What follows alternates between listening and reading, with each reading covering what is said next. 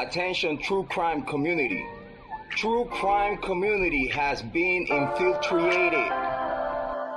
We are dreaming in the dark. We are nothing more than dust. Search but you stay lost. Is compromised. We are reaching for the stars, but we're making this too hard. And I wonder where you are. True crime community has been infiltrated. Yes, Mr. Yes, Mr. Yes.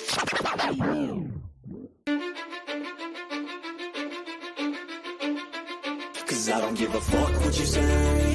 Yeah, I'ma do shit my way.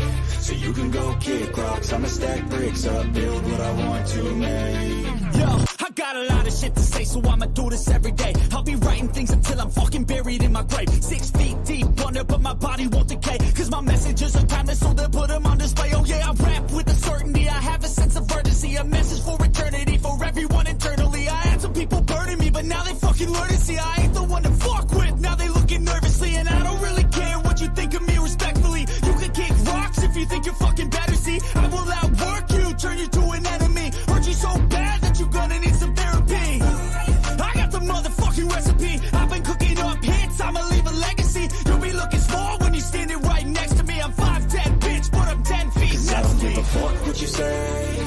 Yeah, I'ma do shit my way. So you can go kick rocks, I'ma stack bricks up, build what I want to make. Cause I don't give a fuck what you say. Yeah, I'ma do shit my way. So you can go kick rocks, I'ma stack bricks up, build what I want to make. Yeah, I'ma do it my way. You work in a fucking gym, and you're 45!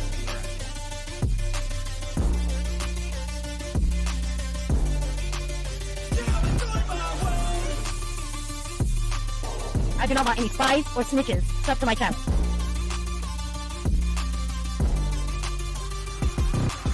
I can't contain it, I'm coming out with a statement. You really changed, man, all your music and arrangement. You don't know shit, shut your mouth, you can save it. I'm the same dude that got his come up from the basement. 100 songs, 100 weeks, didn't change it. Experiments, development, intelligence, and patience. I'll do it all again, cause I never feel complacent. Let's keep the good vibes, positivity's contagious. I'm never looking back, cause I made a life that's passionate. A college graduate suppressing all his talents, yeah. He found a way to go and change, become an advocate. For taking control of your life, go out and battle. And you think you have a dream, then act on it. Get after it, get out your head and fucking capture it. You got one life to master it.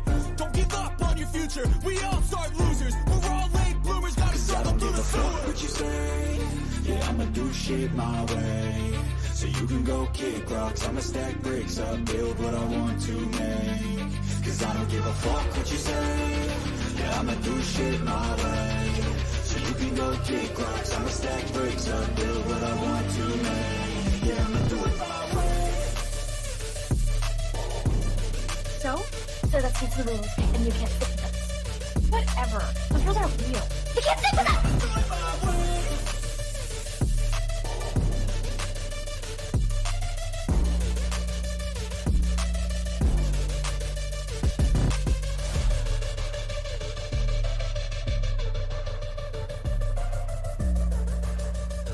Get ready for the shit show.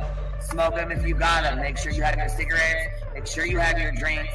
Make sure you have all your stuff ready because it's going to be a hell of a day today. Understand me when I say people are fucking sick of this.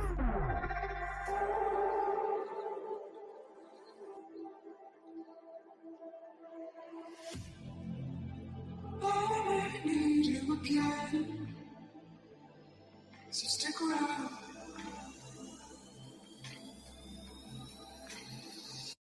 So stick around.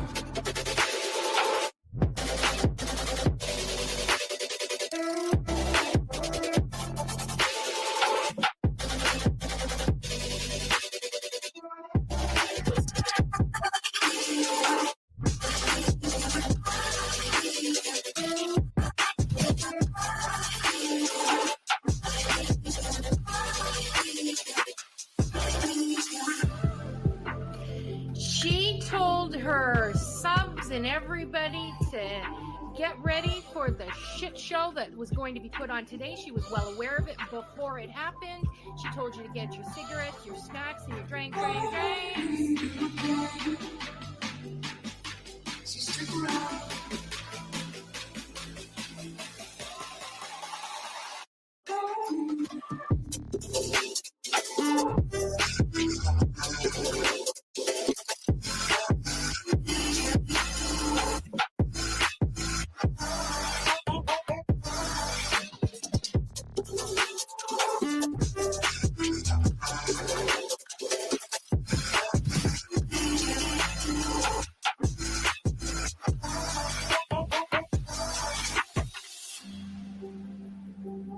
Say that I wasn't including Queen Bee, okay? I've said that on every single live. I'm not talking about Queen Bee. I'm not talking about Queen Bee. Guess what? I was fucking talking about Queen Bee. Leave the world around us. They don't need to know. Come find me where the sun sets and say you'll never let me go. You're the one I want. Say you need me. Hide away I love. Don't let go. I know you feel the same. Say you need me. 'Cause you'll always be my broken love. Broken love. You'll always be my broken love. 'Cause you'll always be my broken love. Queen Bee, bring information on Queen Bee. We're done with Queen Bee. Queen Bee's in my crosshairs. There's Queen Bee's channel. Queen Bee thinks she can. But Queen Bee is reformed. I bet you Queen Bee gets tricked. Queen Bee. Fake PI trash bag bitch is so obsessed with me.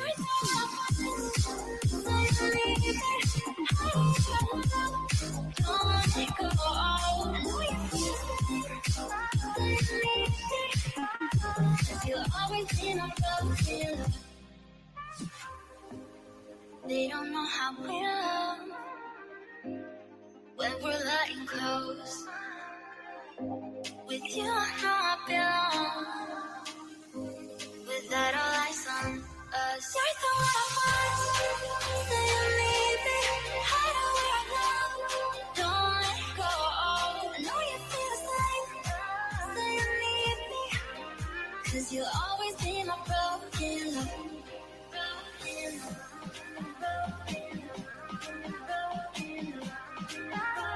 You'll always be my broken love. 'Cause you'll always be my broken love. Queen Bee would think she could. Anybody a Queen Bee show earlier. We talked about Queen Bee and stuff. I didn't listen to Queen Bee's. I heard Queen Bee, we got bailing on Salty for Queen Bee, and some people, not the Queen Bee. I don't understand why anybody's afraid of her. About Queen Bee over here on Queen Bee. Queen Bee, show her face, show her face, show her face. That's real rich coming from somebody who wears pantyhose on his face every live. Don't let go.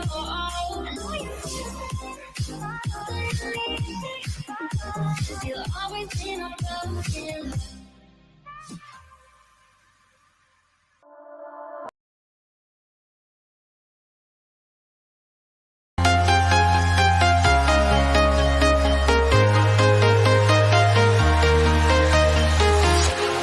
Walking alone, the streets are empty.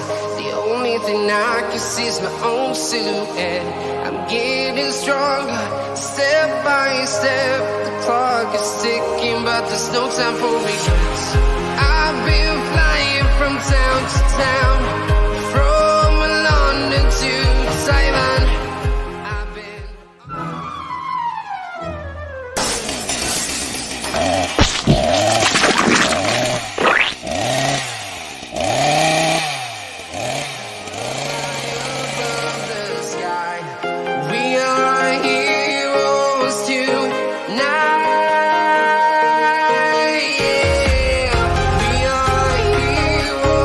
Tonight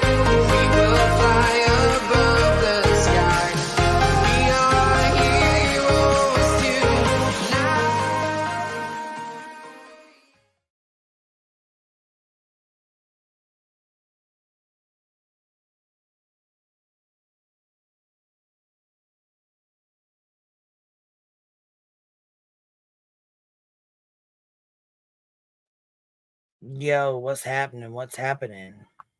Happy Sunday. I would say Sunday fun day, but it hasn't really been like a super fun day. It's been a super long day. What's up, B Tim? What's up? So it's not a fun day, it's not a Sunday, I guess. Okay. Sunday fun day, huh? No fun day, Sunday. Okay, cool. Sunday fun day, huh? Sucks for you. Sucks Has yours for you. been a fun day, Sunday? Have you had a good No, Sunday? I've just been working, just reading documents here and there, just watching videos. I was watching a couple of Troll Mafia's both videos on the case, and I was watching just reading some documents. So that's, I don't know if you consider that a fun day, but that's just something I like to do. Just read. Well, I was gonna say you like to do that, so yeah, I'd consider that a fun day. Yeah, because there was a couple of things I was just like kind of contemplating, but I think Troll Mafia did a pretty good job with explaining the whole situation with the 227 search and how it correlates to other things, which I was watching that actually, the timestamp. Oh, you want to play it? We'll start off with that. Is everyone familiar with the case? I'm assuming people are familiar with the case. Most everybody is familiar with what we've been talking about. If they're not, they can get caught up with it. Yeah. We've been talking about it for what, a week now? A week and a half, if not longer, from before. So So the big hang up on this whole case has been a few things. Actually, there's been a few things. There's been a big hang up. One of the things is that the whole search. McKay basically has a search on, and I got to get the exact wording, so I don't screw this up. Let me see text messages, and I'll get the video that basically, let me get the Troll Mafia video going. Give me a second. Sorry about that. Sorry. So how you been doing so far while I'm looking? Been pretty good, hanging in there. Hanging in there like a villain? Hanging in there, man. Same shit, different day. How y'all doing? Like, how's everybody in the chat doing? You guys doing all right? Everybody having a good day today? Yeah. So this is from Troll Mafia. Let me just find the video. I got that. Okay. So this is about 2 months ago, this video. And it goes into explaining about the text, because a lot of people have had a hard time wrapping their heads around the situation of the text, because a lot of people are saying, why is she doing a search about how long it takes for someone to die in the cold at 227? The body wasn't found until hours later. Well, not a body, but he was still alive, but that's the point. So she's going to explain it, and I think she explains it better than I can, because I'm probably going to muddle it up. So is it all right that I could just play it, or you go? You good? Yeah, play it, baby. Yeah, you can play it for sure. Yeah, here, I'll open it up. And I know Kate won't care. This is Kate's, right? Yeah, this is Kate, Troll Mafia. Yeah, I know she won't care. Kate from Troll Mafia. We'll put her channel in the chat too, so we can share her link. And that way, if anybody wants to get caught up on some of the other stuff too, they can go over there and check out her videos. She has very, very informative videos on Turtle Boy and the Karen Reed case, and things that are going on. So if you guys want to check it out, you're more than welcome. I'll drop it in the chat here. Now, this is pretty important, because it's the key part of the conspiracy that Turtle Boy has, that they basically beat him up. The whole theory Turtle Boy has is basically Cullen got into a fight in 2020 with O'Keefe. They were drinking beer with his friends. They dropped beer in the front of the yard, and there's been O'Keefe got into the fight with Cullen and his friends, and there's been bad blood ever since. And then basically the Alberts lured O'Keefe over so that they can show him like how you don't mess with the Alberts, to the house. And then they beat him up, and they did realize they went a little too far, and then they basically grab him and toss him into the yard to freeze to death. And then basically at 227, McCabe, everyone gets their story straight. McCabe gets that's Turtle Boy's theory. Yes, I read it from his blog. Okay. I'm just asking. I didn't know if that was his. If I heard you right, that's all. That's his belief, that basically he was lured there and he was beat up You know, he was going to be shown who's the big boy, who's the tough guys, the Alberts, and they went too far. And then they threw him in there, and he believes, Turtleboy believes Cullen is some sort of psychotic psycho, and you know, and that's their belief. So that's their side, and this is going to play with the cell phone. Gets to core, it's going to crumble immediately because sector, and I was like so confounded until this was explained out to me. And I did a lot of reading. I've looked at many infographics and read a lot of technical manuals, and I have figured out more or less what most likely is happening here. So Jen McCabe, right? This poor woman, she's been friends with John for a decade, right? Like, has helped him out with the kids, you know, really close to him, closer than Karen Reed. They bonded over their children, did they not? I think Yeah. that was a Exactly. So, like, you know, much closer than Karen Reed to John than, you know, by about 8 years, 6 to 8 years. You know, absolutely no reason to want this guy dead, to lure him anywhere. So they're accusing him of accusing her of like luring him to his death, which is and helping, being complicit by covering it up. Yeah, totally tracks. I mean, oh no, I'm not saying that I'm smarting. I will do what Aiden Carney. Just skip a little bit more because she's gonna. They dated briefly. He didn't want to. He met her in 2005 at his sister's fucking birthday party or some shit. They dated briefly. He didn't want to be with her. They lost contact. They were not close for 20 years. They weren't. And the same reasons that it didn't work out. And please, I was not. Might be off of my tongue. Let me just go a little bit fast forward a little bit. People think that men can't be the victim of domestic. There are many men that can't. All right. So the Google search, right? I'm going to try to break this down even so that even Andrew McDonough, genius that he is, can kind of understand, because it's difficult. All right. So the first thing you want to look at with the Google search is the source file. Okay. So it's saying this occurred at 2:27 a.m. That was converted from UTC. So that's Eastern Standard Time. That's our time zone, 2:27 a.m. Right. All right, if you look at the source file, you will notice that it is safari/browserstate.dbl-wal. That is a write-ahead file for a Safari suspended state browser. So essentially, what happens is your write-along temporary files work in conjunction with your like the database, like the permanent database. So a suspended state browser is a browser that is always sort of open on the last thing that you had on it. It kind of takes a snapshot of it, and then when you minimize the browser, you can go quickly back to what you were looking at, and it doesn't bog down your phone and make it wicked slow. Right. So this is my layman's understanding of this. Right. So what happens is you open a browser at 2:27 a.m. and you search one thing. It's now started that snapshot. That's going to be the original time and date stamp on the snapshot in that temporary file, the WAL file, right ahead log, right? So that is going to be where everything kind of gets filled up. So you open it again and you search something else. In this case, it's Haas long to die in cold. And the original snapshot is going to remain unchanged, but the search is going to update on it. Eventually, it fills up enough and it goes over into the permanent database, whatever you want to call it, right? So I just want to point this out too. The wording of it. Haas long to die in cold, right? And this is a temporary file. So now we're going to go down here to the other two searches. And again, this was cropped and cherry picked out, and it was done for a pretty obvious reason. And I think that this is going to change the track, right? So look at here. Now we have another search. 1/29/2022, 6:23 a.m. And again, that was converted from UTC, so that's Eastern Standard Time. That's our time, right? And you're going to see that this is APPLE, so apple.mobilesafari.plist, right? This is a different database, and it shows how long T-Dian can do, right? And then about a minute later, we see this. Okay, so the same source file. Yeah. You got to say something?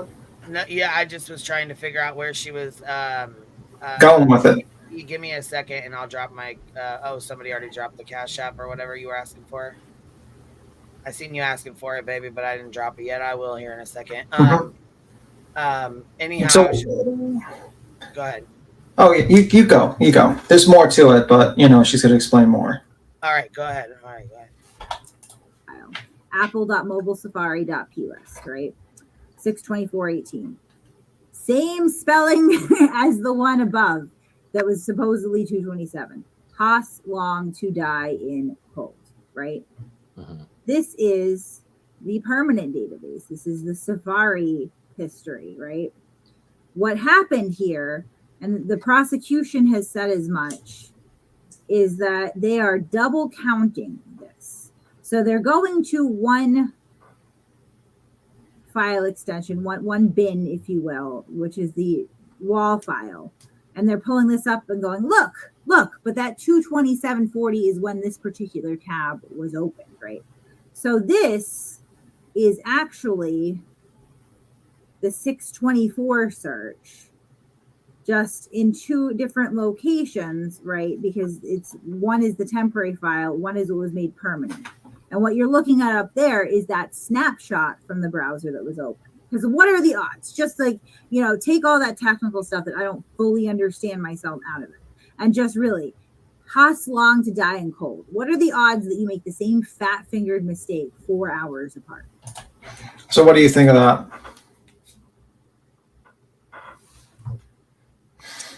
Well, I mean, I'm too low. You can't hear me or what? That's a first. I'm joking. Yeah, I was going to say, because usually you can. I don't even think you were talking, so how would they know they were too low? But, I don't know. Tribal Gal just said Queen's too low, so I'm not sure if maybe it's from before. But anyhow, I don't know. So basically, once a temporary file, they took a snapshot of when it basically was open at 227. But the search parameter, it's the same. It's actually the search is from the 624, and that it's basically the same typing. So what's the chances of her typing again while there's an unconscious man on the lawn by the fire hydrant? There's no chance. So they basically now they're cherry picking the temporary file to build up a defense, basically, to make it look like McCabe was actually looking at this time at 227 to build up a case that, she knew that was the plan to throw him out. And they were just figuring out how to, and then she tried to cover her tracks later on. And that's what the defense is basically stating. So they're saying that, so I read somewhere it says something about they think that she hit him at 24 miles per hour and then we're in reverse and then kept going. Yeah, a little bit. Yeah. And they found when they did the search, they found the broken glass of the back, and also his Nike sneaker was taken off as well during the situation. One of his shoes were off. It's your fault. You made her turn it down. Oh, sorry about that. Yeah, that's the thing. Pretty much, and I think he was found near the fire hydrant, by the scene. So, let me see. I think by the fire hydrant in the house. Also, what was weird is in the beginning of the whole situation, the defense counsel basically said something in terms of, it was just an accident in the beginning. But everything's changed since a tipster mysteriously called in and said, he was beat up. And then suddenly during that time, they started building up a different scenario, different story. So it's a very interesting situation. I would love to know who the tipster was that called up and gave them the idea that he was beaten up. I wonder. That would be very interesting. Mysterious tipster. If anyone wants to jump up, I don't know if I want to jump. I don't see anyone jump up. You did good. Thank you. Let me see. It's your fault. You made her turn it down. Let me see. Okay, right that way.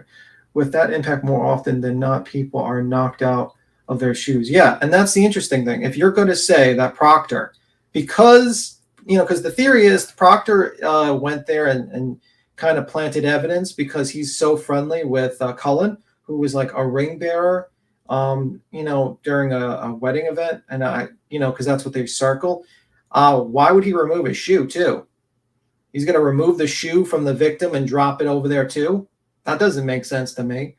Why would you remove the shoe of the guy, drop it and all that? Like, when do you get the opportunity to grab the guy's shoe off? I don't know. Odd. A little odd. With the more often, let me see. Sadly, most people tend to stay anonymous. Well, this was to the defense attorney. So this was an actual defense attorney that got it. So basically, where was it? Basically, he got a call, and it originally was like, let me see. Okay. Let me see.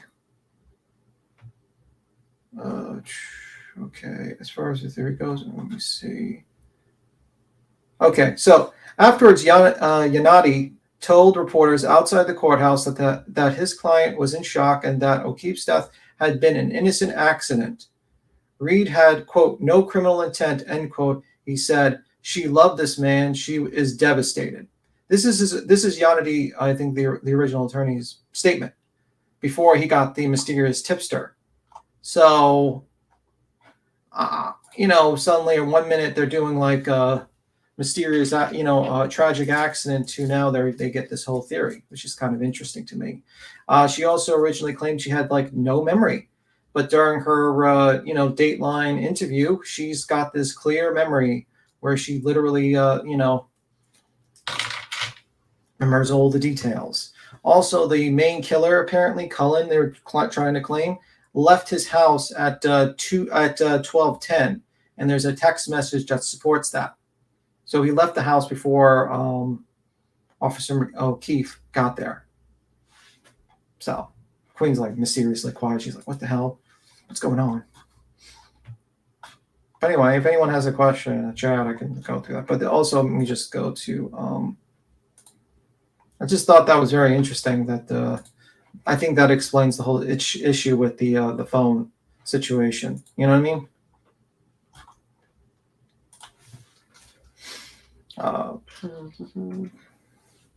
Let's see.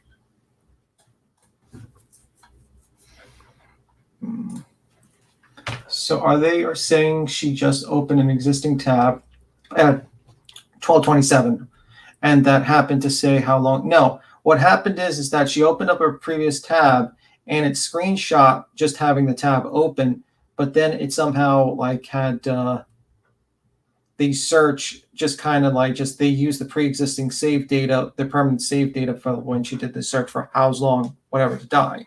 Because if you go with their theory, that would mean that she did the search at 2:27, knew exactly what she typed up at 2:27. 4 hours later, typed the exact same thing in front of a person that's dying, and also one's a temporary file and one is actually a permanent file, a permanent save file. So I think that's the explanation. I think basically they cherry picked the temporary file. It was like they got kind of lucky to make it look like, she was searching for this, how long it takes to die, and they're using that for their defense. That search was at 6 a.m., right?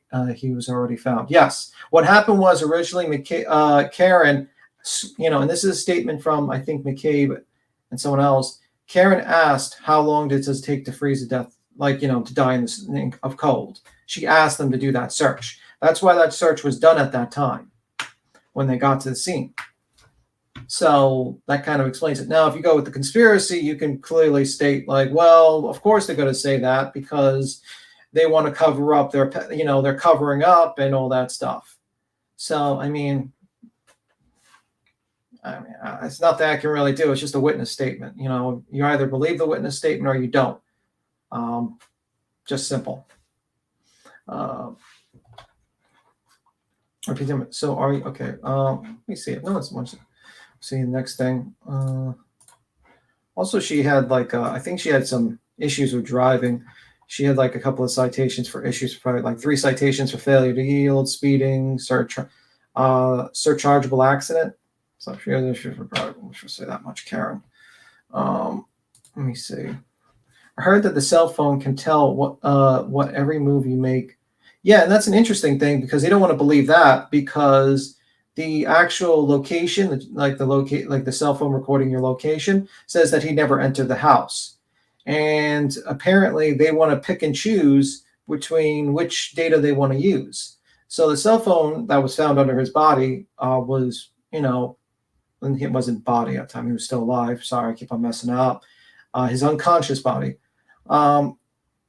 shows he never entered the house. Now they want to pick like Apple walks or something like that, but that shit is so inaccurate, it's not even funny. It just fucks up. It sometimes says you're walking upstairs when you're in a car. So that data is not really great. It was Jennifer that searched that. Yeah, Jennifer McCabe searched that. And what happened was originally Karen asked her to do that search. That's what the witness statement was. Master Hold report did the same place between and the Hill said she went upstairs too. Yeah, see, Master report did the same place and Beatum and the Hill said she went up. Yeah, exactly. So it's very inaccurate data of that. Martin did the following. Okay, and let me see. There's another thing I was looking at.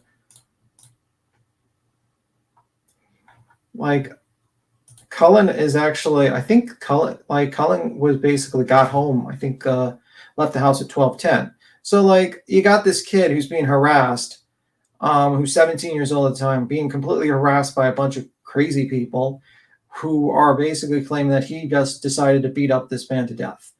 And by all witnesses' accounts, he did not. You know, he wasn't even there. Even like the DA is putting their head, like saying that he wasn't even there. So to me, like that seems a little odd. You know, I'm like, why are all these people still so stuck up on Cullen? I mean, some people say, well, he had a black eye. And I looked at that picture and it didn't look like a black eye. It looked like just dark lighting and also just normal thing, but maybe I'm just off. But anywho, sound quiet. No one wants to talk. No, I'm here. Oh, okay. What you thinking? Like, what else you want to talk about? Well, no, I was actually grabbing a. Hold on one sec. Sure. There was a TikTok. Well, okay, so I don't want to pull this TikTok up or whatever, but I think you sent it to me, didn't you? Yeah, I did because I was looking at that. Yeah, I was gonna say, can we play that? You think we can play that on here? Or you think we'll get? Yeah. No, we're not gonna get in trouble. We're definitely not gonna get in trouble. You know, well, with the, I just didn't know with the, you know. Yeah, because which one do you want to play? Because it's gonna pull it up. Do you have it ready? Like, can you pull it up, or do you want me to do it? You could do it. I'm looking for it now. I gotta look through like because I've been around. Hey, been dreaming. What you up to, love?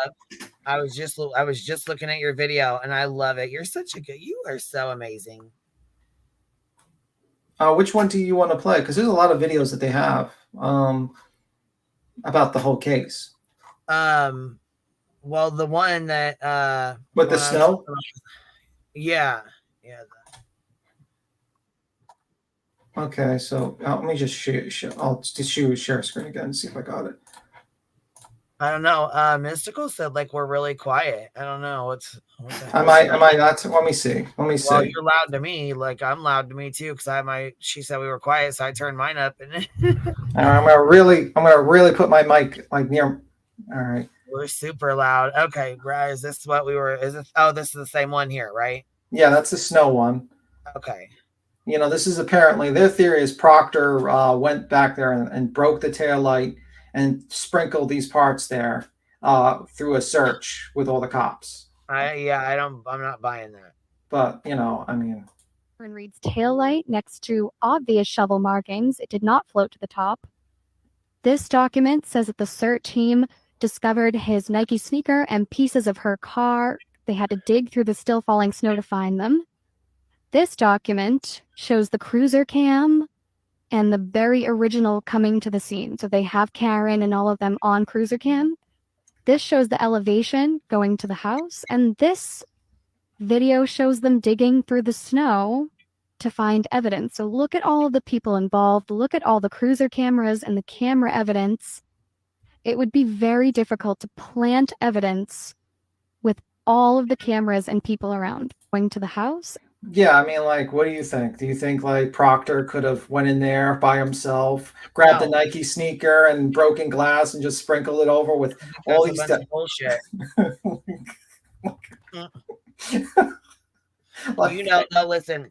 Do you know today when I opened up as soon as I opened my laptop on, the very first thing that popped up was Turtle Boy on Fox News. Yeah, they're gonna be like, he's fighting for free speech. I'm like, Okay, yeah, bro. I sent you the picture, didn't I? Yeah, I was like, whoa, He bro. said he's fighting for his First Amendment right or something like that. I'm like, oh my God, are you serious? I had to send it to you. I mean, is it my first? Can I just post people's social security numbers on a blog? Because Say that you're fighting for the rights.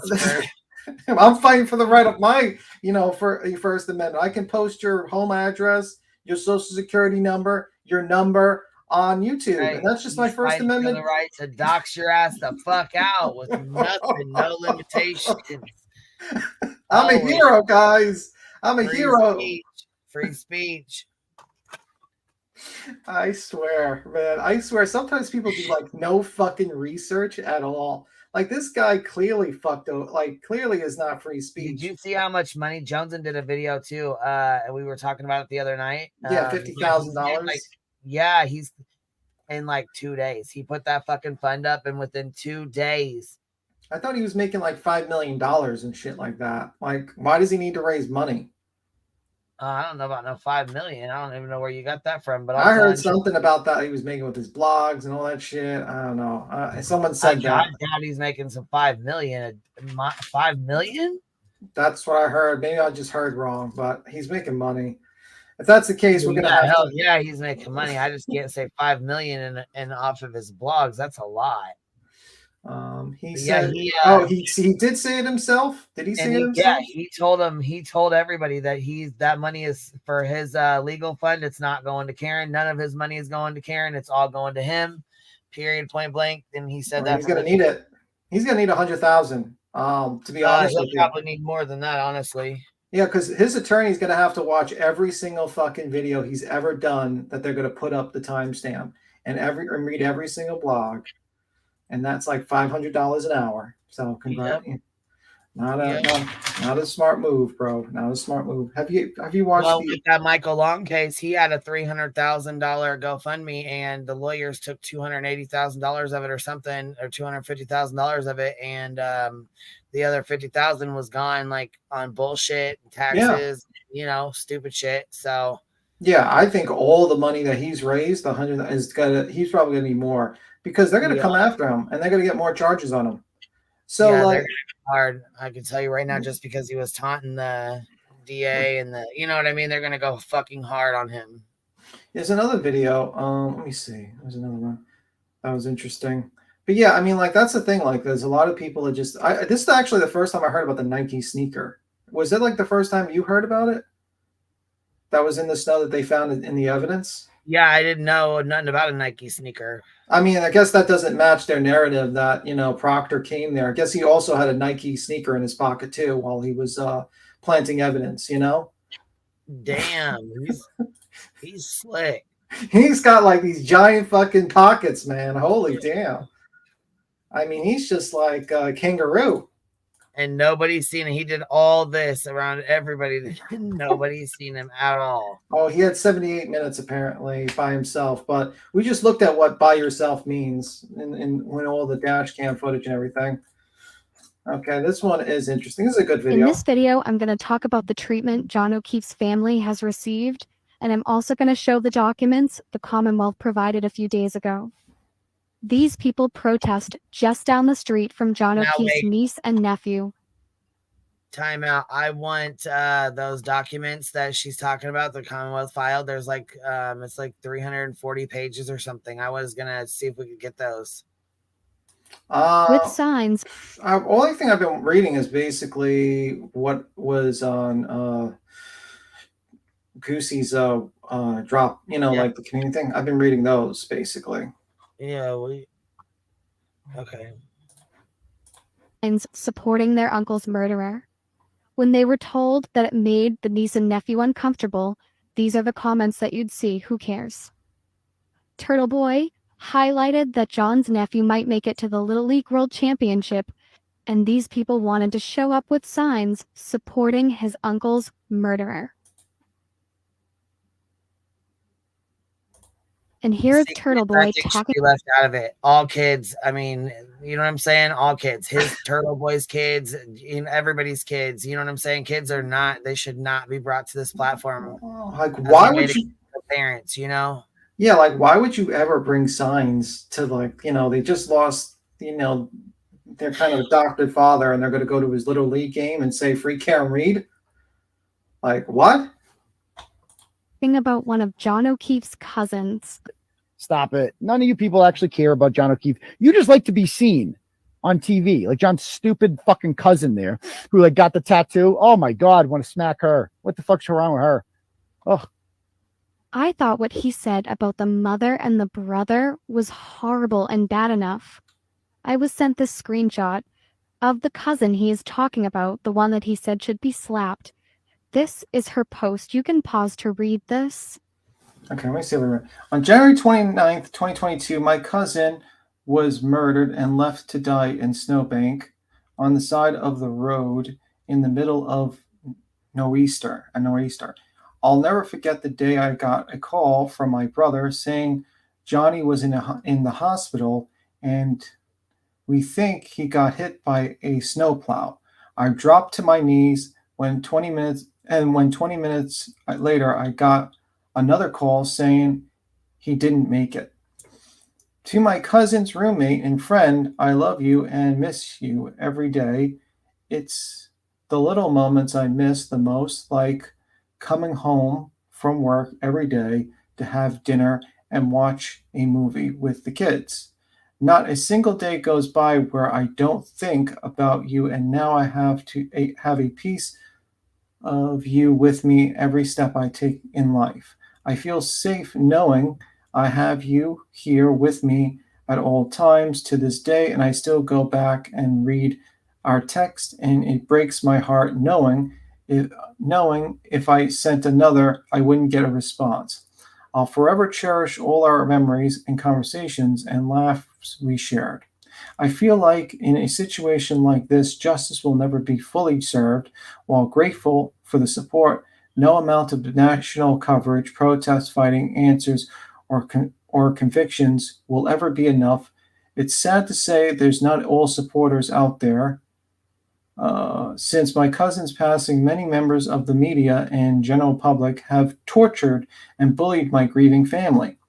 Since Johnny's passing, I feel lost, but I've noticed signs from heaven that brings me comfort, and almost every day in the morning and at night I see the time 9/11, and I just know that's him letting me know he's watching, or 911 watching over me, and everything will be okay.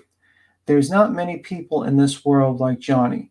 He was the most caring, genuine, selfless, kind-hearted person who would do anything for anyone and put others before himself. I can confidently say if I had one wish in the world, it would be to bring you back here with us. We will never stop fighting for you, Johnny. I am so sorry this happened to you. You're safe with God now. Keep on signing because I love you. Okay. She got it. So I guess that's her comment, which is a very nice comment about the deceased. Well, yeah, and I mean, she got a tattoo of her cousin. This is her cousin. This is her family. Like, and let's see what his comments are. He is to tell him she needs to be smacked. Who are you? Like, what the fuck? And this is his I think it says, watch what he comments on the victim's cousin's post. Okay. A tattoo memorializing her cousin. She has nothing to do with his death. And look at what Turtle Boy posted in her comment. And this is Turtle Boy. Let me see. Clarence Woods Emerson. OMG, yes. Like an alt account or something. Who's Clarence? Who the hell's that? He got a lot. Like, listen. Comments on this very post.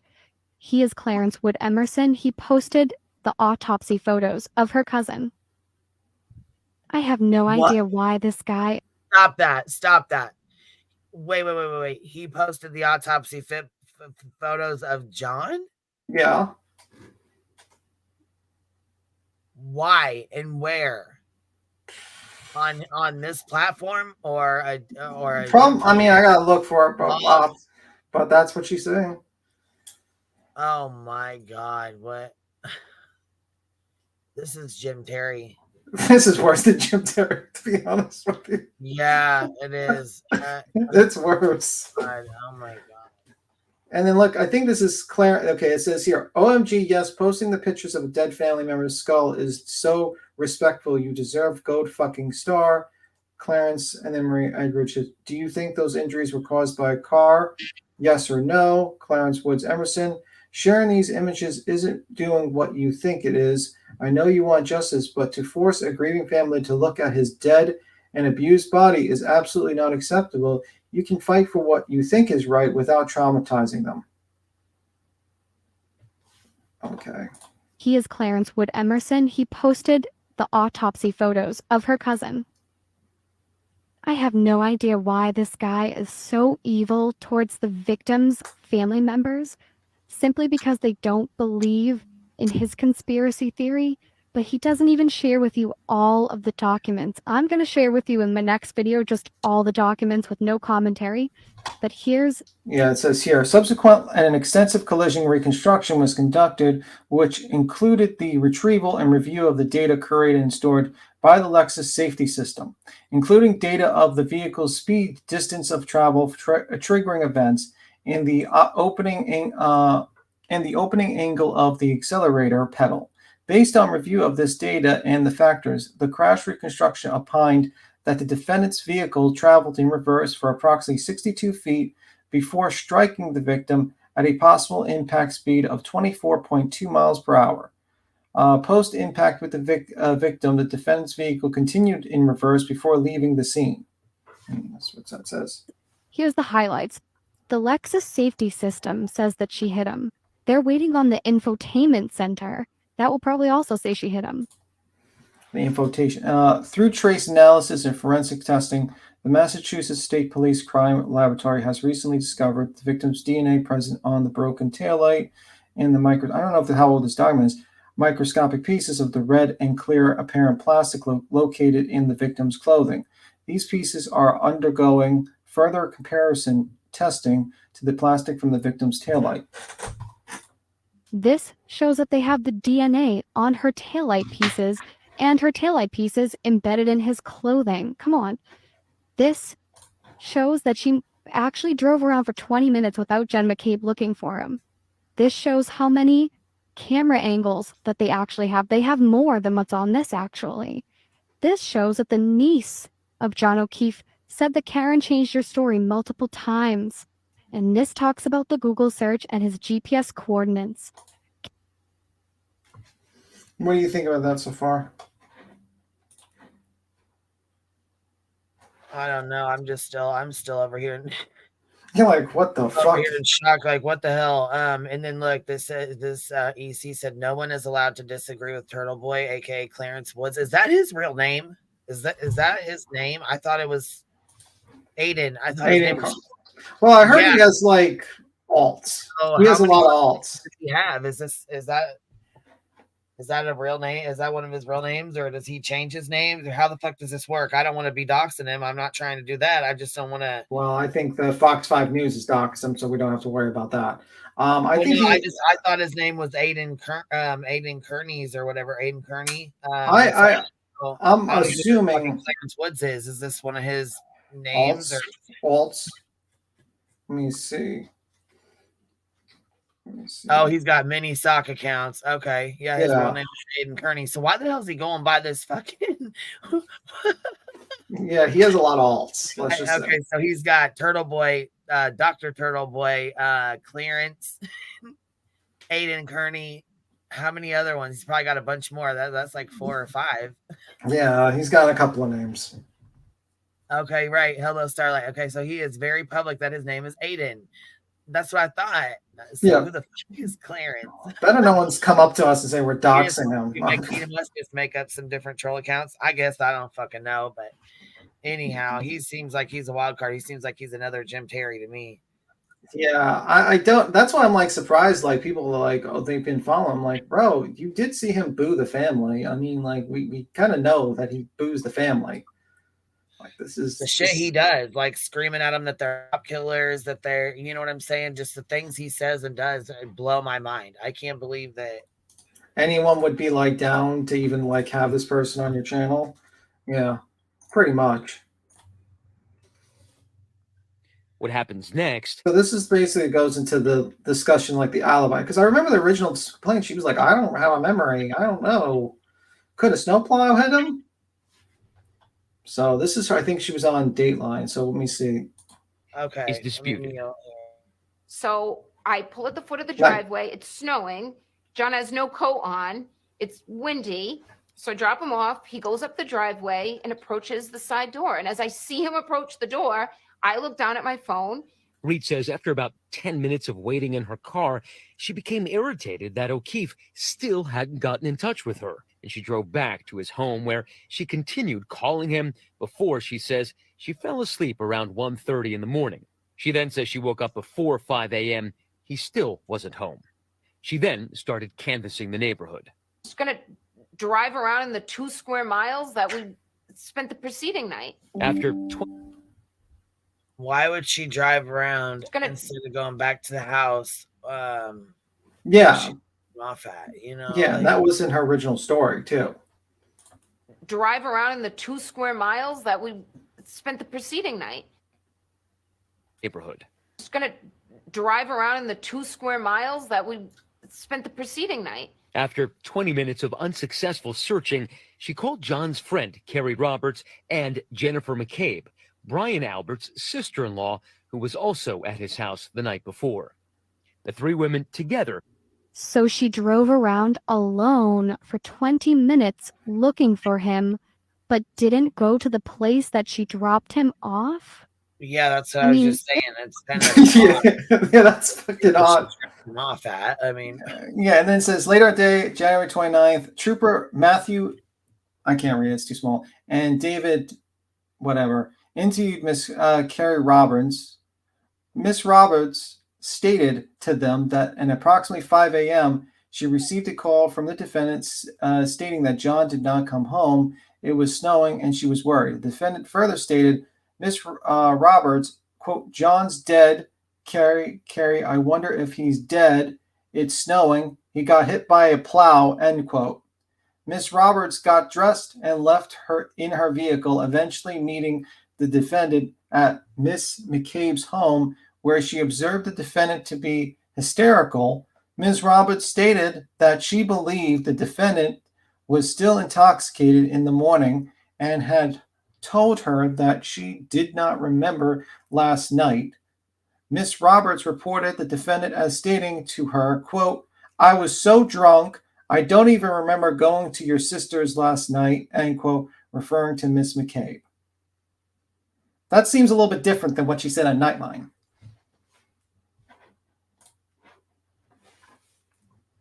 Don't you think?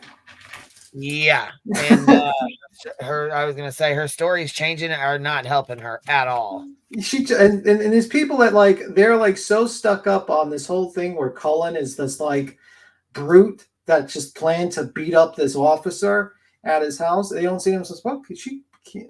Carrie's changed the story. No, and I thought it was really, it was real rich of him to go get this kid's Facebook and TikToks and, you know what I'm saying, his little bullshit, you know.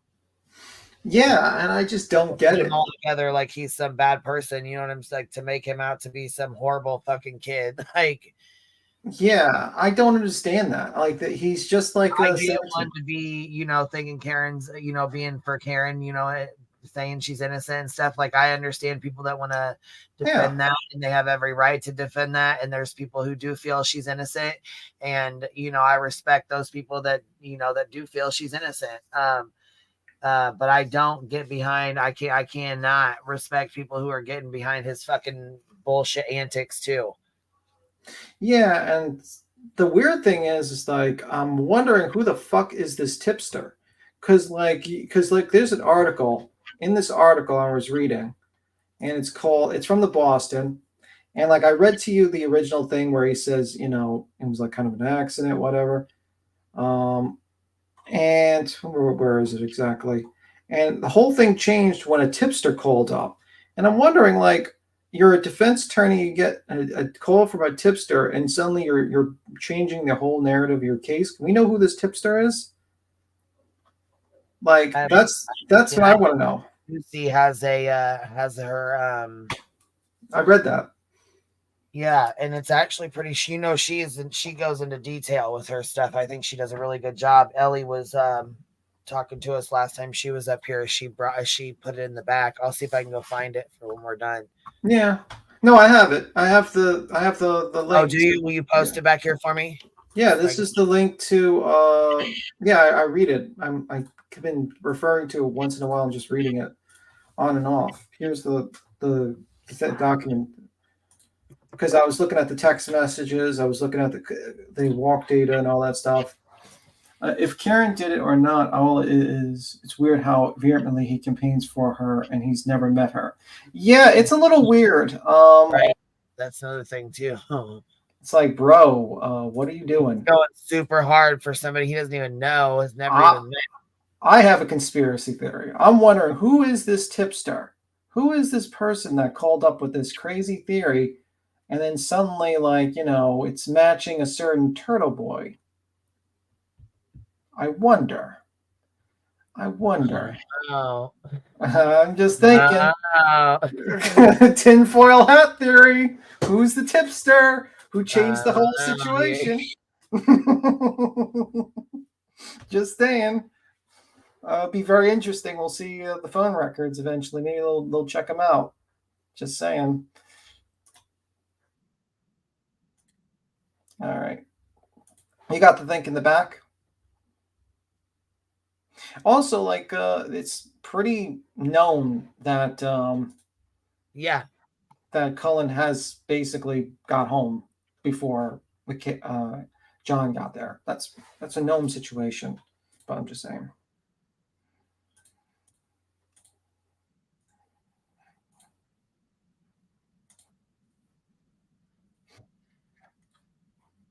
Yeah, I got it. You can go ahead and finish this one. You're finished playing it if you want.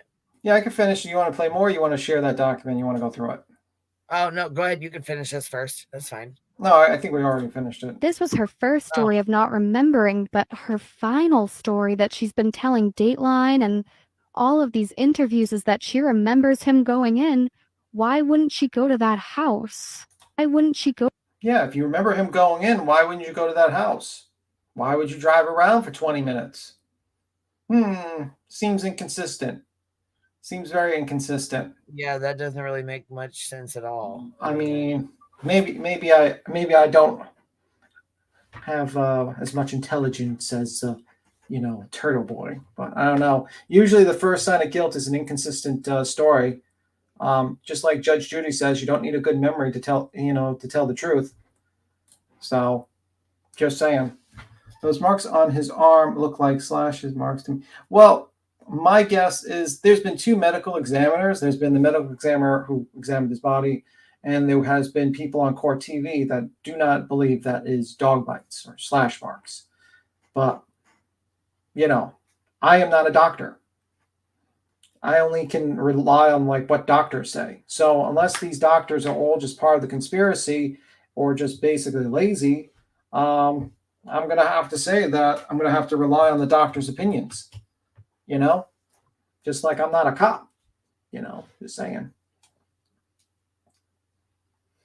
Aida has no prior connection with any of these people. Let me see. I think he's dropped his phone as we do in drunk and he's bent down. I can't believe they took 6 of his phones. It says they took 6 of his phones. They fucking grabbed the papers from the floor. They grabbed everything. That guy is stick a fork in him. Stick a fork in him. He's done. Let me see. And she had a blood alcohol level estimated at 0.13 to 0.29 when she was driving that night. How drunk is that? Wow. So, And at the time that she actually started questioning, like the morning, the reason why they estimated that is because she had a blood alcohol of 0.07, 0.08 when she found him. So she was like fucking drunk, completely drunk at the time. So I don't know. I don't know. I think it was an accident, in my opinion, and I think that she was drunk, and I think she looked down at her phone and thought he had walked to the door, and he was walking back to the car, and she whacked him and took off. I don't think she even realized she got back there. When she realized, and I think when she said, "Oh my God, could I have hit him? Could I have done this?" I think that's when her brain realized that she backed up, and she could have very well been the person that did that. And I think the reason why they're charging the extra charge is because they did a test of the car, and it has one of those like beepers, like, you know, if you get closer to a person, it beeps, and it has a background, it has a camera that you can look in the back, I think. So they're estimating that maybe she knew she was backing up into him based on that. That's why I think. You know what's even worse? It catches me off guard. I don't know, like.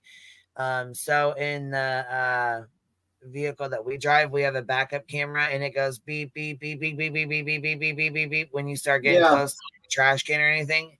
And so it makes me wonder, like, how did she? You know what I'm saying? If they, that's why they have the murder. That's why they upped the charges, because they're thinking that she knew when she was backing up into him because she had warning. Yeah, because that our car, you know what I mean? Our little screen goes beep, beep, beep, beep, beep, beep, beep, beep, beep, beep, beep, beep, and just goes like nuts if we're, you know what I mean? If we get close to like a trash can or, you know, anything like that, like backing up close to something. It says, does he wear 3 pair of pants with 2 pockets each to carry his phones, or does he carry a purse?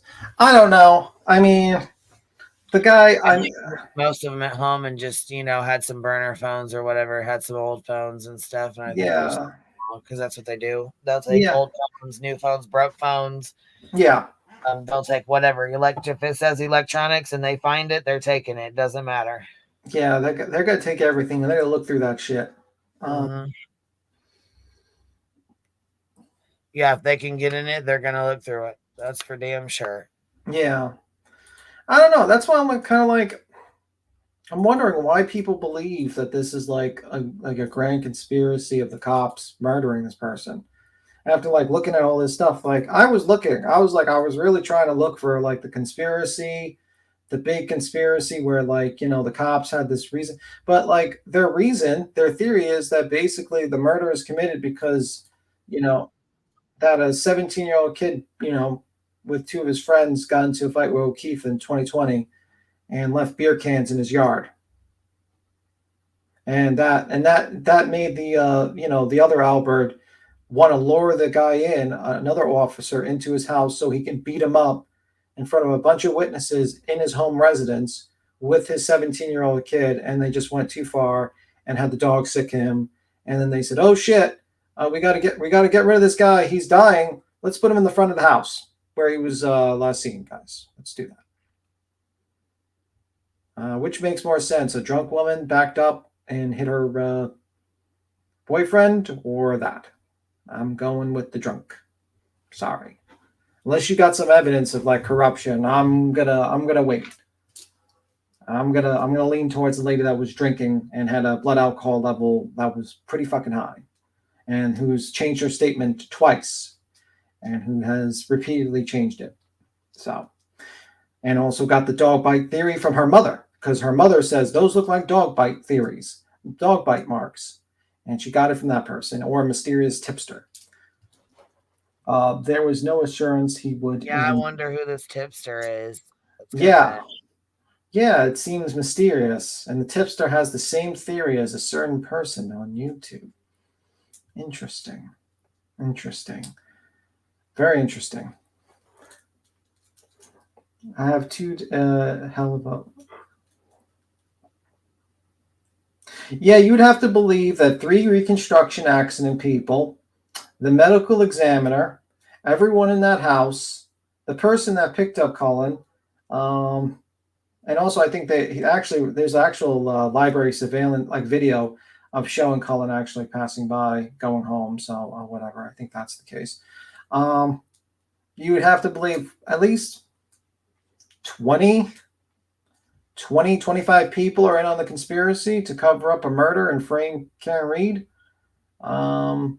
with no connections other than just like a verbal agreement, just like a nod, because it makes kind of a little odd. Why would anyone keep that potential evidence in their house? FFS criminals, get your shit together. Yeah, the tipster is her lawyer. He is reviewing because of black boxes started and placed in. The penalty for causing a fatal car crash and legally over the limit varies and based upon the state. Also variable. Some people get no time. Some get 15. I would think that she'd get some time since she was completely drunk when she's driving through a blizzard. So I mean, right? Yeah, you're pretty fucked at that point. You want to play something else, or you want to do something else? What do you want to do? What you want to do? Honestly, I'm just looking through her this. I'll play another video while you're looking, and I'll just keep on playing from the TikTok. All right. Let's play the backup video, like the famous backup. The backup video. I'll put that up. What you got do? Now I'm bringing. Okay, this is the Karen Reed and John O'Keefe case. This is actually what's really bothering me the most. Karen Reed's defense says that this video is how she sustained the damage to her car. She cracked the taillight. There are scratches and a dent.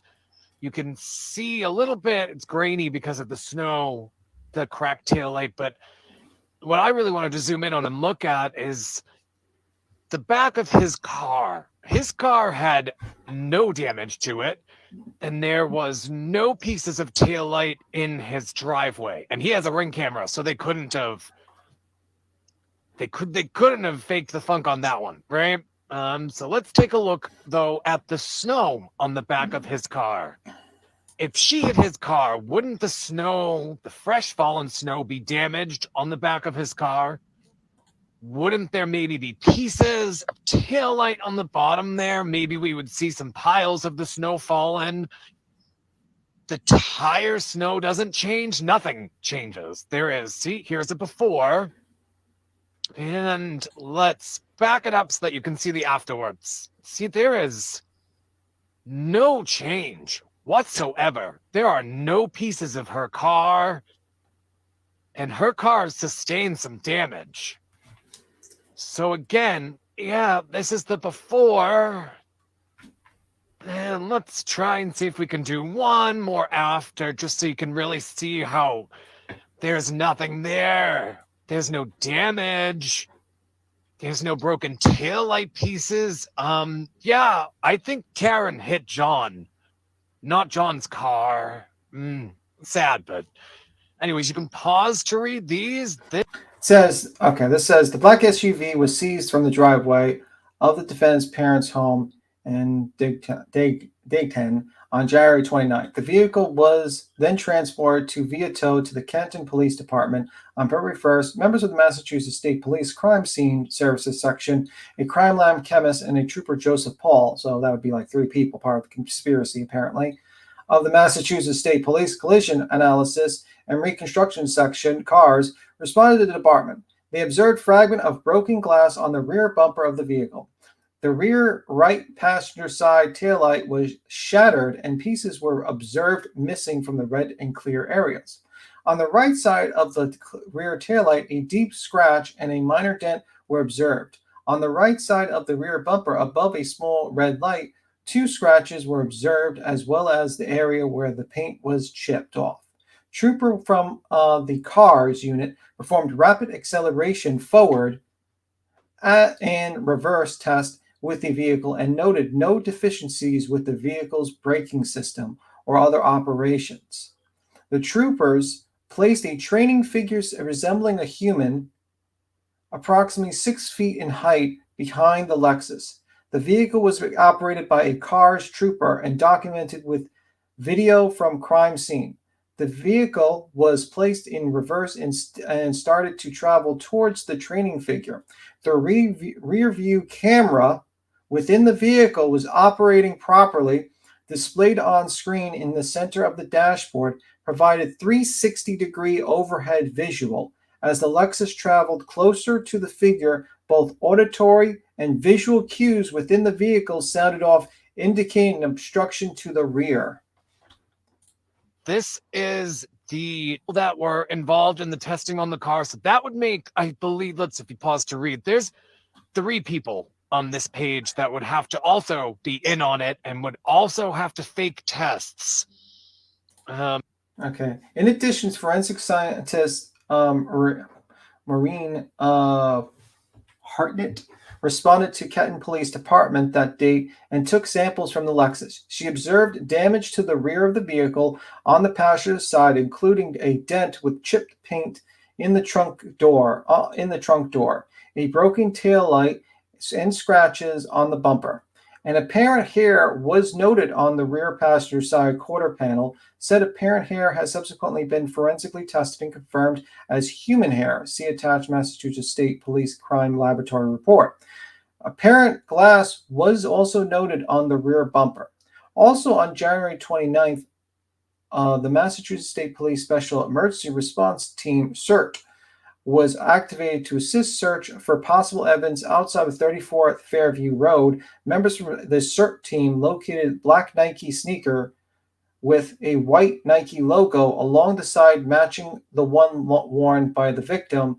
At the time, his body was discovered in the same area where the body had been removed. 2 red plastic pieces of taillight were located consistent to the pieces missing from the defendant's black Lexus. 1 piece of clear plastic taillight was located in the same area as well, also consistent with the broken taillight of the Lexus. The CERT team discovered these items after digging through the still falling snow. On January 31st, investigators observed video from a Ring camera affixed to One Meadow Avenue, the residence of Mr. O'Keefe. The video was observed by utilizing the Ring application on the victim's cell phone. The data in the applications showed that the 2 cameras are connected to on the victim's account under his email. The 2 cameras cover the front door and the driveway up to the home from 6 p.m. on January 28th through 6 a.m. on January 29th. The Ring application showed approximately 15 events between the 2 cameras at the residence. Investigation observed on the Ring. And then here's another one. You can see the forensic specialist also would have to be in on it on the. So there's a lot of people in this conspiracy. She would meant in general. I'm not sure which way. It wasn't planned. It wasn't planned. The evidence is just their stuff. It was 40 years ago. No, let me see. So our big blizzard hit the night. So how did they find exactly where the lens PCS, where this home? The German Shepherd that attacked me went for my face, but put my arm. Okay. My dog. We're on dog conversation. Is this the Jen McCabe support page now? Turtle is offline. Is this no further muddy the water? No, it's called a discussion. If you wanted to come up here and discuss about the case, you can. It's called a discussion, and opinions are not muttering in the water. And he's not offline. Technically, he can go online anytime he wants. He went on multiple YouTube channels right after being arrested and doing interviews. So he has the ability to speak. He just he doesn't have the ability to harass family members and witnesses. He can talk about the case and his theory all he wants, and I don't think an issue is with him talking about the case and his theories all he wants. I have no issue with a person coming out and say, I believe Karen Reed is innocent. I have no issue. I think that's perfectly fine. It's open discussion, and that's fine.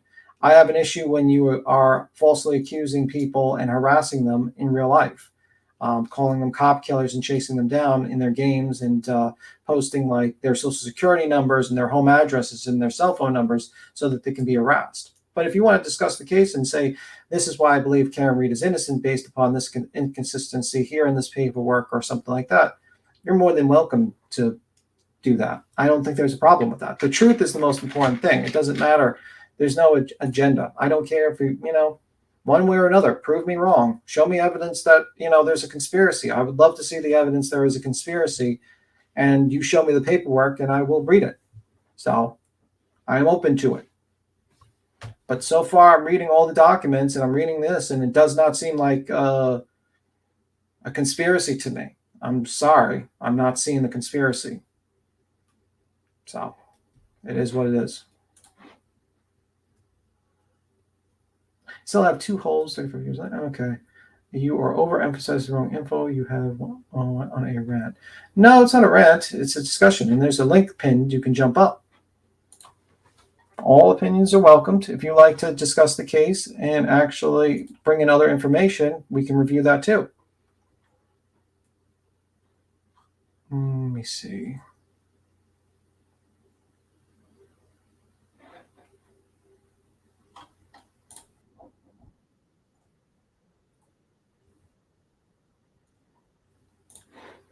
Let me see.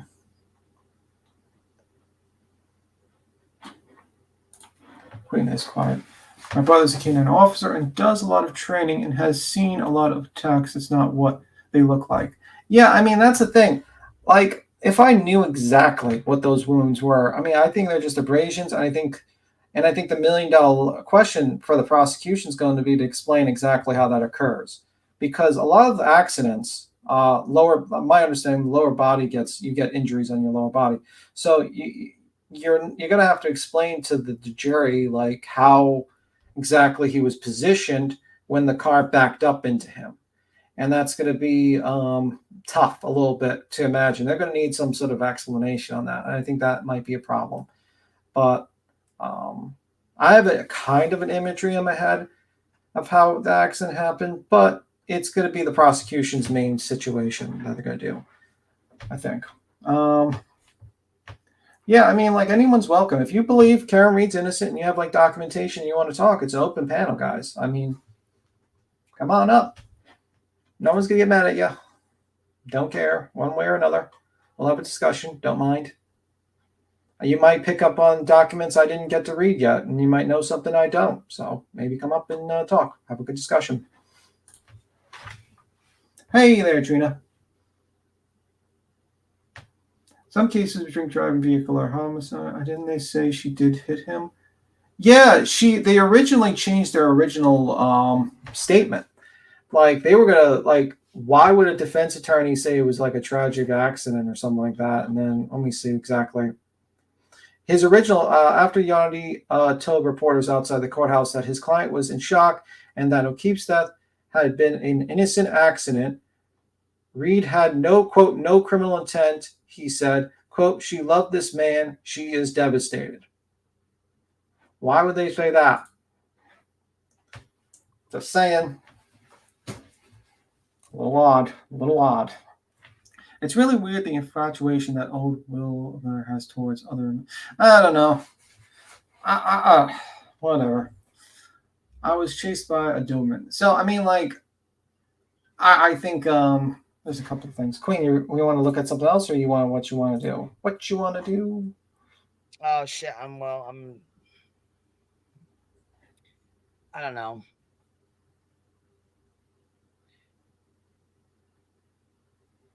All right, let me see. I have this thing open. It says Karen Reed Public, and then it says common questions. What time did Brian and Nicole Albert arrive home? But I'm not seeing any, like, answers to go with them. Like, yeah, those are the questions that she put. Like, she wasn't sure by reading and reviewing the document. Oh, okay. I see. Hold on one second. So basically, she put, like, a couple, she broke it down to, and this is sleuthy goosey. She broke it down to Apple Health data with the thing, communication logs, calls, texts, and stuff like that. The questions she had and the important points that she got from there. Law enforcement, basically talking about the people at the scene, the people that arrived at the scene, what they collected, which is pretty interesting to read because she went through the memorandum and she put down her PowerPoint basically description.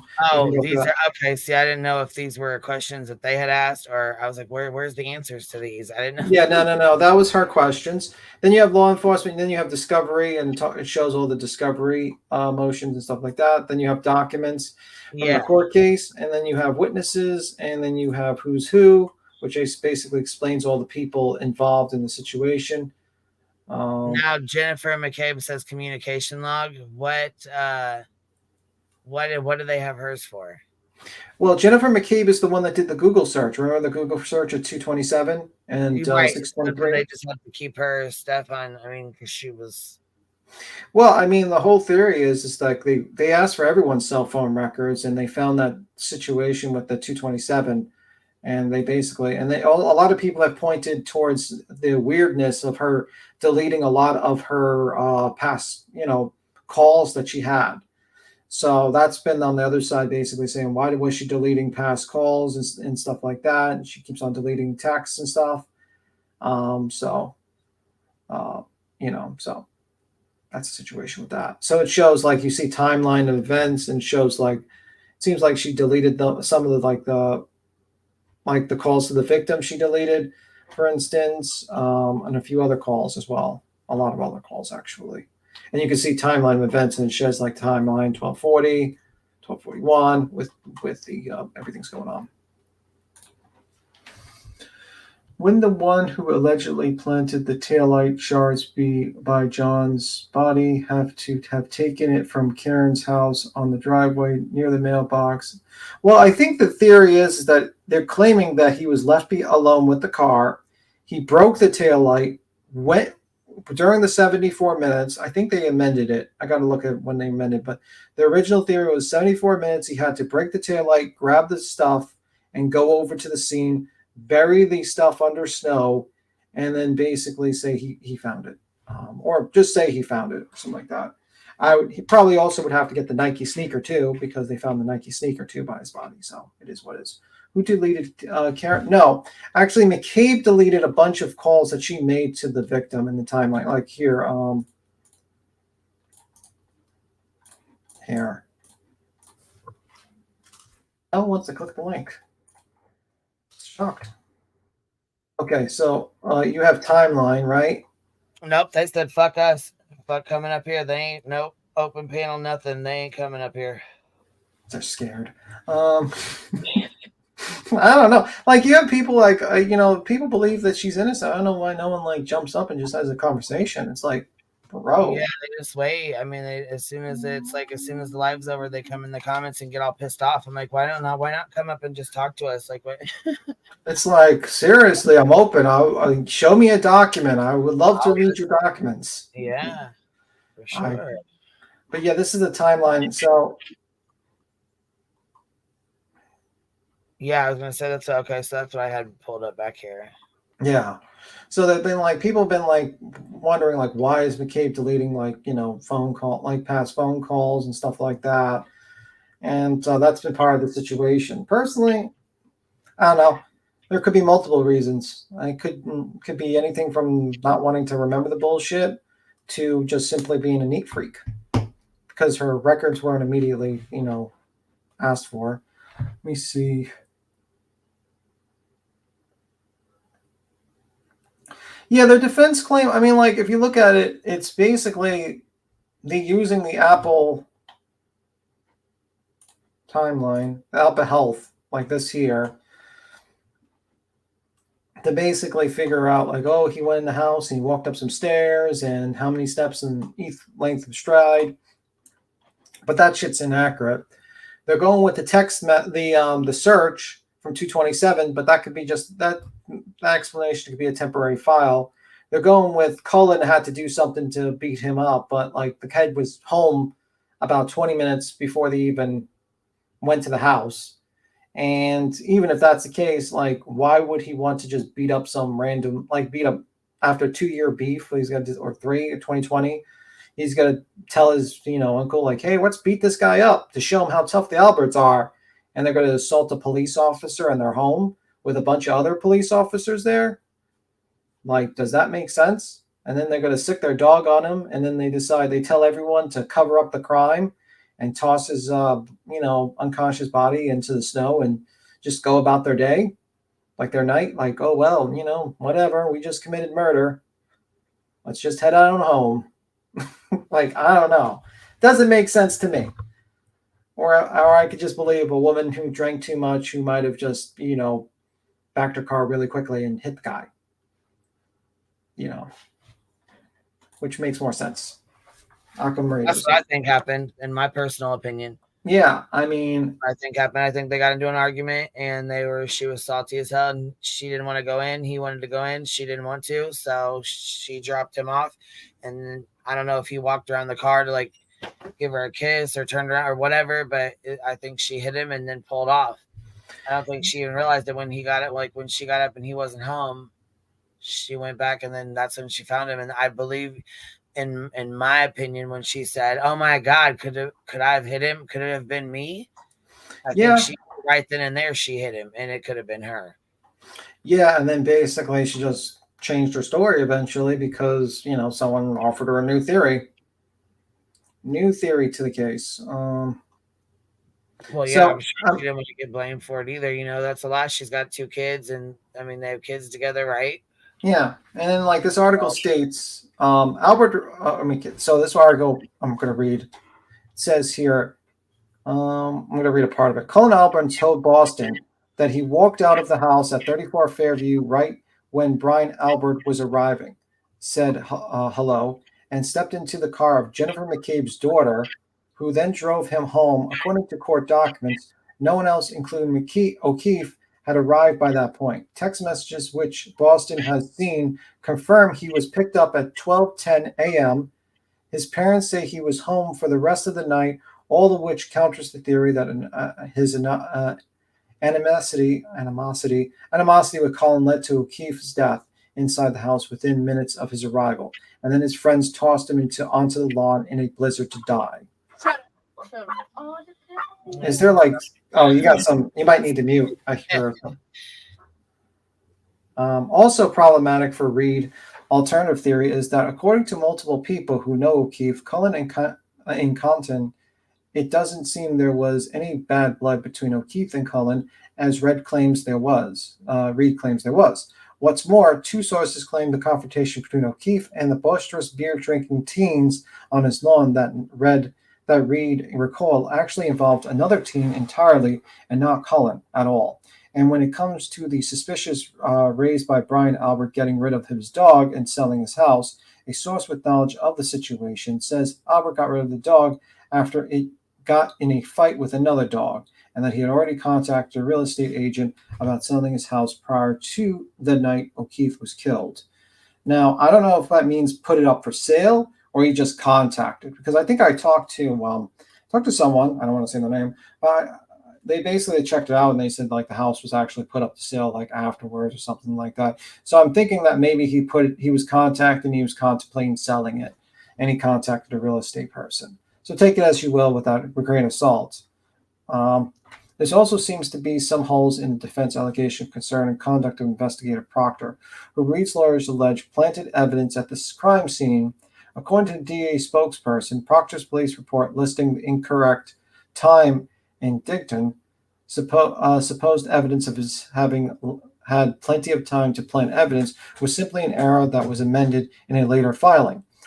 Police reports in the DA also confirm that Proctor was never alone with Reed Lexus and never returned to 34 Fairview after it was seized. An even larger problem for Reed's defense is the evidence that there were microscopic pieces of taillight plastic found on O'Keefe's shirt. When it comes to the timestamp, and we went through that, McCabe's Google search for how long it takes to die in the cold, which is spelled differently than what they're putting in the article. The state's own forensic experts say the timestamp of the 2:27 a.m. was the result of McCabe typing it in the search bar of a tab that had been opened at 2:27 and left open, meaning it does not prove that she executed the search at that time. There's also other things to go into. Hey, everyone. How you doing, Gina? Let me see.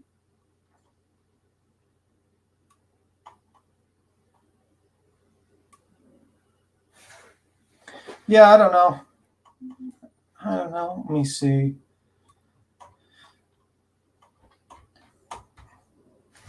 Yeah, and then what gets to me though, the whole situation actually gets to me is that the with the whole Cullen thing is that this kid, you know, if they can prove 100% that he's home, that means all these people harassed an innocent kid who had nothing to do with the situation, and now he can't go to now he doesn't go to college. He's getting messed up and he's in depression, and it was all due to people just jumping, deciding to not even wait for a trial or an arrest, because that's the main reason why we wait for trials and arrests. We wait for trials and arrests and trials because, you know, you could be punishing an innocent person. You know, just saying. And now you got everyone that thinks like this kid's some sort of beer drinking that's going to beat up and kill a cop. I don't know. It's kind of messed up if you think about it. Hey, Gina.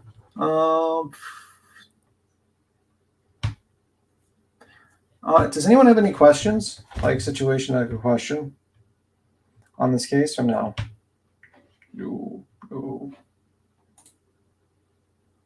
No.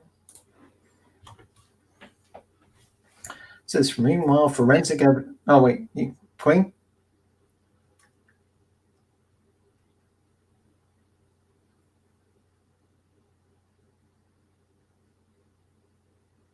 But anyway, I don't know if Queen said something. You just muted. Beats him 100%. Let me see. Kind of messed up. Well, very messed up. I'll take that. You got people that are posting his image, posting videos of him, calling him a killer, a cop killer, harassing the family. And it's like, you guys want people, you know, imagine if I did like, and this is to people who are Karen Reed supporters. Imagine if me and a group of people did the same thing you did to these people to Karen Reed. Let's say I went to her work, protested at her work. Let's say I posted her social security number on my webpage. Let's say I posted her address, all her information, so that people can harass her cell phone number. Let's say I followed her throughout the neighborhood and called her cop killer. You guys would condemn me. You would absolutely condemn me. You would say I was a total piece of shit for doing that to Karen Reed because she's innocent until proven guilty. So, like, how does that make sense? That you guys want me to treat Karen Reed with respect, that she's innocent until proven guilty, but you won't treat other people like that. And that's the thing. I think that's a huge problem. You got to treat people, you know, you got to let the legal system do their job. And if there was this massive amounts of corruption, Turtle Boy wouldn't be walking out of jail without a GPS and no bail, basically. They would throw his ass in jail, $500,000 bail, and tell him with a GPS. You know, the state, when they want to fuck you over, they know how to fuck you over. When it's corrupt, it's corrupt. You can see that.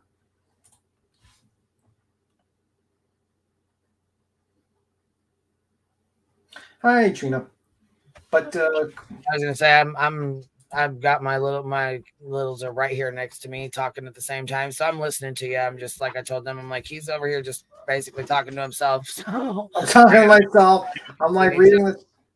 Yeah, usually we have somebody else up here, but like I told them, I'm like you know what I mean. I can't just stay muted. If I stay muted, he's gonna think I'm not talking to him or listening to him.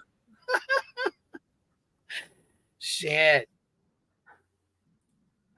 Yeah, I get it.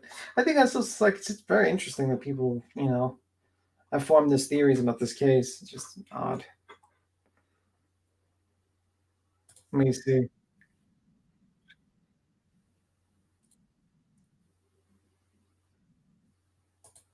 Here's like another video, apparently here. So this is supposed to be Proctor's geo. Let me see. Still in the house.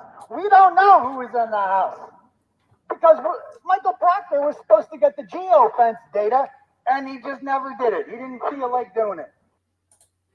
Why would any of these 3 volunteers come forward and involve themselves in a murder investigation after their parent told police they weren't there? ? The only logical conclusion an unbiased person could reach is that they've been confronted with undeniable data from the FBI that they were inside the house. Michael Proctor intentionally chose not to ask Google for geofence data that would show who was inside the house. The FBI could get that information very easily. So I think this is called Kenton Cover Up Part 13. And this is from Terrible Boy's website.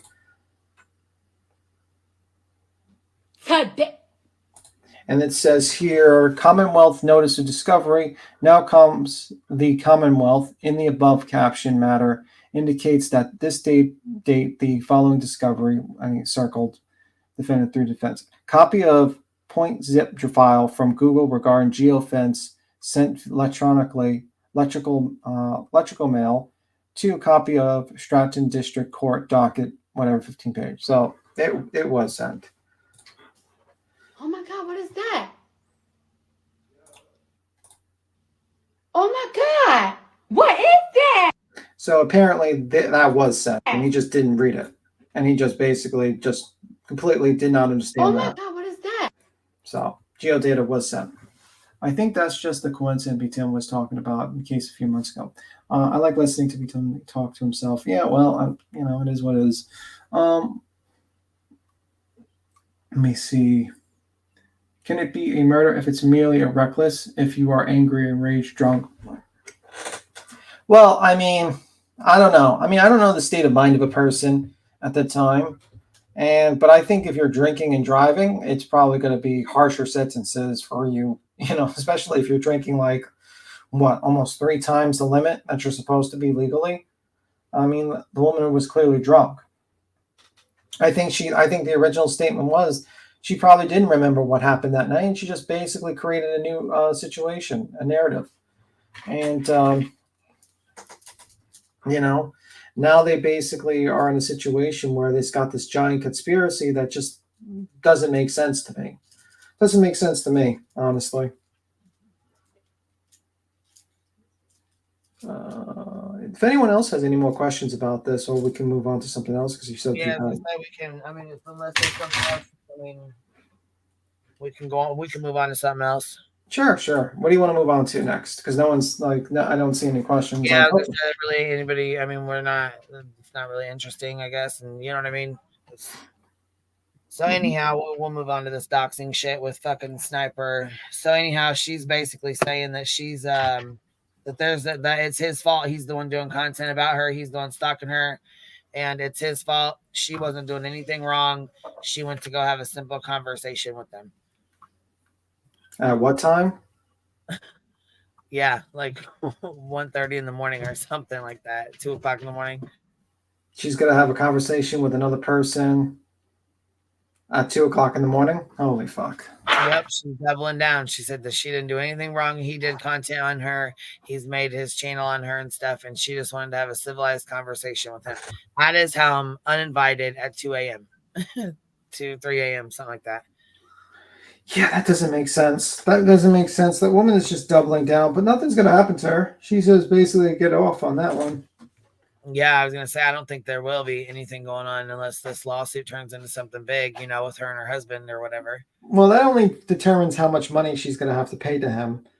My guess is 50% of everything's going to go to him. Well, what about the channel? Do you think she'll get to keep it, or do you think she'll have to give it up? She'll probably have to buy him out. Oh, damn. I wonder what that consists of.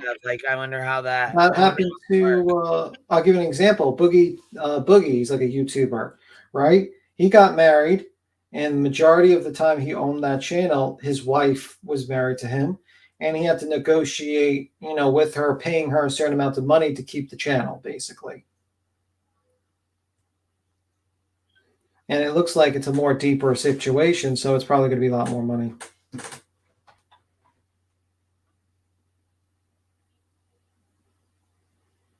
Let me see.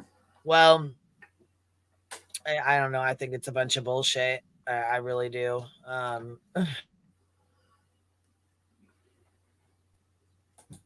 on. But did she send a private message? We all know that's the absolute worst. Yeah. Well, she did.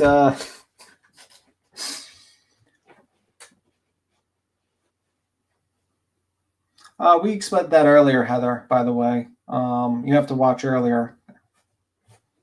Actually, there was a video played that explained it, and actually I read an article that explained that when it came to that case. So if you rewind and go to that, then you can see what. You know, the big thing right now is I guess Cher did a reaction video to Cam and Allie's video about the kids and the drugs and all that stuff. Yeah. And people are like, how in the fuck is Cher doing a reaction video when she don't even have custody of her own kids? She's over here talking to Cam and Allie about having custody of their kids, and that's the controversy right now. They're like, how the fuck is Cher able to say anything about anybody because she ain't got custody of her own kids? So Yeah. they're going off right now. Why is she like doing reviews on that? That just seems odd. I don't know. Here, let me pull it, bro.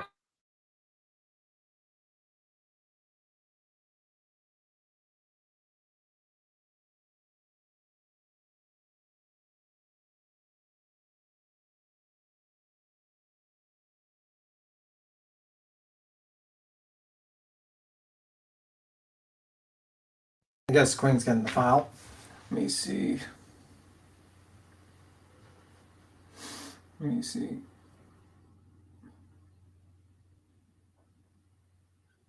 I don't believe she's ill, but manipulative cheated on me.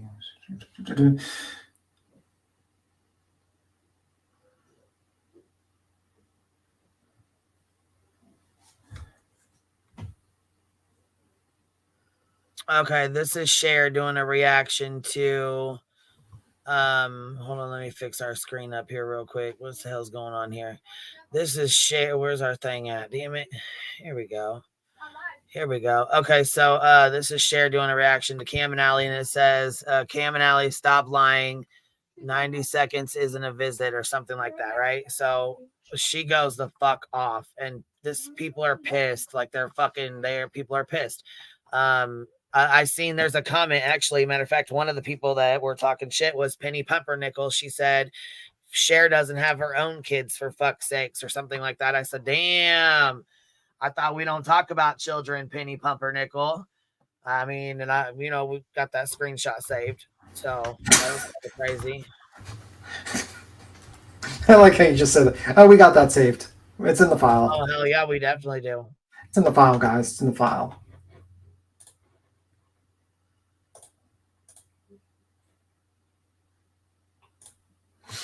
Oh God, I fell asleep and I just woke up and I had no idea what day it is.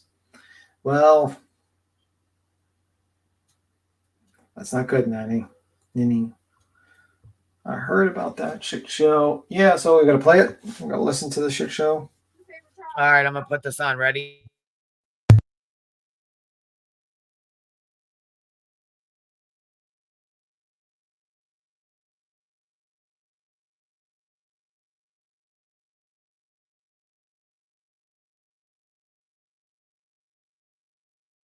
Allie, cracking cases.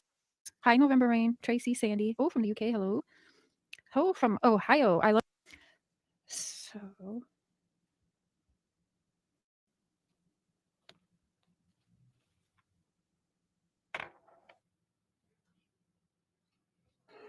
right, guys, I want to give you an update. This sign right here behind me says help is a prayer away. We need your prayers. We're trying to build. That's what you should actually be worried about. We're willing to do everything it takes to fight for this, for our babies. So I was waiting for that. They're now going to do the pulling on heartstrings and trying to get people to help them fight for an attorney. All right, well, cool.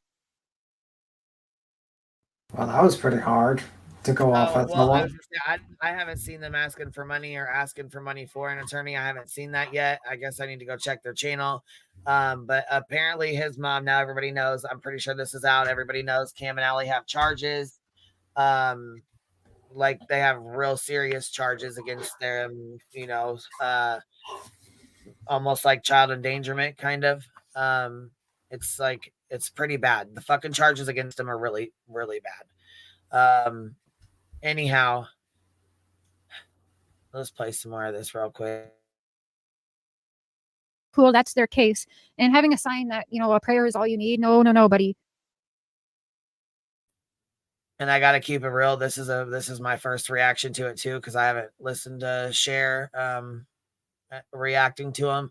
I haven't even listened to their entire live. So this is my first reaction to Cher and to Cam and Allie, because I haven't listened to either one of them. I really haven't had time, but I just know that it's like the streets of YouTube are on fire right now, and there's people who are upset with Cam and Ali. There's people who are upset that what's going on. There's people upset with Cher because she spoke on it. There's people upset that they're saying she has no right to speak on it because she doesn't have her kids, and she left her kids here and went to Canada with a man, and I mean blah blah blah blah blah. You know how it is. Like there's a whole lot going on. So fentanyl and heroin and meth and everything else that you're in, and definitely fentanyl for sure. Like you guys both need treatment. That's what you should actually be worried about, and what you should be. now those are some strong fucking allegations. That's some strong ass allegations right there.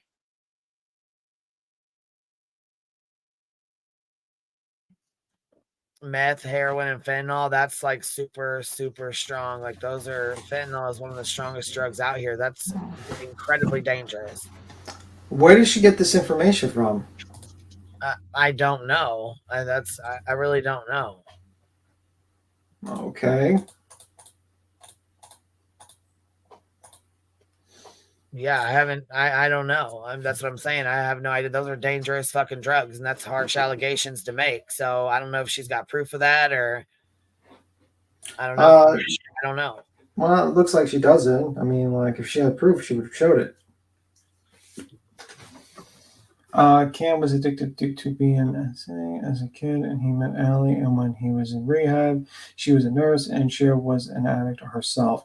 Yeah, it's kind of like weird that you're attacking someone based on being an addict. It's like, I don't know. She had a lot of accusations, but I haven't seen any receipts as to what she is saying. Yeah, not something you want to really say on your YouTube channel, accusing people of using certain drugs. That could definitely be defamation. You want to play more, we can listen more, but be asking your people to help you fund this treatment.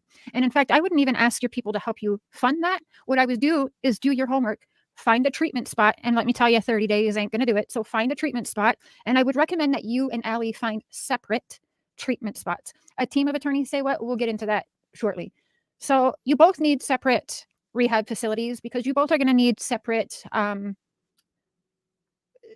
separate things on your rehabilitation. You guys know two people are the same, whether you are married or not married. You need separate help and separate rehabilitation plans. And who knows, you may need separate amounts. Why is she giving people medical advice? I really don't know. I honestly thought what I really thought was I thought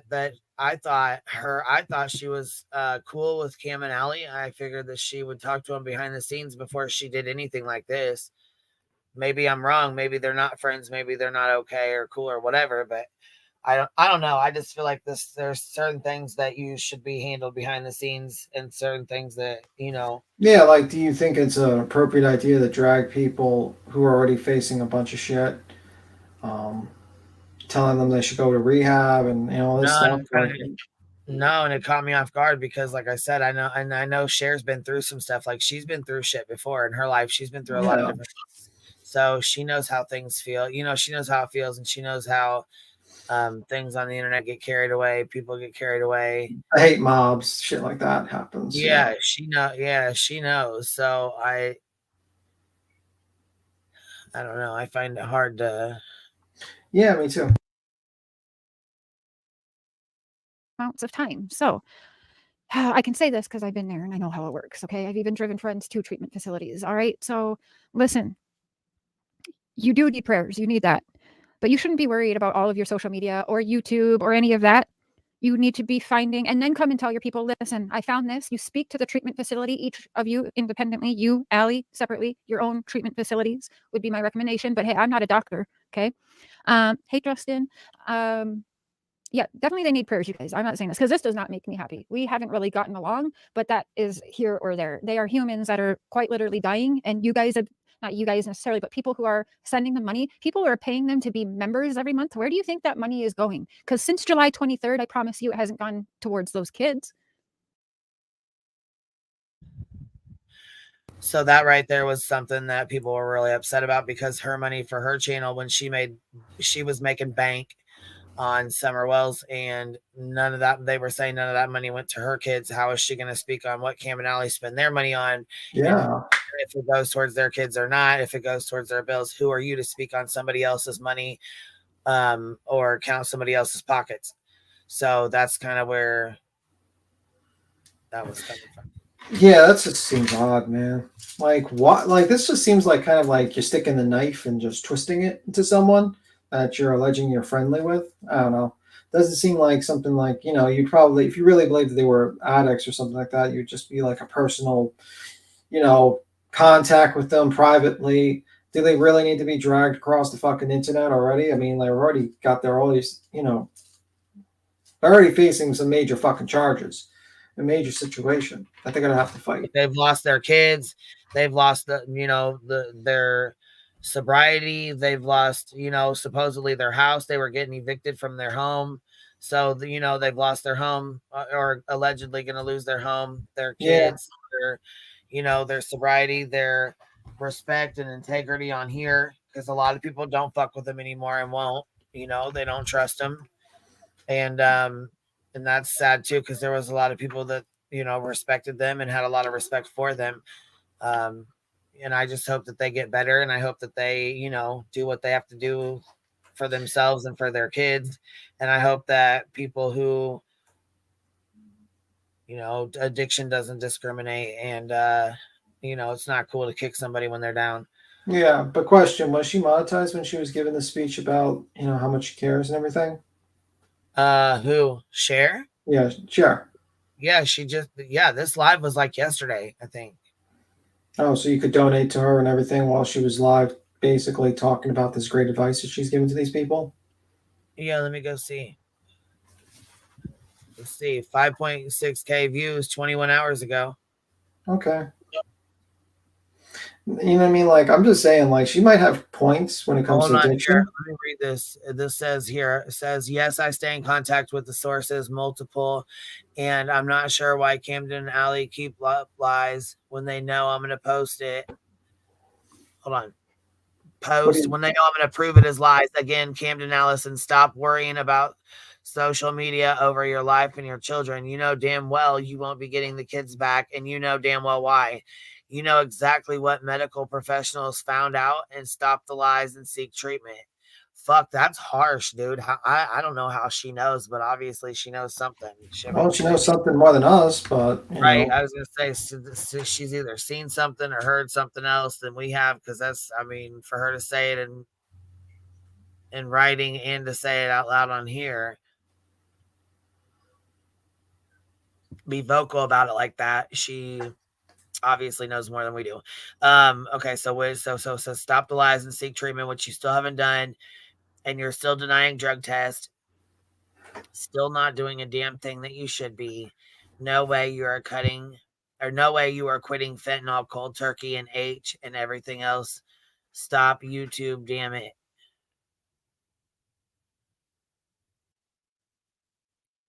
Damn. I mean, if they're on fentanyl and H, I that shit'll snatch your fucking soul so goddamn fast. It's so sad, and it's such a hard drug. It's so fucking sad, man. I don't wish that shit on nobody. Yeah. Fucking hardcore, and it's fucking horrible. It's a horrible addiction to have, and it'll fucking catastrophically ruin your fucking life and snatch your soul. It's fucking horrific. There was no visit yesterday with Cam and Allie and the kids. He's lying. Oh, that's fucked up. So people are probably donating money to him because they think they're going with the kids and they need gas, cigarettes, whatever. You know what I mean? Maybe that's why she's calling it out, but I don't really know why she's calling it out. But anyhow, and she said he did them. Hold on, lying. He did see them for about 90 seconds. 90 seconds? They seen him for a minute and a half? With everything he's saying is a damn lie. Wipe your cracked people. Don't smoke and what? Wipe your cracked people. Don't smoke and inject it. And yes, people are still sending these junkies money for fucking what? You see where it's going. So I hope you guys feel good and helpful when these fools kill each other or themselves. Let's keep it real. They are doping each other up. People, wake up. If I gotta be the bitch for saying it how it is, then so be it. They are lying and using everyone, including Summer's name, to inject themselves. How fucking sick is that? And then it says merch down at the bottom. I don't know what the fuck this is. I'm guessing her merch clothing line. Well, maybe not the time to put that in there. Just probably shouldn't put the merch link when you're, saying shit like that. Just one time. Oh my god. Yeah, so that's connected to this live stream here. So I got it on 1.75, I think. 1.5. Okay. I know that. So anyways, you need to be getting a hold of treatment facilities, and you need to be saying, well, listen, like, we have YouTube channels and we could, if you needed it, I'm not sure how it works, how insurance works, whatever, but if you needed the help, I feel like supporters would be more inclined to help and then call the facility directly and say that, I'd like to donate $100 towards blah, blah, blah treatment. Now, I don't even know if that's a thing you can do, but if you are looking into attorneys, you can certainly have a fund set up through your attorney to hold on to it to pay for treatment. I know you can do that. One way, I'm not sure how to do the iPhone link. It only gives me one link, which I share in my description. Not quite sure how to do that, or if I have anyone on here that's an iPhone user that can get that link that way for you. I'm sorry. I don't really know how it works. But we'll be doing a members live tomorrow anyway, so hopefully we can figure it out between then. No, and look, rehab is not cheap. Rehab is hard as fuck to get into. First of all, your insurance, most of them don't take insurance, and it's hard as hell if you're on a medical card or state aid or anything like that. Secondly, you have to call and see if there's a bed open. If there's not a bed open, then you're fucked anyways. You're not getting in. And if there is one open, then you're on a waiting list. If it's not your turn, you're not getting in either.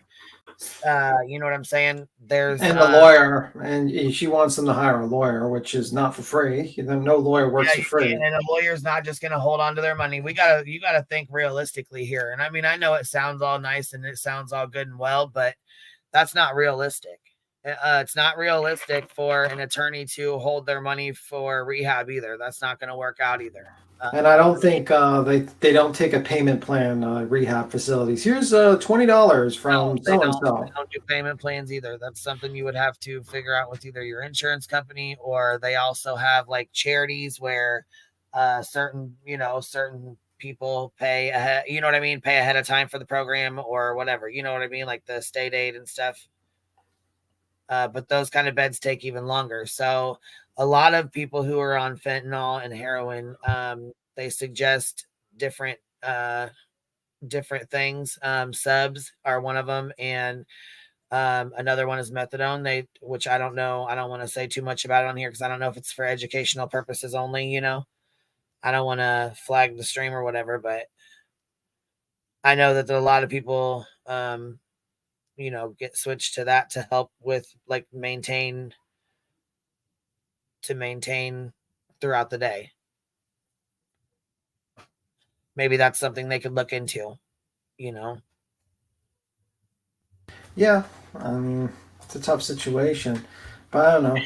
It's a very tough situation. It's very sad. And I know Cam and Allie are good people, and I know that this is horrible, and I know this is not the way they want to live, and this is not the way they want to be talked about on YouTube. I'm sure it's probably hurtful. I'm sure it's probably embarrassing,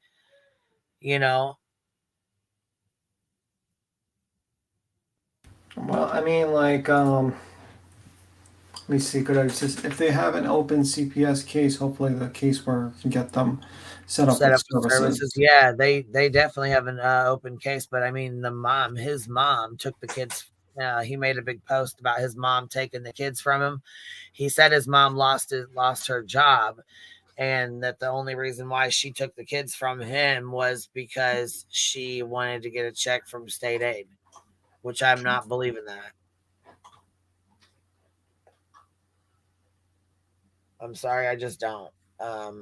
I don't believe that she just said, okay, well, I quit my job, so I'm going to take your kids so I can get a state aid check. That's not the way it works. What's up, Cap? Hey, baby. No, I was gonna come up and say, in a lot of states, and it sucks because a lot of people don't like of information regarding like what your rights are. You know what I mean? Like, or what resources you can have. What?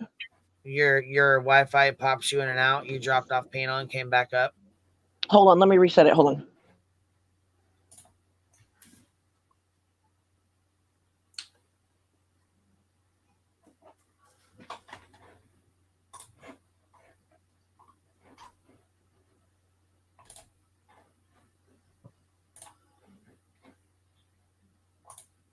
You get it?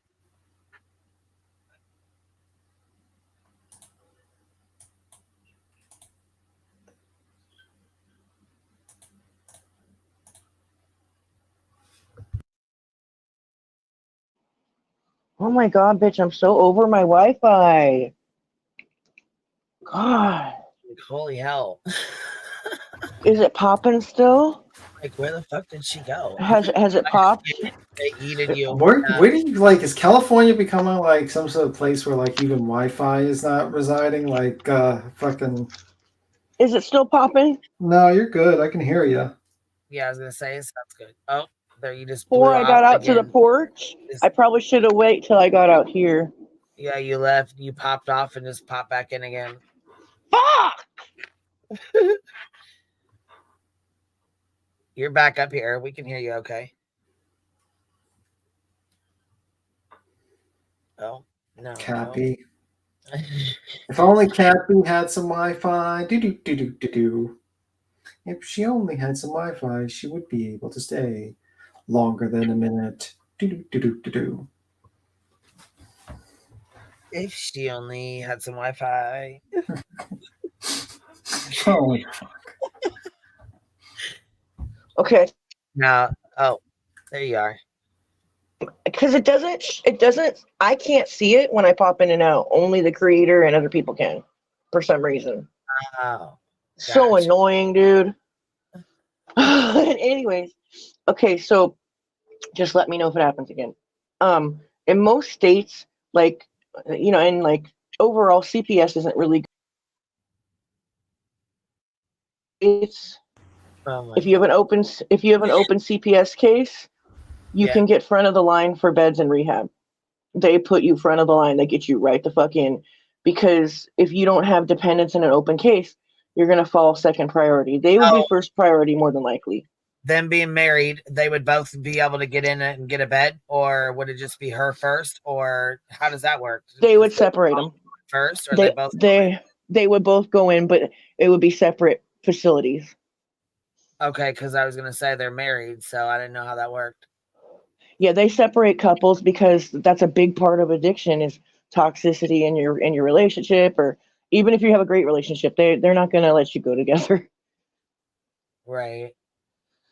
You know, like even to the outpatient like meetings and stuff like that, they don't want you going together. Like we went separate. But I don't know. I hope they take advantage of this time and get it together. I do. I don't think that people should like keep fucking with them, you know, though. Like keep talking shit about them. Who's writing this? Who wrote that? Who wrote what, babe?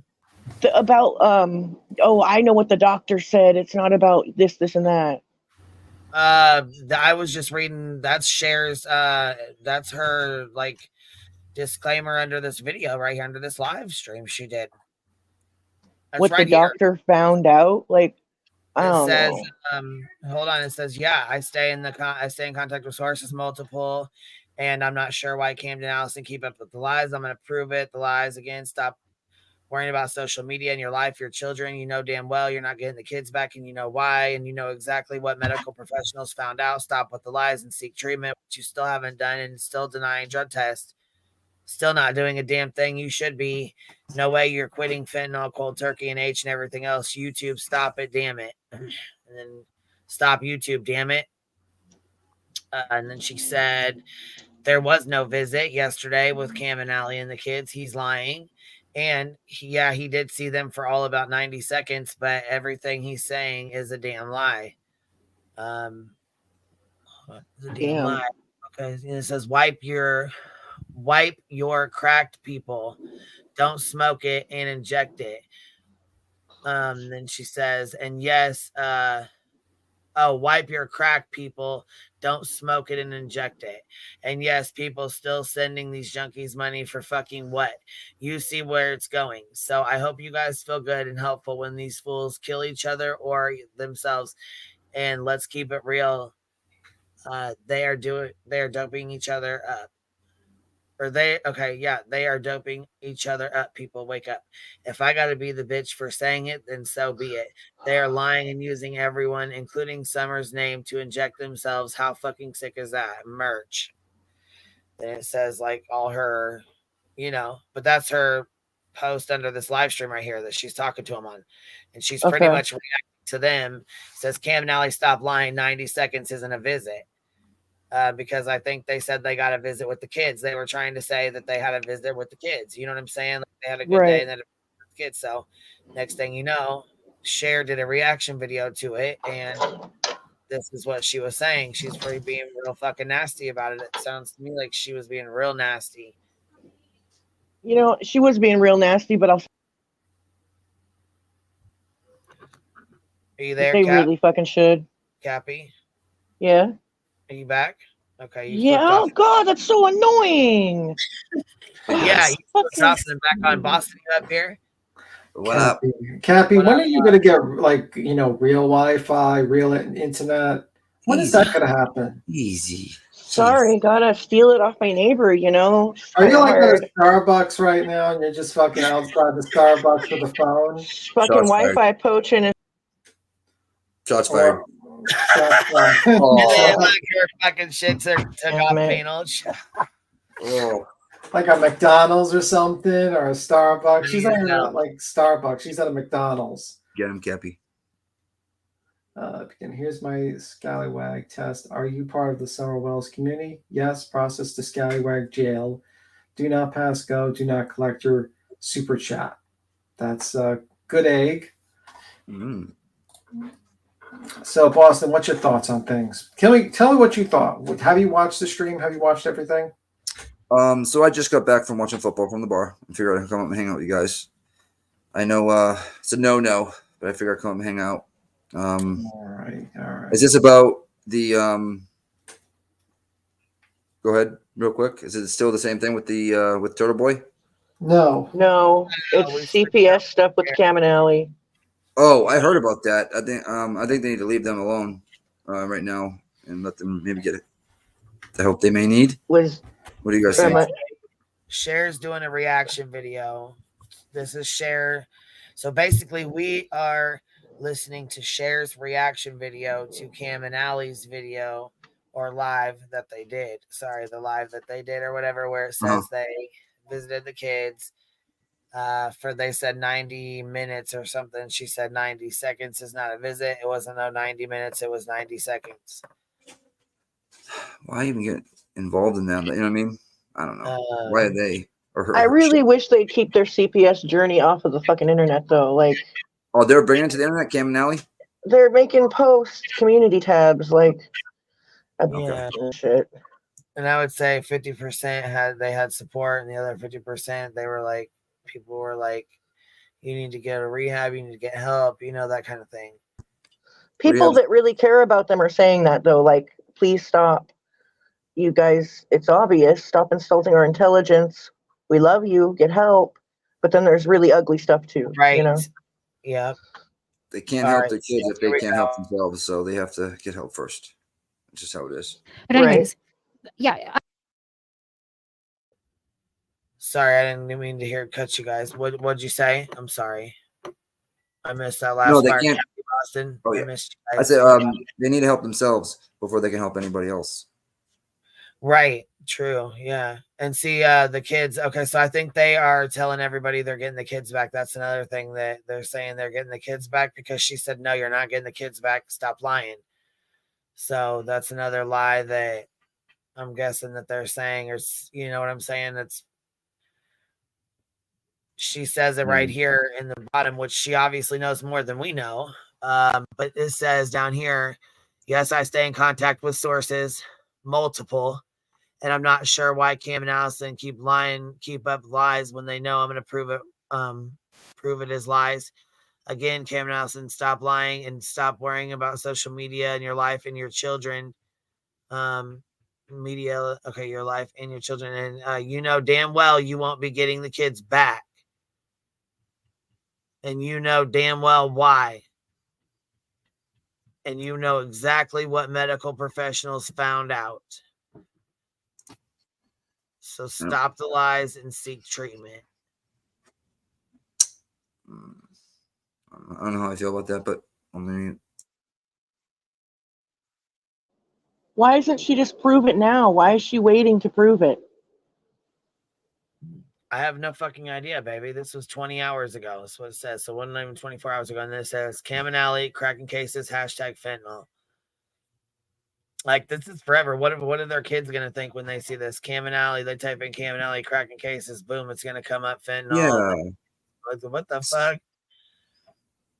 I mean, like, their kids know there's a CPS case right now, and I'm sure they know some stuff, but still, it's like, I don't know, dude. It's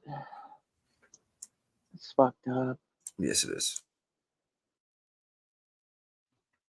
I get not wanting to send them money and financially supporting them because it could be the last shot. You know what I'm saying? When you're giving them money like that, they could be, you know, that could be the last shit they get. You know what I mean? It could be. But don't run them through the mud. You know what I mean? I mean, if they want to sit here and, you know, talk about getting their kids back and whatever, then let them talk about it. Who cares? But I mean, well, it kind of bothers me that she's like, I know this. I have multiple sources and I will prove it. Well, what's wrong with just proving it now, since it's such an emergency that you feel like you need to react to it and tell people not to send them money? Like, why can't you just prove it now? You know? Like, and why reach out to sources and get sources about this? That's like a sensitive, you know what I mean? Like, I don't know how I feel about that. That's like, I don't know. It's weird. It's fucking, I don't know either. And I don't like that they're making these community tabs about their CPS stuff, but yeah, feels yucky.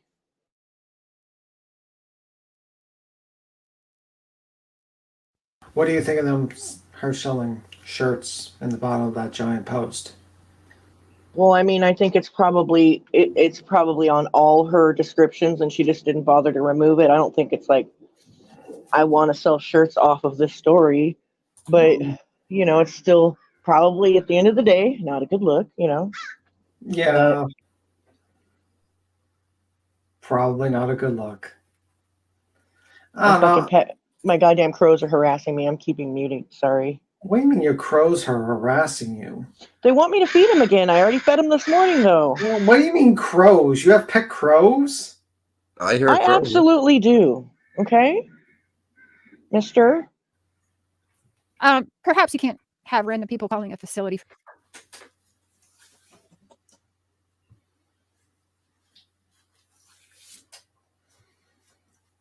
Sorry, I covered this up while you guys were chatting. I wanted to go see what this merch said. I had to go look. Jones said, I don't believe Chair, though. I mean, you gotta claim some strong shit. You better be ready to back it up. Show proof. It's hearsay, basically she's saying. Is this hearsay? That's what I'm saying. Like, that's some heavy accusations there. Yeah, I thought that was just regular crows. I didn't think they were pet crows that are begging you for food. Well, they're wild. They're not in my house, but they're mine. I call them mine. They're not sitting on our fucking shoulder, Tim. Well, they might well be. It's only a matter of time, Nick. Okay? Oh, wow. You got annoying birds that are begging for food. A bird hacker. You're the bed hacker. Bed hacker. Queen's got her birds. You got crows. So you turned into the bed hacker 2.0. I did. Hell yes. Watch those birds learn how to fuck with You you. little liar. Those birds are gonna be like thinking of blackmailing you whenever you try to smoke marijuana. It's gonna grab your fucking joint. You say and like hold it hostage. Oh my god! Don't tell me. I don't smoke the doobage, so that's enough out of you. I drink Red Bull. Doobage. That bird's gonna grab you. Share. Let me see. This is foul of share. It's gross that these poor kids. Man, get your shit together, people. That's what Jones said. Listen, even if let's say Cher's right, and there's some ungodly, horrible thing that some doctor found out.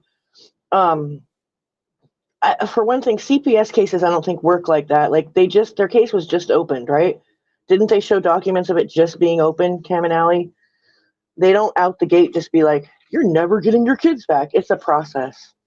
But let's say she's right that there was some horrible finding. Like, why are we going to put it out there? Like, why can't, I don't know, dude. Like, even if people that support them are going to support them no matter what happens, I think there's going to be a certain amount of people that might hold back. I don't know. You never know. Real quick, I don't watch none of their stuff, whatever, but I think it's wrong to do to, listen, I'm an ex-addict, Cappy. I know you are, and there's a bunch of people in the chat. Like, if they're going through something right now, like, it's the least they need right now, to be quite frank. I know they're putting community posts up, like you said, but still. It's like, super obvious. Like, it's like a matter of don't insult my intelligence. You've been high on live streams. Like, let's not lie, okay? Don't give money, but don't fucking run through the mud. Just keep loving them and, like, keep supporting them, but don't enable the lies and don't give them money. You know, if somebody's obviously on drugs, you don't want to give them money. That's just my opinion, and that's from what I see, and on a common sense level and a lived experience level, like watching what's unfolding. I just feel like other creators, like them putting that community tab up though, like that's just like inviting other creators to do this. Is it still right that they're doing it? No, but I must say that it was sort of an invitation. And they're probably not in the right mind if you want to be trained. Correct. Right? Correct. Yeah, you're right.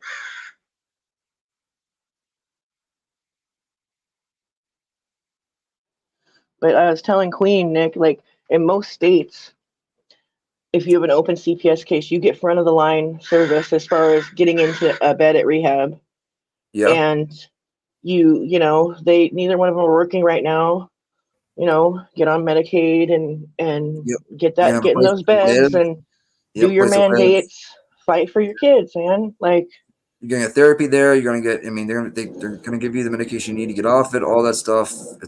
Just do it. I was chatting with other people in the comment section over on their community tab, like that all had a similar story of like the first couple months, you want to blame everybody. You do. Oh, yeah. It's normal. You just want to blame everybody, and then you start to realize like I'm in control of my situation. I need to take charge. And your brain goes from foggy to clear. Once it gets clear, it's like it's whoa, what the hell was I just doing? What the fuck was I just doing? God damn it! And you know, get your shit in order, and you get moving. You know. That's.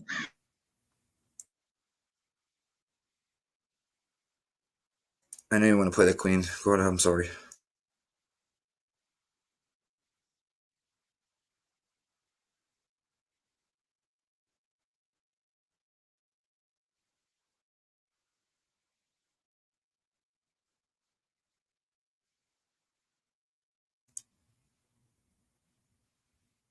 Anybody there? Sunlink became extremely quiet. Cappy's gone. I think. Am I gone again? No, you're here. We had no sound for about a minute. We were contemplating if the crows finally got you. They might, you know, they're plotting. Together. If you want to play more of it, Queen, maybe like should probably just stepped away for a quick second. I'm gonna jump down because of my stupid Wi-Fi, though. I got a couple things to do. You're clear as a bell. Can I? Am I good now? I'm just gonna stay in one place. That's all. You've been clear as a bell for since I've been up. So what do you want to talk about? What do you want to talk about? I don't know. The situation is very sad though, and there's really no like winners in it at this moment. You know, it's a really horrible experience, but it can be the best thing that ever happened to you. And you know, because sometimes you need some type of intervention of some kind to Something. figure shit out and take time out in the penalty box and get it together. And it's scary and it's not fun, and it's another thing is I wish they'd stop bad mouthing his mom on the community tab too, because the courts do not like that shit. They do not like that shit at all. Usually you want to keep quiet when you're dealing with legal issues, not jump around and start making comments on Right. shit. So Yeah. not really smart. Addiction is a lot of people say it's a choice, right? It might be the choice the first time, right? The first time you actually fuck with it. After that, it Right. truly does become a disease. You know what I mean? And people think it's just like, oh, just make the choice and get off. It ain't that easy. Anybody that has never been an addict and thinks it's that easy, you do not know what you're talking about. So I hope they get the help they need, but they're gonna have to focus and just, you know, I think they need to separate. You know what I mean? You never go into addiction with your spouse. You separate because you feed off each other. You know what I mean? You are who you hang out with. There's one week, if say, you know, one person's weak one day, you're gonna end up using it. They have to separate. They gotta do their thing. They gotta work on themselves so that they can then, you know. That's why they don't let people go into rehab as couples. Exactly. Because there's got to be some sort, and a lot of couples don't want to go into rehab because of that, because there's like, you know, not an abundance of trust there already, and because of, you know, addiction scrambles your mind up, you know. The tough part is when they do get clean, one of them might not, you know what I mean? What not? You got to make a decision. You got to make They some might not want to hard be with fucking each other choices. afterwards. You know what I mean? You got to make some hard choices. If one doesn't want to, then you know the kids come first. Yeah, and I'm saying in general, they might find out they're not even supposed to be together. You know what I mean? You know what's sad, Nikki, is like in my experience, like my husband and I were like, fuck. There was like one other, I think, maybe 3 couples that stayed together, and most of them broke up, like There you because go. the odds are not in your favor. Like just work hard, try hard. You know, If it's a I drug, think they'll stay together. Yeah, I think hope. that they will. I don't know them that well, but when watching them, it seems like they love each other and that they're good people. Like I said, I don't know them, but I think that they have a good chance at this, and they just need to work hard on it. You got to do every step, do everything they said, everything they tell you to do, you do. Just do it. Even if you feel like it's stupid as fuck. Yeah. You gotta conform to the system. Exactly. It sucks. Trust and me. If one of them can't do it right, you got to walk with the other person's got to walk. You got to walk. You have to. It's about you. You know what I mean? As sad as it is about you at that point. Exactly. Yeah. The kids come first, so you know, scary. I don't know.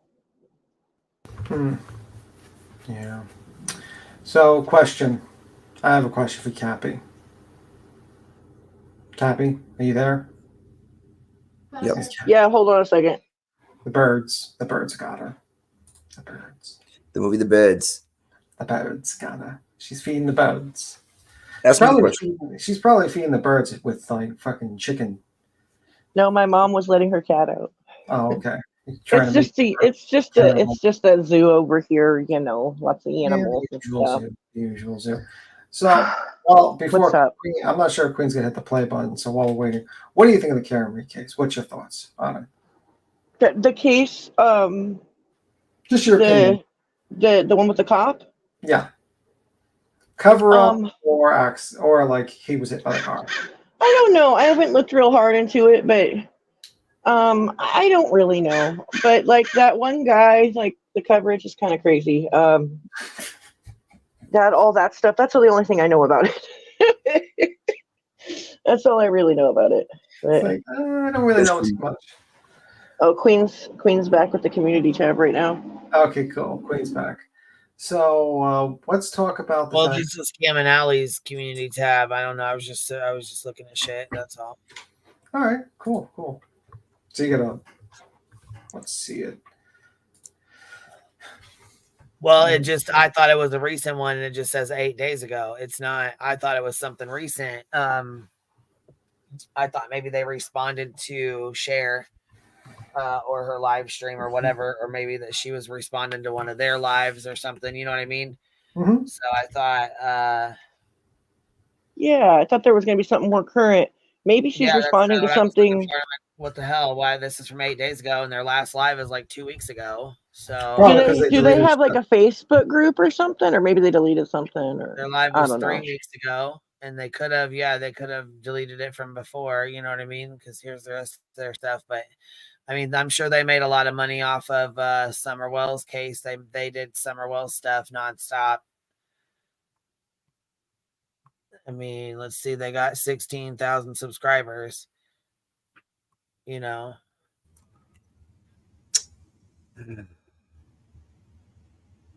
Well, I hope it works out for them. We're you gonna play the rest of that share video, Queen? Yeah, I know. yeah. I mean, I know well, we were talking. yeah, I was sorry for talking so much. for you guys, but I don't want to play it over you guys. I just want to, play a little bit and stop. Like I said, I haven't heard any of it yet. I haven't watched any of it yet. None of that. I just knew that she was, I just knew people were pissed off at Cher for saying some of the things that she said to them because of her situation. So I was like, well, shit, let me go listen to what she said because I didn't hear it. So I'll mute. All right, I'll play it real quick. For treatment, but you could have it go through your attorney, and your attorney pays the treatment center. You could do that because sending these people money, Cash Apps, PayPal's, that's dangerous. Do you want your payment to be the last final hit they get because they die? Just ask yourself seriously that, because all these people are doing is enabling. They are not helping, and they can say I'm a bitch all they want, but I'm not enabling this. No way. So, sorry. Oh, can you still hear me? I pulled the cord a little bit.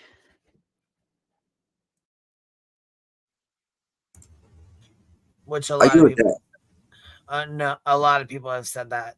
There's a lot of people who have said that too. Yeah, I agree with that. Money because it could be, you know what I'm saying? They could be using it. Don't give them, you know what I'm saying? Not to give them money. Yes. In case they're, spending it on other stuff or whatever, or if you give them money, just know that, It might not be going to what you think it is. That's all. Exactly. You could be contributing to their, the drug use or whatever. So, and right for baby, it's not the messenger, it's the message. I think it's not the message, it's the messenger. Yeah.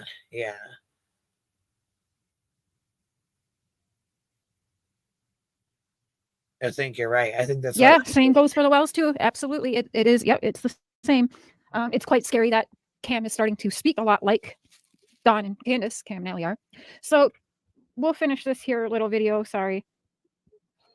All right, guys, I want to give you an update. Actually, I'll just pull it up.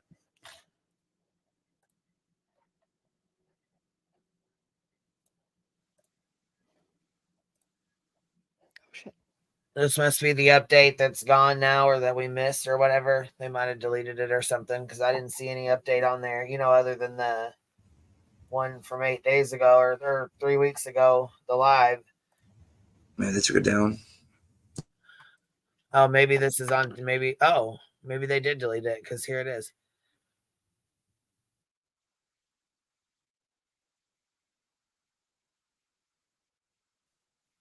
Oh shit! You can't hear. They advise you to get a team of attorneys. She'll probably play it again. So they would probably advise you to get the hell off of YouTube with everything that you got going on. I know that. So your custody attorney that you said was under investigation, and they said that you have no case, whatever, is now advising you to get a team of attorneys. Interesting. A team of attorneys. You know how many times he contradicts his own self? Like, see, I couldn't hear what he said. I didn't hear. Maybe that's one of his shorts. Maybe we need to go back and look and see if he's got some shorts or something that's on there or something. Yeah. Oh, it is. It is. It says right here, the fight is on. So basically, okay, here, we'll go back. Here we go. We'll go Word. listen to it ourselves right here. Oh, there it is. Yep. All right, guys. All right, guys. Okay. All right, guys. I wanted to give you an update. This sign right here behind me says "Help is a prayer away." We need your prayers. We're trying to build a team of attorneys, as we've been advised by our custody attorney. We're not rich people by no means, but we're willing to do everything it takes to fight for this, for our babies. We got to see them yesterday. They were so happy to see us, and it just puts that in perspective so much more. I will do anything to win this for my babies.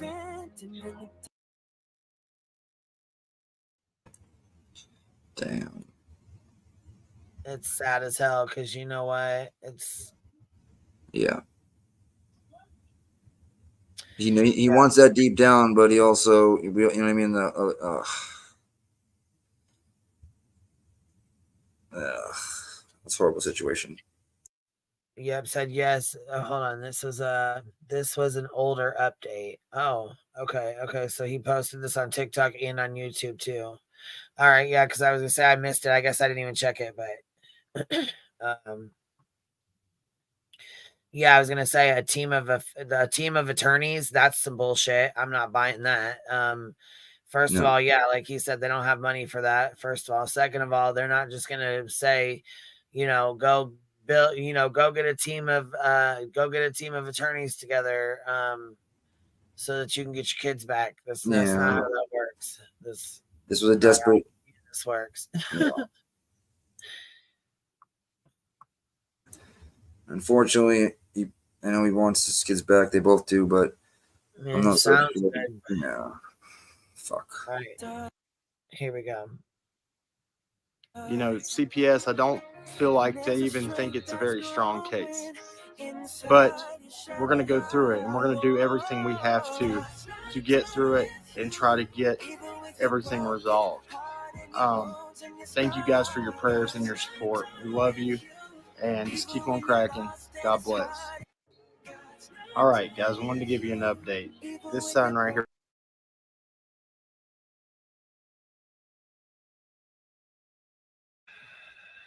One prayer away.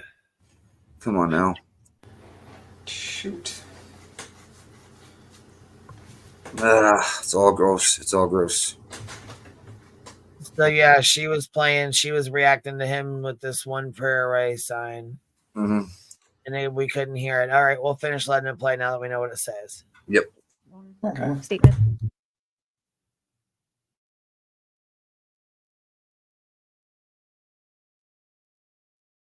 Got to see them by accident yesterday. We'll get into that after this video, but don't let this fool you. Okay. Hey, John. Wacky tacky creepy girl, go sit. Yeah, because he's like, yeah, the sign behind me right here, only a prayer away. Oh gosh. Anything to win. Except for pass a drug test, right? July 23rd to we are now like mid-October. For my babies. CPS, I don't feel like they even think it's a very strong case. Okay, so CPS is being investigated because, there's all these issues you're saying, and they're corrupt and they're kidnapping your kids. And, but now they're telling you it's not even a strong case. So is it not even a strong case, Cam? Or they're telling you need a team of representatives? Because a team of representatives does not sound like it's not a strong case. What business is it of yours? God.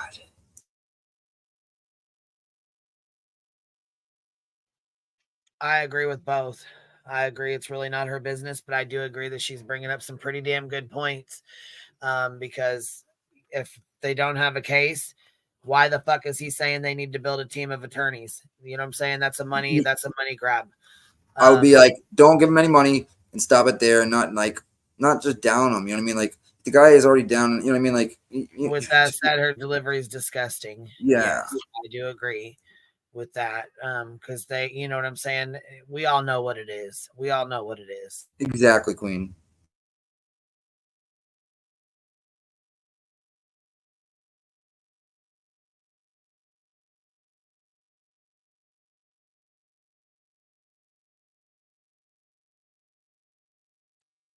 Okay, the first comment on that short is from 2 days ago, so I don't think it's older. Yeah, I was gonna say it seems like it's from recent. I mean, I wouldn't see, you know what I mean? I can't see. Let's see, that's what I was saying. Yeah, I don't want to hear anything from Cher's mouth. Yeah, I mean it's tough. I mean, and Cher knows. I mean, she knows what it's like. She knows what addiction's like and stuff like that, which I get. Her wanting to speak on it, and I understand why people are upset, saying that she really shouldn't be the one speaking on it. I understand what you're saying. You know what I mean? I get it. Do it the right way. You know what I mean? Do it the right way. Well, Especially yeah, and in there. I know You know what I mean? that. I know that. I mean, Penny Pumpernickel. She was in a chat madder than hell, going off. Basically saying that Cher didn't have custody of her kids, so how is she able to speak on any of this? That she left her kids in the United States and went to Canada, so she's not anybody that should be speaking on this. It's another thing I don't understand. There's just a lot of different Moving opinions, parts. That yeah, too. a lot of moving parts. You got it, bub. A lot of moving parts. Right. But we're going to go through it, and we're going to do everything we have to get through it and try to get everything resolved. Thank you guys for your prayers. Get and your support. what resolved? Love you, and just keep on cracking. God bless. Keep on cracking. White crack, don't smoke it, don't inject it. All right. So he saw his kids. Okay. Yeah. Him and Allie saw their kids today. And oh, wow, it was a real eye opener. But was it? Because here's the thing I'm learning. Now, I speak to multiple sources that clearly have ties, and Cam and Allie know it because they probably won't take the link. If they want to come in the chat, I will drop the link for them. So, people can believe me or not, but I'm getting it from good sources that know Cam and Allie and their children very well. That was disgusting. I What was she just just gonna said. ask, is she maybe talking to Cam's mom? Maybe. I mean, I know they were all close at one point because they did Summerwell's case together. So I know that they all talked and they were all good friends and stuff. Yeah. So is she? It just makes me wonder if maybe she's not talking to Cam's mom herself. I don't know if she is or if she isn't. Maybe she's making it up. I have no idea. But going off rumors, I don't know. I mean, honestly, I have no idea. I haven't talked to Cher about it. I have no idea. I just heard about it today. And then he's right. Why are you speaking to sources on this? What? This is somebody's real life. Tell people not to donate if you think it's going to go to that, and that's it. Like, I don't. Or make people aware, yeah, and let them make their own choice from that point on. Yeah.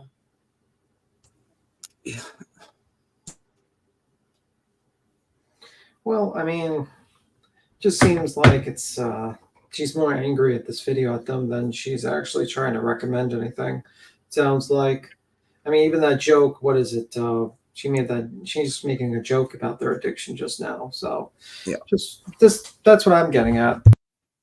Real bad taste, Cher. But let me see. Close doesn't mean friends. Friends do not mean you. Okay. She's speaking to multiple sources that shouldn't be talking. Probably. Don't give them money. Give it to. Okay. This sounds like retaliation. Yeah, it sounds a little more than just like, oh, I care about you and I want to talk. Try to get you some help, and this is a warning to the community. It just kind of seems like taking shots. Yeah, taking shots when someone's down a little bit. Just saying. Well, yeah, because I mean, I thought, like I said, I thought they were all friends before. So I mean, obviously they're not anymore. But I just didn't know. I knew people were upset, but I just hadn't heard what she had said to know why people were so upset. Yeah. Because it does sound like she's taking underhanded shots. You know what I'm saying? It does underhanded comments. 100%. Yeah. Yeah, it's not like an informative. It's not like she's informing the community about the situation, and it's not like she's just like trying to give positive reinforcement. You know what I mean? Like, yeah, no, it feels a little petty. Let me see. Yeah, taking shots because they had a falling out. No, they stopped talking when she kept lying about her sources on the Summer case. Yeah, gloating. Yeah, and that's the thing. It's like, I mean, like, it's not a good look to be gloating about people when they're in the worst moments of their life. Sometimes it's not a smart move. Makes you look even worse. Just saying.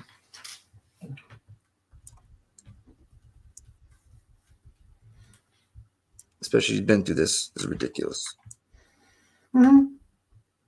Let me see. A lot of people are fucking sad, Boston. I don't know why you're typing in the chat. Oh, I was also talk to the chat as well, you know. I should be talking too. It is. Some people are fucking sad. Like, you've been through the same thing they are or something similar. You know addiction is a bitch to kick, and most people don't. And you're going to hit someone when they're down, when they are, you know. Everybody knows what that money's going to go to, okay? You know that, Cher. We know that. I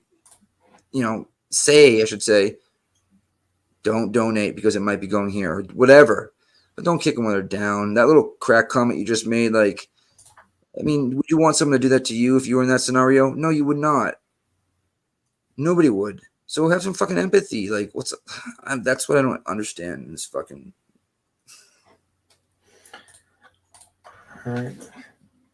I also don't like that she is spreading rumors, not facts. Well, welcome to our channel. It's kind of something she does.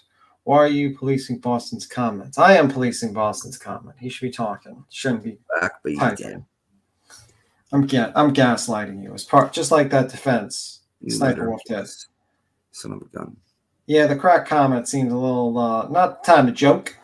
You're talking about a guy with losing their kids and people who are addicted. It's like, not a time to joke. It's time and place for joking. No. So anyway, Queen, you got to play more? Or you got to play something else, or what's the situation? Or are you fighting the birds? Yep, I was just waiting on you guys to. I don't like. We should have a code word. We should have a code word. The code word is shut it. Shut They it, guys. are denying. So, did they have a visit with their kids? No.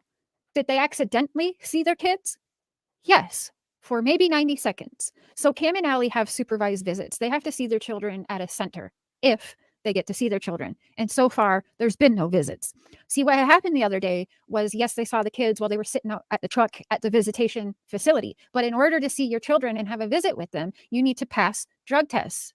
So they go to have their drug test done. Yes, they threw some clothes or something in the back of somebody's car where the children allegedly were sitting in and handed the children some snacks or something, which they weren't even supposed to do that much. Okay. So, and then there was a 10-second thing where one of the children had to use the bathroom inside the facility and saw mom and dad in the facility, which happened to me a lot too. And of course, ran up and wanted to hug mom and dad, right? That was it. Now they were told to go wait outside while Cam and Allie did their drug test. Okay. Now, Cam took the test and failed. Allie all of a sudden couldn't pee. Okay. So that's denying a drug test basically, because she wouldn't take it. She all of a sudden, even though you knew you had the drug test to see your babies, you didn't drink enough water or keep yourself hydrated long enough to take a piss. And I'm talking. Why? Do you know a lot about that, Cher? Holy shit. I didn't know. Holy fuck. Yeah, she's going in the paint. Queen. Yeah, dude. That shit fucking, man. This shit's foul as fuck. What the? I don't think any of this should be on here, though. I feel like she shouldn't be even talking on their kids. Like, I don't feel like, just like I don't feel like people should be talking on Cher's kids. And it used to piss me off when people would, go off and say shit about her kids and stuff. Because, you know what I'm saying? I don't know. I don't feel like anybody's kids should be brought up on this platform. I don't, And I feel like this is really fucked up. And I don't know where she's getting her information from, but that's Swindig said, imagine getting your kids ready. They're excited to see visiting, the visiting parent. You arrive at the center and then get turned away because the parent failed their drug test and the other one wouldn't take it. That's not a thing. That's sad, man. This is their business, and she's putting it on fucking blast. Yeah, I mean, if they want to tell people that they're fighting for their kids, and maybe they are trying to fight for their kids in their own way, and maybe she didn't have a 90-minute visit. Maybe they just had a small visit. But I mean, I don't know. I just feel like she's kicking them when they're down. It should be on the platform. I don't know. I agree with I agree with some of the people talking. I don't think it should be. I don't think any of it should be discussed up here. I don't know. Here we go. In a urine test, you don't need that much, right? For them to get there, they need, several drops, whatever. So there was no visit. They're lying. They're trying to make it sound like they had a visit to make themselves sound better. But instead, what happened was days before the visit, Cam and Allie were hyping the kids up. Oh, we're so excited to see you. We promise we're going to see you, blah, blah, blah. Well, I guess they held their promise for a whole minute, because what happened was an agent came outside and told the family to leave. The visit wasn't happening. They couldn't pass their drug test. Huh. Interesting. How did I find this out? If you've been listening, I've been in touch with people. Cam and Allie can't even say I'm wrong or anything, because they know damn well what I'm saying is right. Or they could just easily hop on their little YouTube channel that they're more worried about than their children and prove me wrong. So they hyped the kids up. Oh yeah, we're going to see you, da-da-da. And then instead the kids got turned away because mommy wouldn't pee at all and daddy failed his. It is sad. None of this makes me happy, because there's children that are getting hurt. So again, after this, oh, well, we'll be excited to see you. What we're going to see. Well, next time we're going to see you. You know what, Cam and Allie, do your children a favor if you actually give a shit about your children, and stop promising them that you're going to see them. Stop it. You broke their little hearts, and you broke their little hearts either right on or right about the 7-year-old's birthday. That's just sad, people. But when the drugs take over, you are selfish and you care about nothing. Wow. This is a vendetta. This is something personal. You can hear it in her voice.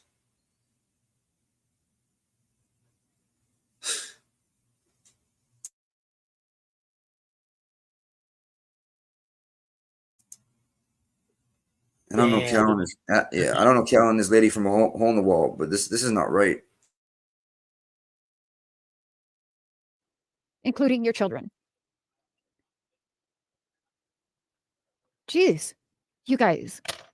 When are you going to stop this bullshit? And every time you get on here and lie, Cam and Allie, bet your ass I'm going to be on here too. Because that is fucked up. Now, another thing is, your parents were good enough to come and take the kids for you. And your other families were good enough to come and take the kids for you anytime you wanted to be out at Dawn and Candace's, right? And you needed someone to grab the kids because you couldn't make it because you wanted to hang out with, Dawn and Candace. Right? They're good enough to take care of your kids then. But now that you're obviously very clearly fucked up, and I don't care who you're fooling that's going to believe that you are sober and you're getting better every day now. Sorry, but no, the camera does not lie. Your hand does not lie. Shit, you've barely got any legs and arms left to shoot up on, from what I'm told, which is just sad. Okay, sad. You're disgusting. You're disgusting, what you just said. No, that's not true, all in tanks. In fact, the kids used to live with Cam's mom and stepdad, I believe. And Allie did once upon a time too, before when she wanted Cam to stop, before she decided to join Cam. Yeah. So it's actually not true that the family's only been involved once or twice or here and there. Oh, absolutely not. From my sources, the grandparents have always been involved up until early on this year, when Cam and Allie started getting scared that the kids were going to bust them out and say something that they didn't want the kids to say and that they would be caught. Yeah. Yeah, that's what happened. Right? And then allegedly, from the sources, it's been said and reported back to me that there was times, which we already knew, Cam and Allie had their kids at Dawn and Candace's.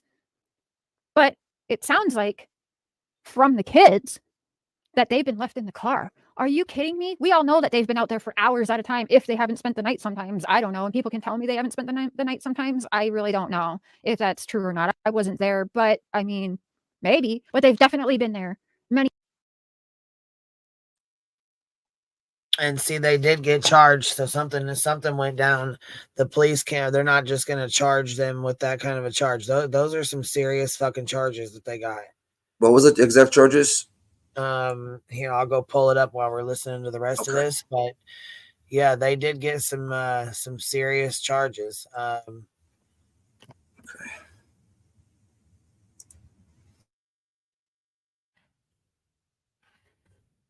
Yeah, they hold on 1 second, I'll pop it up. I believe I want to say child in danger, allegedly child in danger. I don't know for a positive. Let me go see. Yeah. Play it in I don't the, say something wrong, you know what I mean? But yeah, Exactly. it's pretty damn serious. I mean, unless somebody in the chat already threw it out there. They were living in their car. I think they had an eviction, Dawn said. Well, he said that they got an eviction, but he went and fought it and got it dropped or some shit. I don't fucking know. Something about getting it dropped. But his mom, I mean, the community post that he wrote is still up. Someone put disregard for life in the chat. Is that something that Yes, they that's what it is. Disregard for the life of a child. And they Jesus. both got it. She got it and he got it. So that tells me that they weren't just sitting around being good moms and dads cooking dinner, and they weren't doing what they were supposed to be doing. You know what I'm saying? There was obviously there was something going on. With no physical injury. So it's basically not taking care of the kids. Yeah, exactly. Well, and I mean, they didn't beat him or nothing like that, but yeah, with no physical injury. So yeah, they didn't beat him or anything, but they sure as hell didn't. They sure as hell weren't being good parents, So What a horrible situation. This is a horrible situation all the way around. and I hope they get the help they need. I really do. And I mean, because when they were clean doing their thing, from what we could tell, they were good parents. I mean, they still love their kids. You can tell they still love their babies to this day. Yeah. But addiction is hard as fuck. And if you don't have support and you don't have, somebody to help guide you to, you know what I'm saying? To want to do better in your life, it's really, really hard to do it on your own. And you are who you hang out with, so that's why they need to. There's no, they might need to. They need to go to a rehab separately and work on themselves, For sure. not both of them at the same time. I agree with that as well. Yeah. Yep. And I think Cher said that too. So I don't know if because Cher has a lot of, she's been through a lot of shit in her life too. So it kind of surprises me that, I don't know if it's because she's like tough love or she's showing tough love because she knows what addiction's like. She knows about her, with what she went through with her dad. Yeah. You know what I'm saying? She's been through a lot. And so she knows how things are, like with the system and with DCFS and CPS and stuff. All that. That's why I'm surprised she's being so tasteless about this. Yeah, because I thought they were all friends prior. Maybe there's bad blood there. I don't know. But I figured I didn't think she'd be this cutthroat about it, really. Like, with the underhand. But like I said, maybe it's tough love. Maybe she's ripping their ass because everybody else is being nice or whatever. I don't know. Here, we'll finish right here. Many times for several hours. How long were they left in that car for? What the freak? And why would you trust in that area leaving your children for any amount of time in a car while you're wandering that hill with Dawn and Candace, where Summer got taken from? And these two, Cam and Allie, they root for Dawn and Candace through and through. Somebody took that little girl. Oh, you guys don't even know. So if that's really your belief, why are your kids there at all? And why are they being left in a car? That is just wild to find out, by the way. Hold the fuck on. They said they never took their fucking kids there. No. They said they never took their fucking kids to Dawn and Candace's. They were asked several times if they took their kids there, and they said absolutely not. They only went when the kids were in school or when the kids were with their grandparents. I mean, what do we know by like other people that the kids came? What? And like from other, people in the community. That's the first time I've heard that. What first time you've heard they what? brought their kids. Oh yeah. No, I heard this before, but they said it was a lie, that it was somebody just making shit up. Gotcha. He's like, no, we've never taken, and he addressed it. He said, no, they have never taken their kids to Dawn and Candace's, that they went when the kids were in school or at their grandparents, or, you know what I'm saying? The sitters, like they claim they never took the kids with them. So people were saying in the car, they left him in the car.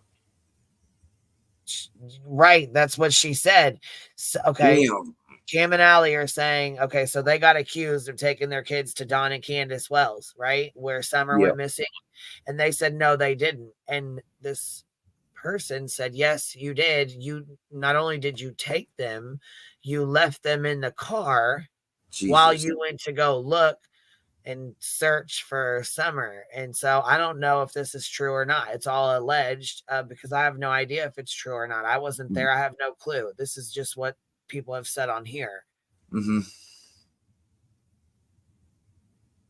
So I don't know, you know. Yeah. I don't know if it's true or if it's not true. But she's saying now that she found out that it is true. This is what Cher just said. Take that with a grain of salt for now. Yeah, so we'll keep listening. That is crazy. You guys, like, where to even start? But you know what? People are enabling them by giving them money. It's scary. It's sad. Every one of you who is a member, every month you are giving them money. That again is not going. Cam to this day and Allie still have well-known Cam, who's an old man, because you still got him hanging around. He's a known drug dealer. And also, Cam and Allie were very pissed off to find out that the kids were put into therapy. It was said that the kids should be put into therapy before the kids even were taken from Cam and Allie's custody, but Cam and Allie never wanted that to happen. Why do y'all think that they wouldn't want their children in therapy? I got an idea. Just curious. What do you think in chat? I'm going to run for 1 second, grab me a soda. But let's see in chat. Why do you think Cam and Allie wouldn't want their children in therapy?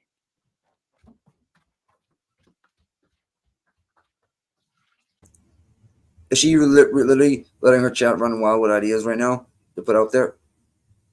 I'm guessing so. I mean, I don't know. I didn't watch this live. I'm watching it with you guys right now. I'm like speaking out loud. You know what I mean? Like, oh yeah, because I was gonna say I'm not sure, but I don't even know what the chat's saying. Shit doesn't show anymore. So Afraid they would talk. They'll talk. There you go. And that's exactly what people think. Wait, and when they found out they were in therapy, Cam's reaction was apparently, what? Oh my God, what? Yeah, like that should be a good thing you want for your children, especially when you're admitting that you got problems, and whether you admit it or not.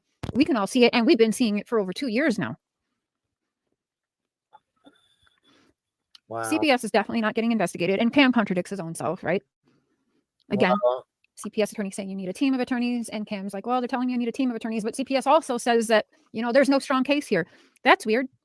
I doubt they said that on the same day Allie wouldn't piss, so you denied another. Mind you, they've been having to drug test since July, I believe. July 23rd. We're now mid-October. No past drug tests, people. So tell me they care about their kids. And again, the family were good enough to take them every time Cam and Allie wanted to run around and do whatever they were. But now that they seriously need help, whether they're going to admit it or not, but anyone with half a brain in their head can see that they need help. Which I agree. You can tell they need help. They definitely do. I agree with that. They do. But it's hard.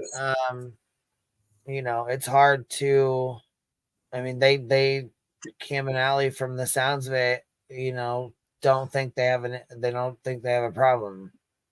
And let me put it like this: they've definitely watched this. Do you think this would make an active addict want to use? Yes, it would trigger them.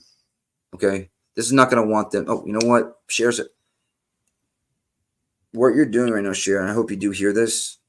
If you were in any type of scenario like this, which it seems like you were in some type of scenario, you might be an ex-addict like myself. You know better. You know right now that you could be triggering them. Like, why not put a positive message out there and tell people, hey guys, you might not want to donate right now because it could not be, like, why do this? This is petty as fuck. You're putting all their business out there so their kids can see it years and years later. Like, come on. Right.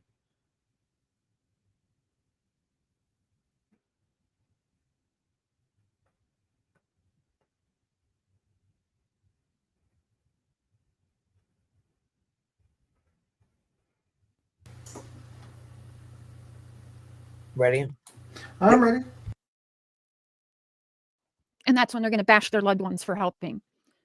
bashing them too because family members won't hand out money anymore. Do you know how many family members were so excited for them to start this channel and then slowly saw how they were declining to the point where multiple people, family members, close friends would all be like, why the hell are they making shit up? Why are they doing that? Why are they lying? To the point where it got like, it's hard for anyone that loves them to honestly watch it because they started lying so much that they're all like, what the freak? Like even close friends of theirs are like, why are they making things up? Like Cam's never been homeless. He's never lived in a box. Grandma is a millionaire, always made sure everybody had what they need. Now it did come a time where people stopped giving them a handout. Damn. Because it's pretty clear where the handouts were going.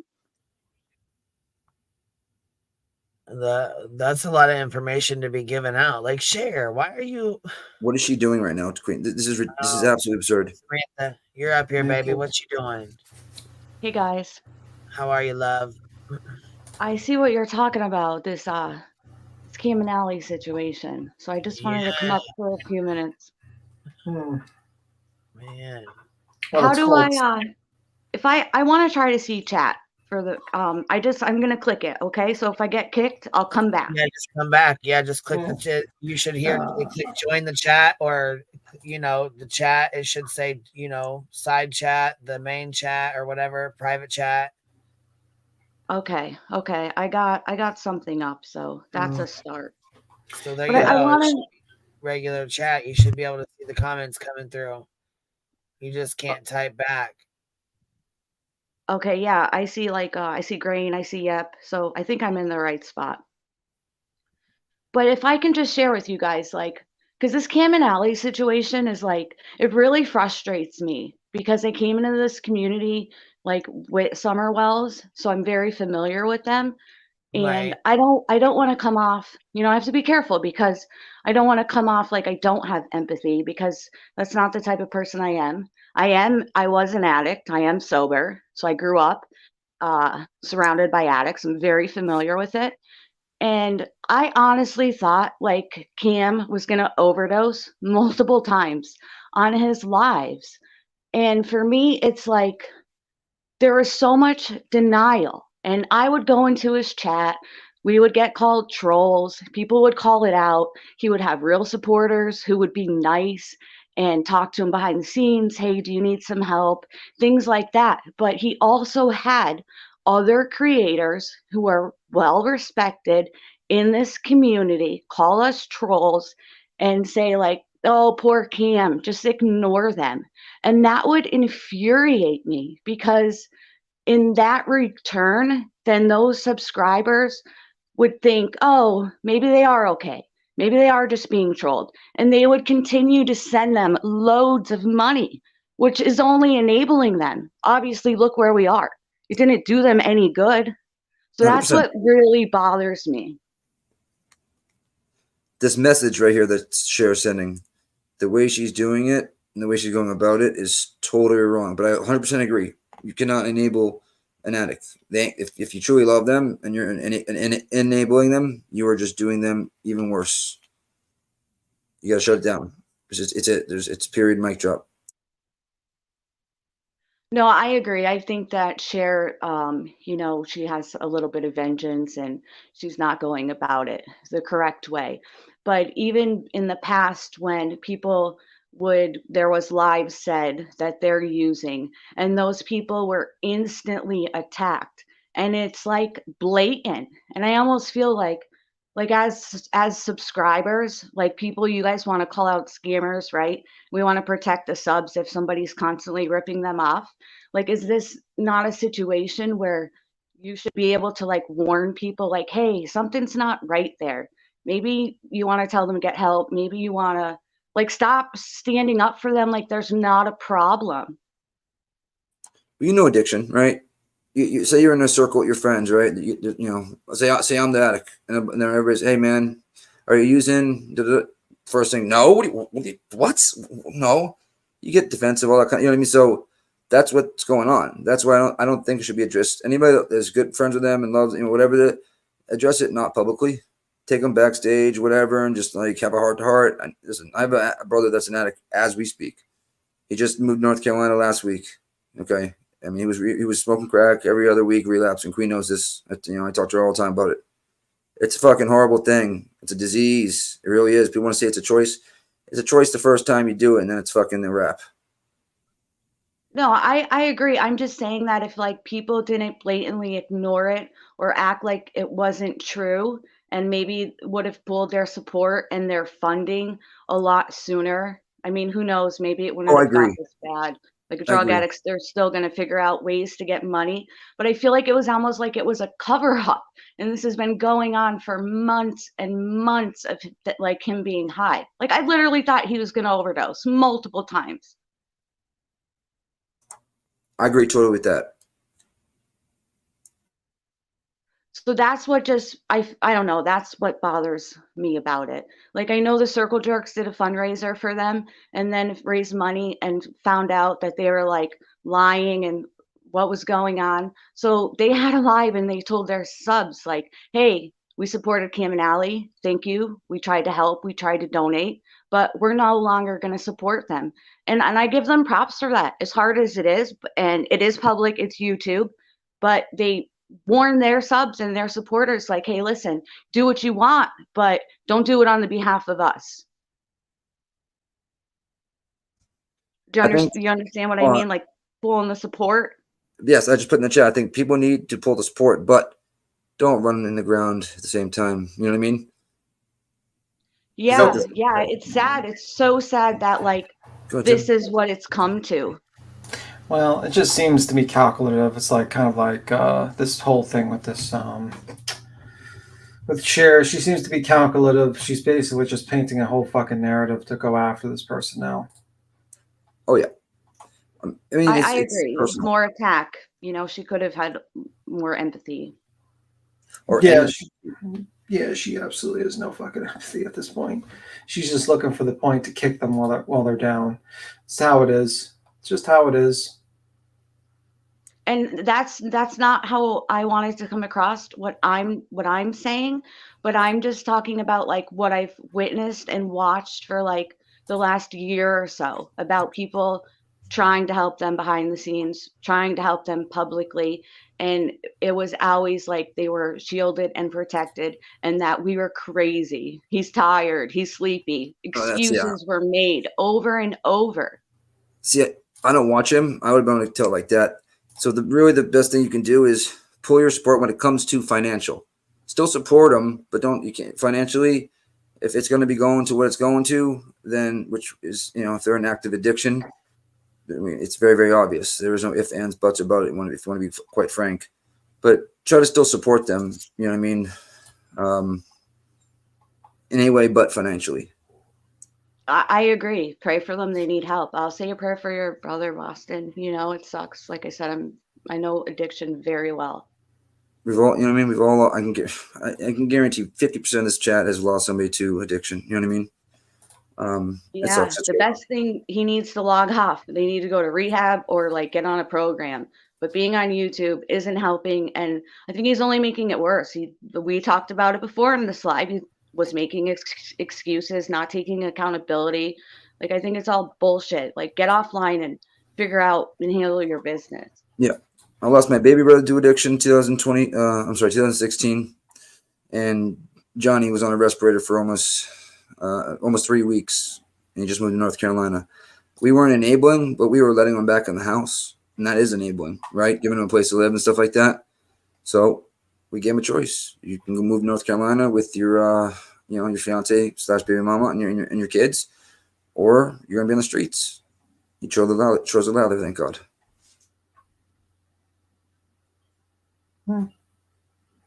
Yeah, it's a sad situation.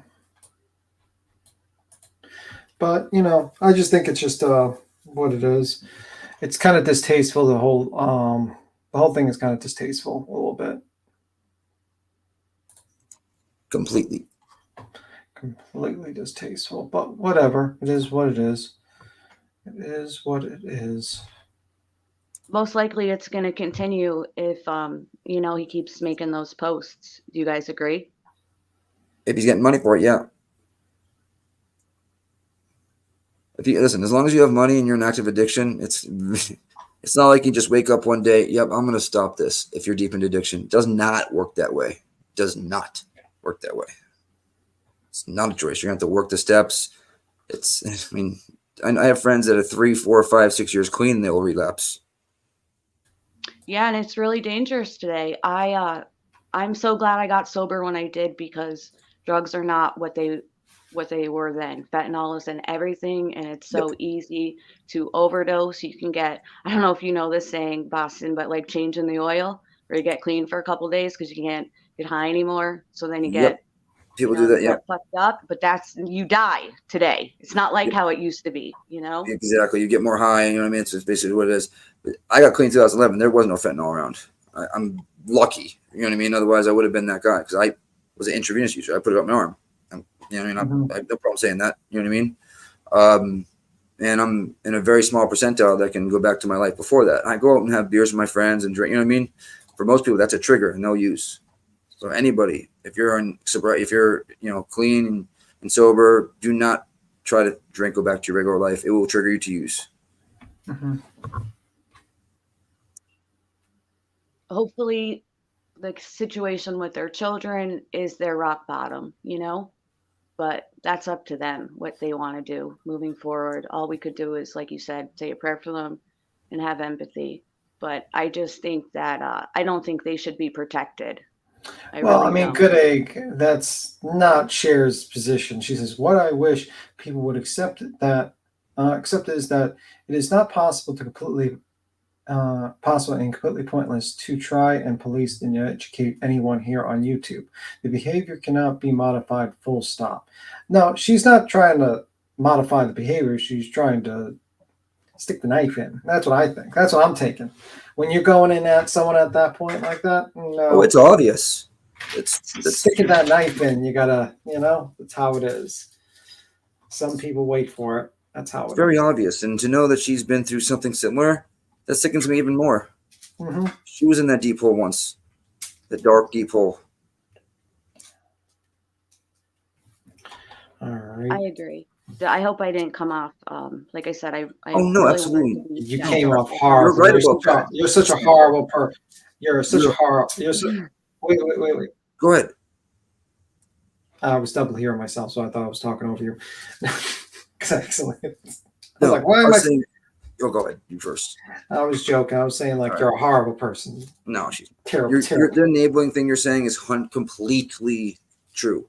Because when you enable somebody, you're giving them the means and almost the okay to go do what they're continuing to do. Enabling is the thing that keeps people, or addicts the most. People that enable, that don't put the foot down.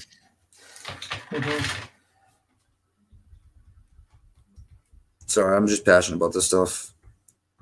Yeah, that's why I came up, because like I said, it's such a familiar situation with me, but at the same time I have empathy, but I was just frustrated because of watching this, for the last year and a half.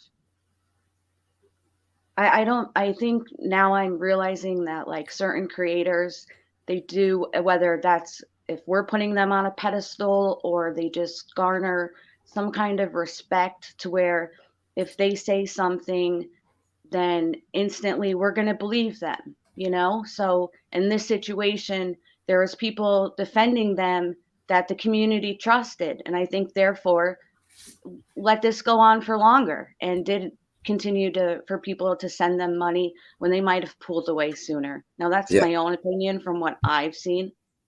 So. And I can guarantee there's people that are still supporting. They've never been through addiction. That's why, they're just tired. They're just sleepy. No. An ex-addict or an addict will tell you in a minute if they're nodding out or if that's something, you know what I mean? It's very obvious. It's to me, it takes me maybe 2-3 seconds when I look at somebody, if that. Yeah, I agree.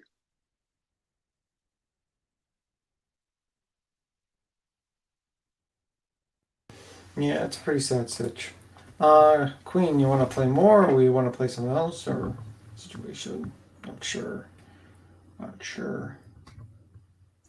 I agree, KCG. Who's the young lady on the panel? Just Samantha. Yep. Yeah.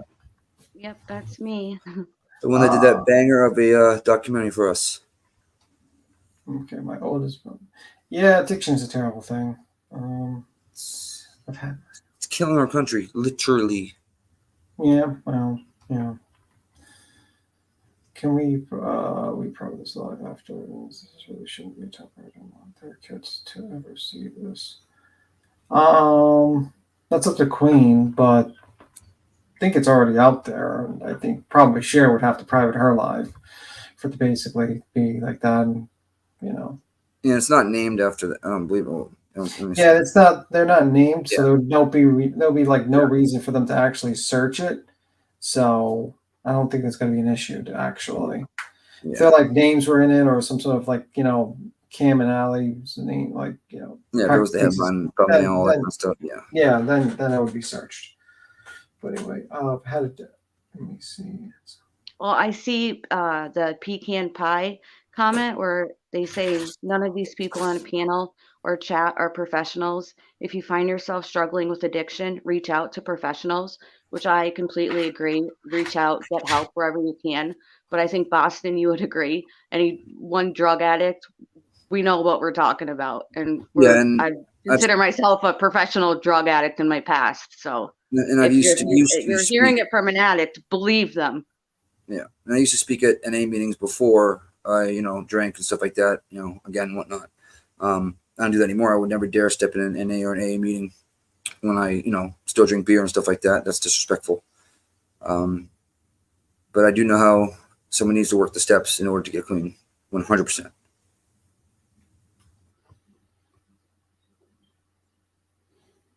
I think everybody sober is different. I think the steps work for some, they may not work for others, but absolutely.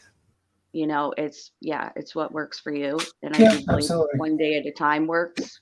You hear everybody say that, one day at a time, 1 day at a time. But if you follow it, even if it's 1 minute, 1 second, whatever you need to do to get to that next day, and then before you know it, you're there, and it wasn't that hard. Yes. Well, that's not true. It's hard and it sucks, but most addicts want to get right to that point where they're 2-3 years clean and their life's back to normal. You know what I mean? And they'll get a couple of weeks, couple of months, and they give up, or they fall weak and they end up using. It's not an overnight thing. It's not a couple month thing. It's years, and you're an addict for the rest of your life. You're a recovering addict is what you are the rest of your life. Well, let me just say, addiction, again, does not discriminate. Anybody can be an addict. I mean, we have addicts in our family through and through.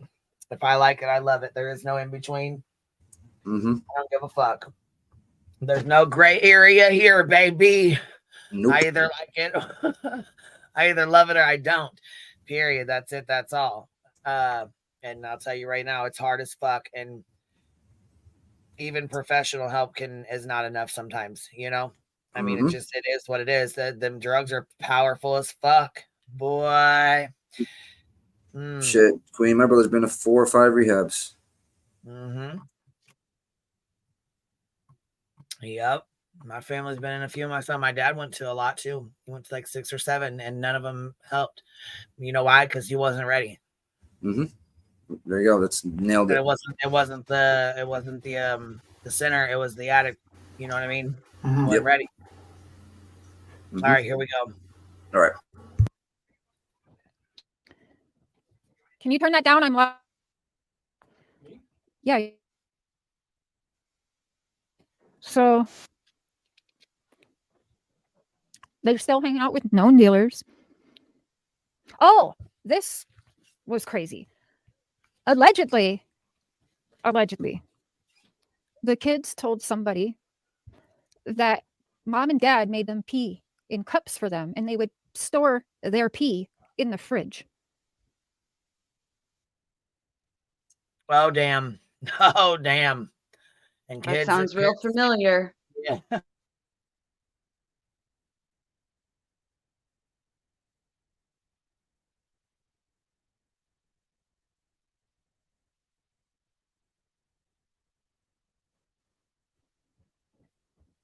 Hey, Bump Off. Yikes.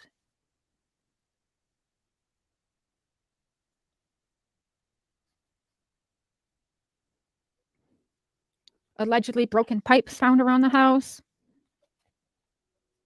And then, Cam, what I can't get is that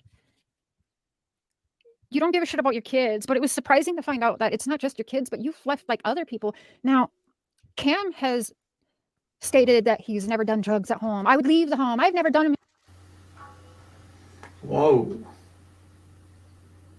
Yeah, where is she getting this information from? I wonder if she knows somebody in the family or something. Where the fuck is she? This is a lot of personal information. Yeah. She shouldn't say they don't care for the kids. I mean, every addict cares for their kids. They just care for the drugs more at that moment. Doesn't mean they don't love their kids, you know? 100%. But that was a low blow. Very.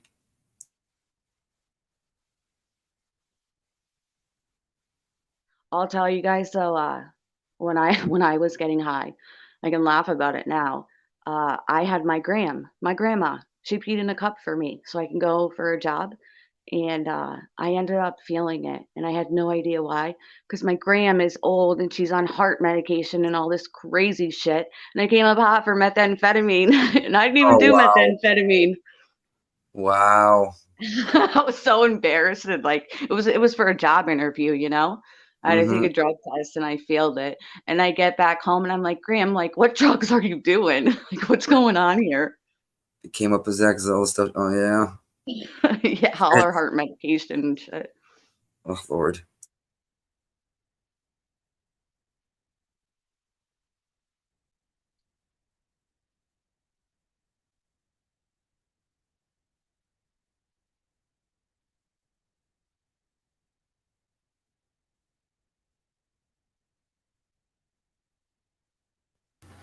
I guess we're waiting for it to be to play more, or She's probably grabbing Mountain Dew real quick. Hold on. Mountain Dew. I don't know if she's grabbing a Mountain Dew. Let me see. She will use this opportunity. That is what is sick. Someone else's addiction is absolutely wreckage in their opportunity. She knows how this goes firsthand. This is just sad. So her publicly putting out personal information is going to help? Question mark. Probably not.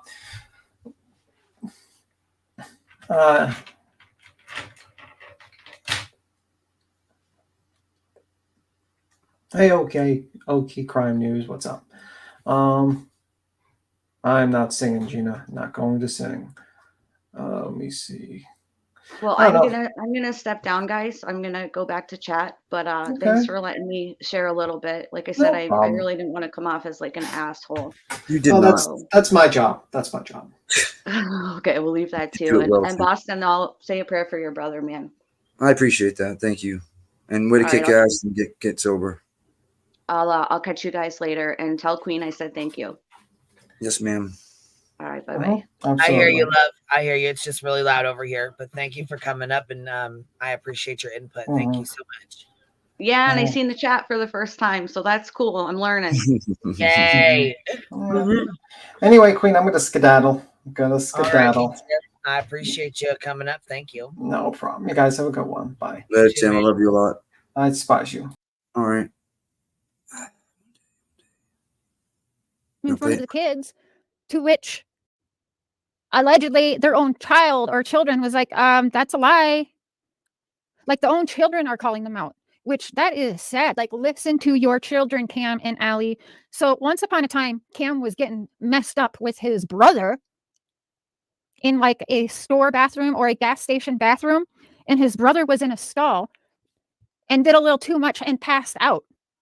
Do you know what Cam did? Do you think he called for help or pulled his brother out of that stall and called for help? What do you guys think that Cam did? Drugs, oh man, the hard shit. Like, I'm telling you guys, stop sending these people money. Oh, God. Shot after shot after shot. Taken.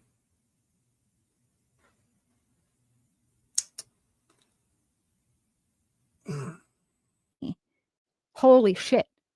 Anyone in chat? What do you think he did? You got it. Took his unlicensed self with the rest of the drugs and drove off not knowing if his brother was dead or alive in a gas station bathroom. And yeah, maybe it wasn't a gas station, but it was a store. Are you kidding me? We're supposed to think he gives a shit about his kids? Allie, how does that make you feel? So Allie, if you and him are doping up and he's afraid of getting in trouble because he's doped up too, Is he going to call for help for you, Allie, or is he going to get afraid and leave you wherever you're at?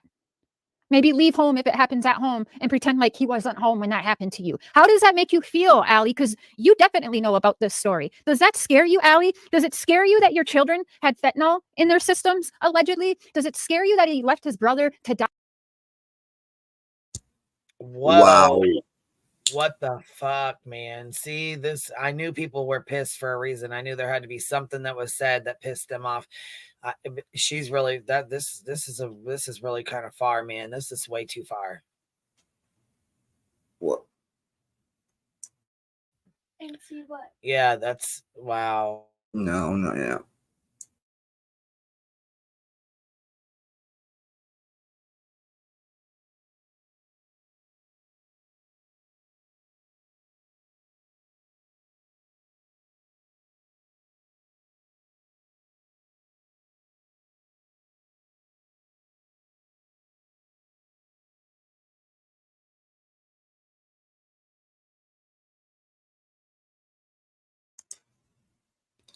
I can't believe she said that. I'm still processing it.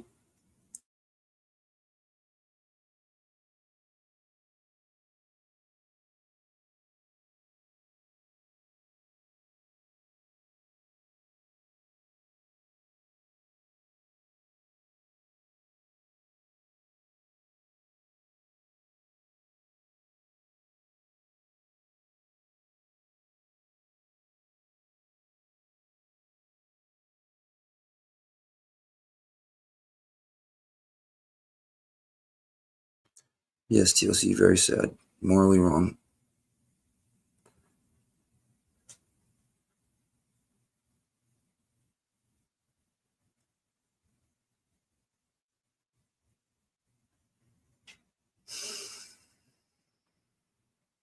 Hey, Tina.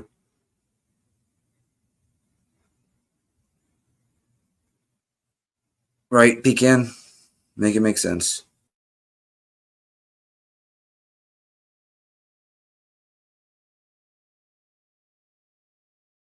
Die in a public bathroom stall and just drove off? Allie, do you think that he's going to give a shit about you? Because we're talking about his own children and his brother. Do you think he cares about his wife? I hope to God you don't overdose with him, because you aren't going to get help. He is going to leave you there just like he did his brother. Allison, wake the fuck up. You do not need Camden to get yourself help. You could be calling for help and getting your ass in a women's shelter and getting your help immediately. Wow. Holy fuck. I'm stunned right now.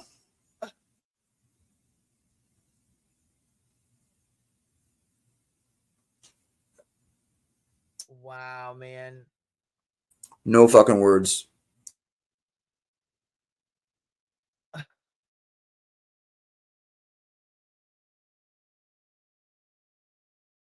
I would be look, that's foul as hell. That's way too fucking far, man. That's fucking way too far. You're talking about allegedly, him allegedly letting his brother overdose, and this is too much. This is way too much. This is way too much.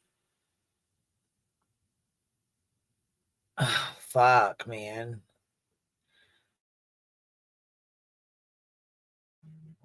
I wasn't ready for this. I really fucking was not ready for this. I didn't know. Yeah, you cannot force somebody into sobriety. You just can't.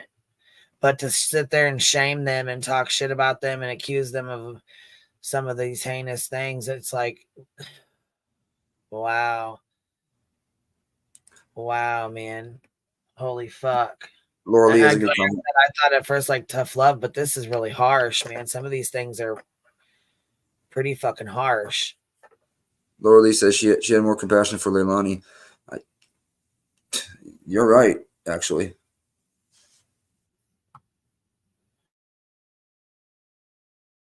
But you're so damn codependent, you're both going to die together. You should be thanking your family for keeping those kids safe, healthy, fed, and mentally healthy and getting them all the helps that they need. Doctor's appointments, mental health help, food in their tummies, bikes to ride around on, toys to play with, park outings, and all of the fun things. Now, I think Allie, if something happened to Cam, would definitely call 911. Allison, can you be sure that your husband would do the same for you? Because there's no helping Cam. Cam doesn't want to hear it. Cam doesn't know he has a problem. But once upon a time, Allison, you wanted him to stop this before you got dragged into it too. Did it feel good to see those babies get one hug and be told you don't get to see them today? I mean, she's going through some of the worst times of her life, but like with this, and I don't think shaming her is going to make anything any better. Shaming her, you know what I'm saying, and making her feel bad about not being able to hug her babies and spend that time with them. I think that's, you know, triggering. That's going to make someone want to use. It's going to make them feel worthless, like what you're trying to do right now, Cher. Oh, man, dude. Oh, I didn't even see that. I'm sorry, McKenna. I've heard Cher go off on other victims' families, like calling Shanann Watts' parents greedy, so I'm honestly not surprised right now at all. Wow, man.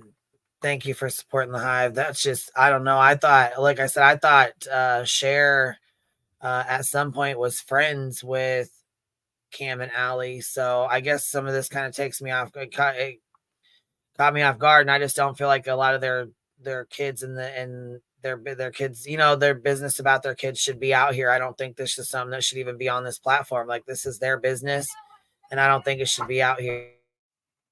Facts. What is she thinking? And you're right, MS. This can never be unheard. Right there, right. This will never be unheard.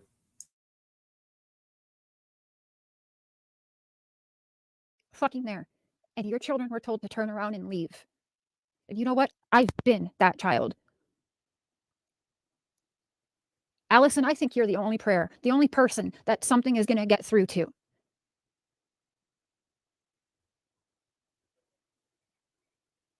Next time you're allowing your husband to dope you up, or you're doing it all alone, whatever it may be, ask yourself, is this the dose that I'm not going to wake up again from? If something bad happens, do I trust my brother who left, or my husband who left his brother to die in a public restroom? And I don't have my kids here either because, well, we know what happened there. Do I trust this man with my life? I don't think so, because he doesn't give a shit about. You're disgusting, Cher. That's for me, Nick. You're disgusting. What you just said right there, that's disgust. Ooh, I'm muting.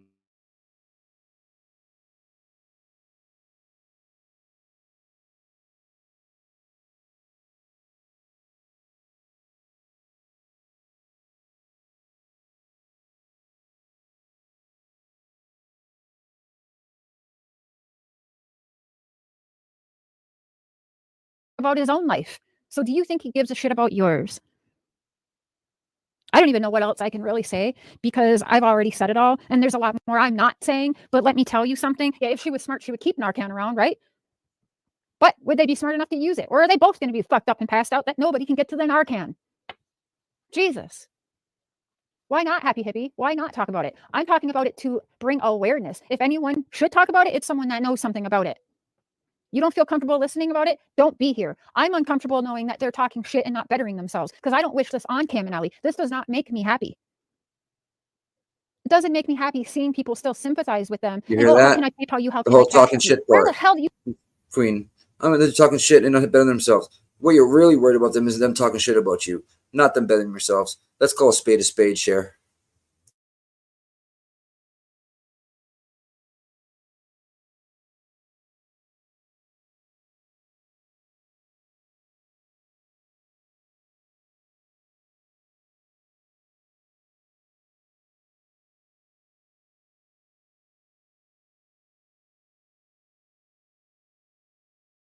You think that's going. So I don't care that you don't think I should be talking about this because that doesn't matter to me. I am talking about this because I'm hoping to God somebody somewhere gets through to one or both of them. And I unfortunately don't believe it will be both of them. But I have faith that maybe Allie, you know, mother to mother Allie, who's been in these shoes, Allie, walk out that door, and since you're the only one with a license, drive yourself to the hospital and say, I need help. I can't get the help at home or around my husband because he can't help himself right now. And I want to be a mom again, and I want my kids back. Help me. And I think that's all I really got to say. There's nothing else I can say. I am. I don't think it works like that, though. I don't think you can just walk into a hospital and say, help me.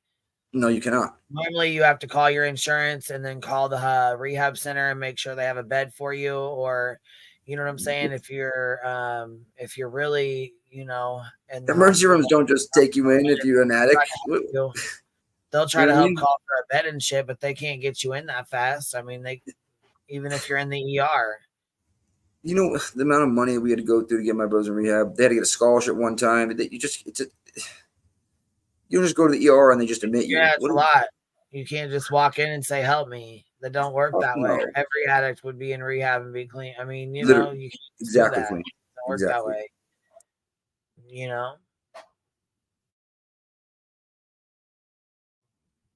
Damn, this is pretty fucking bad. It's way worse than what I thought. I mean, I didn't think she was going to be this hard. Like, you know what I mean? I didn't think she was going to go that hard on him. The way she said it, the way it's for me, it's a 10 out of 10. Horrible. Disgusting. We got a little bit left. I'm going to finish it real quick.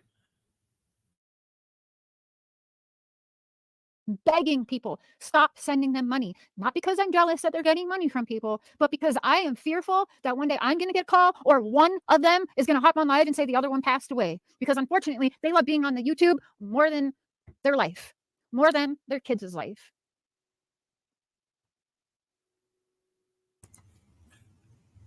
And you can do it. And it's not too late, Allie or Cam. It's really not.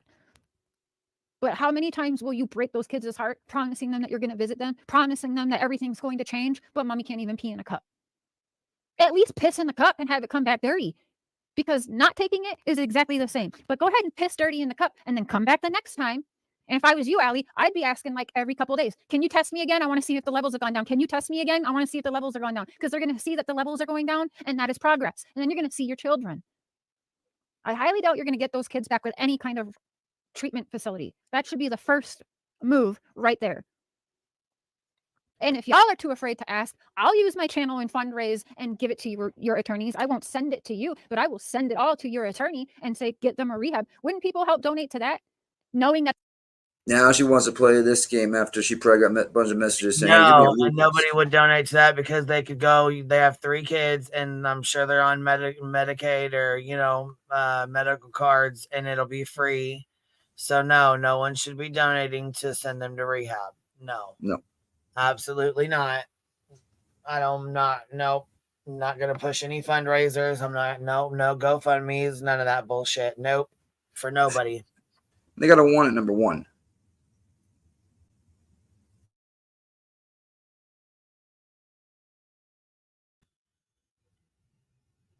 I mean, they got to want to get clean. Right. It was going to in this, no GoFundMe's, none of that. Nope. Somehow out of Cam and Allie's hands. Cam and Allie, you could have find a third member person that y'all trust or whatever. Again, set up a fund with your attorney and say, listen, I've got people that are willing to help us, but if that money comes into our hands, it's going in our veins or up our nose. Okay, so figure it out. Use your platform to help you fund to get help. But no way that money should be going to your bank accounts or in your hands. Because again, we know exactly where it's going. Fuck, Cam's barely got any hands left. What did she just say? Fuck, Cam's barely got any hands left, or he barely got his hand left. What happened? She's done more veins. Did what they do, take on his fingers or something? What happened? I don't know.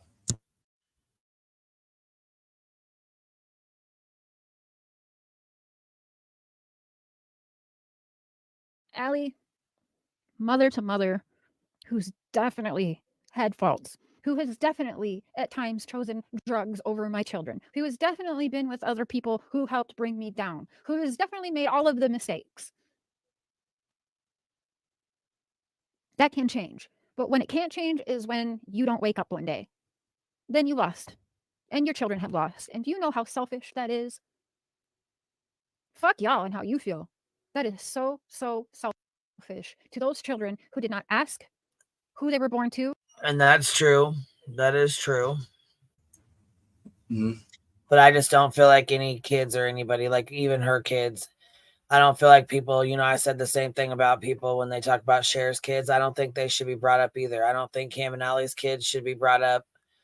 I don't think anybody's kids should be brought up here on this platform at That's all. why I've not been like, oh, Cher did it. Nope, not going to do it. Because what you're doing right now, Cher, is wrong in every way. And you know that. You have to know that.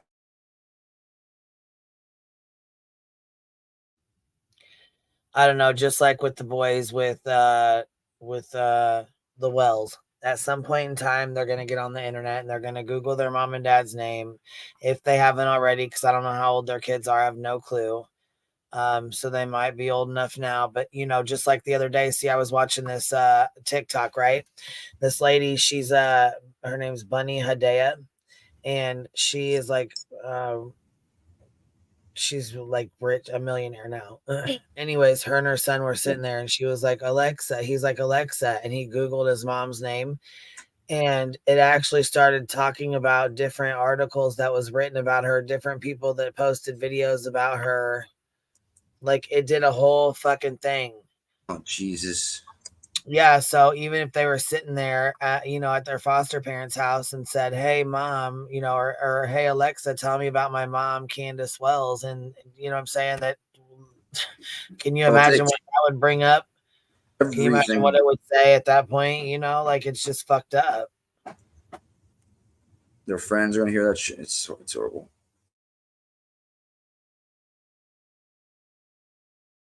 They didn't ask for the situation, but you know damn well that they still love you and they want their mom and dad. Well, hell, if that is not enough for you, Allison, then me talking to you definitely won't do a damn thing. I really hope that you get help. I hope you both get help. But Allison, at this point, I'm speaking directly to you, mother to mother. You don't need to get help at the same time. You need to help yourself. Fuck worrying about each other, because you guys can't even worry about yourselves. But Allison, I don't think you're that far gone yet. You can do it, Allison. And you could have a whole army of support of other women who have been there uplifting you through this. No, I don't blame Cam. Don't get that twisted either. But when those things take hold of you, they change you. Cam is not the Cam that was born into this world. And he goes, I hear what you're saying, but you don't blast somebody on a public platform. That will make somebody want to. I mean, what do you think they feel after this, right? Horrible. They hate themselves. What do you think they're going to do after that? As an addict, I know. No matter what, I'll be an addict for the rest of my life. Recovering addict.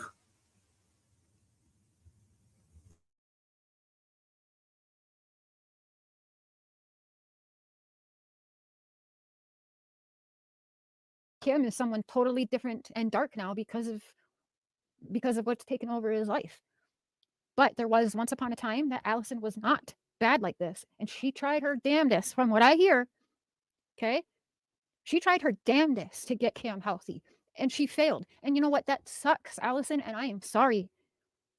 That sucks, and I am sorry that you tried your best and it didn't work. And it was probably easier to just join him, because you know what? That brought pain on you too, and I get it. If anything, I would consider my talking to y'all some tough love. But then again, I remind myself, if you're not going to give a shit about those beautiful children that you birthed, knowing they love you, they want to see you, and that's not going to help you change, then I can't. My voice can't. You call that tough love. Fentanyl's no joke. Heroin's no joke. The meth is no joke. All of these things you're doing is no joke. It's dangerous. Shit. Before you even get your hit one day, just from touching it one day, you might die. You gotta love somebody first to be able to give them tough love. Let's put that one out there first. This was not tough love. This is you belittling their situation. Yeah, it was really shitty. It was really shitty. Now I see why people were so upset. You know. Yeah, I get it. Yeah. That was a lot. That definitely was a lot. I was happy as fuck. Got my blood going.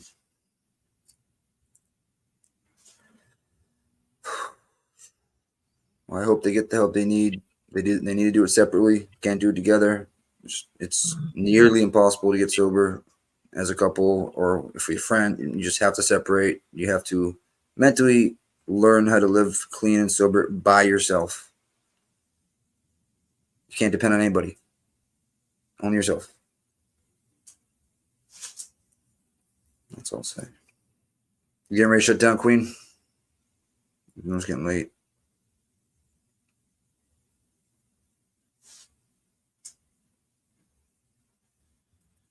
Yeah, here in a few I will be. I just hold on. What did Cher feel that way when she left her babies and skipped the country? I don't know. That's what people were saying. They were pretty upset because they said why was Cher speaking on it, and who did she think she was speaking on it, and all this and that, and that was some of the references that they had made. And I get it. I wouldn't go there because it's I just, you know, what she just did with the kids thing is basically, you know, not saying what that comment is doing that, but you know what I'm saying, Queen. Is this you? He yells, is this you? Hello? Hello? Oops, I have my Photoshop picture. I didn't mean to. Oh, no, that's okay. I just wanted to make sure it was you before, you know, that was somebody trying to get my ass. No, I just had a question for Nick. Oh, okay. And it's an honest question. I was lucky enough to be born without the addictive gene, but my family, I have had really bad addicts in my family. Yeah. So once, because the one that was closest to me. Wait. What addictive gene? What do you mean? Well, because I know some people. You don't have the addictive personality, you mean? Or No, I think there's a gene. I think I'm not a scientist, and I'm just going by families. Like the mother may It's your not. gene. It's the kids growing up seeing it type thing. No, I don't think so. Because neither my mom nor my, I don't want to tell my personal, but the parents, neither were addicts. I mean, didn't even drink.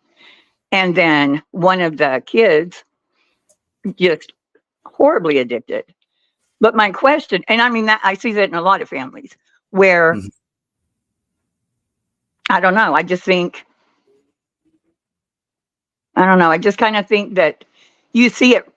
Maybe it is, Nick, but my question isn't that. My question is, once you go to rehab and you become clean, what I don't understand is why do people go back? Like they can do it 3 or 4 times, 5 times. I've never been to rehab and I got clean. Oh, you haven't? My mother, no, my brother said, so I can speak on this. I took Suboxone. My mother put it under my tongue for a year and about 2 or 3 months. And she sat in the shower and she hit her head and she passed away. And my therapist at the time, you know, just thinks that, you know, I'll never disrespect my mother and go back to music. Never relapsed once in my entire life on everything I love. My brothers, on the other hand, they were doing great. They were 2.5 years clean. Casey was about almost 2.5 years clean the day he overdosed. He went into he was staying in a hotel with his girlfriend, went next door to like a 7-Eleven gas station area to get some like Gatorades and whatnot. And some kid, you know, asked him if he wanted something. And he said no the first time, supposedly. He went in, but as he was walking around the 7-Eleven grabbing stuff, obviously his brain went to that. He pulled cash out, got it, went back to the hotel room, went in the bathroom, did what he did, lay down in the bed, never woke up. It's a trigger in people's brain. You know what I mean? It is Well, what it isn't is. it like, and I just thought of this when you were saying that. I do have a friend that had, was doing the Suboxone, and she said what it is for her is the endorphin rush. Like, you don't feel that when you're just, you know, you're not high, you're not taking anything, and you kind of feel like you can't live without it at some point. But then you learn. Suboxone has naloxone in it. That's an opiate blocker. So you take Suboxone, you can't get high if you wanted to. It's got an opiate blocker in it. Now, those are addicting as well. It took me a couple of years to get off that. And then I got onto Subutex, which doesn't have naloxone in it. So, you know what I mean? I could have got high any time of the day, you know what I mean, on that. And I'm almost off my Subutex. Almost. And I'm 12 years off opiates. Wow. Yeah. Now, my friend's been on it, on Suboxone for many years. It's a maintenance drug. If you need to be on that the rest of your life to stay clean, I've endorsed Right. that 1,000%. Don't abuse it, but I endorse it 1,000%. Yeah.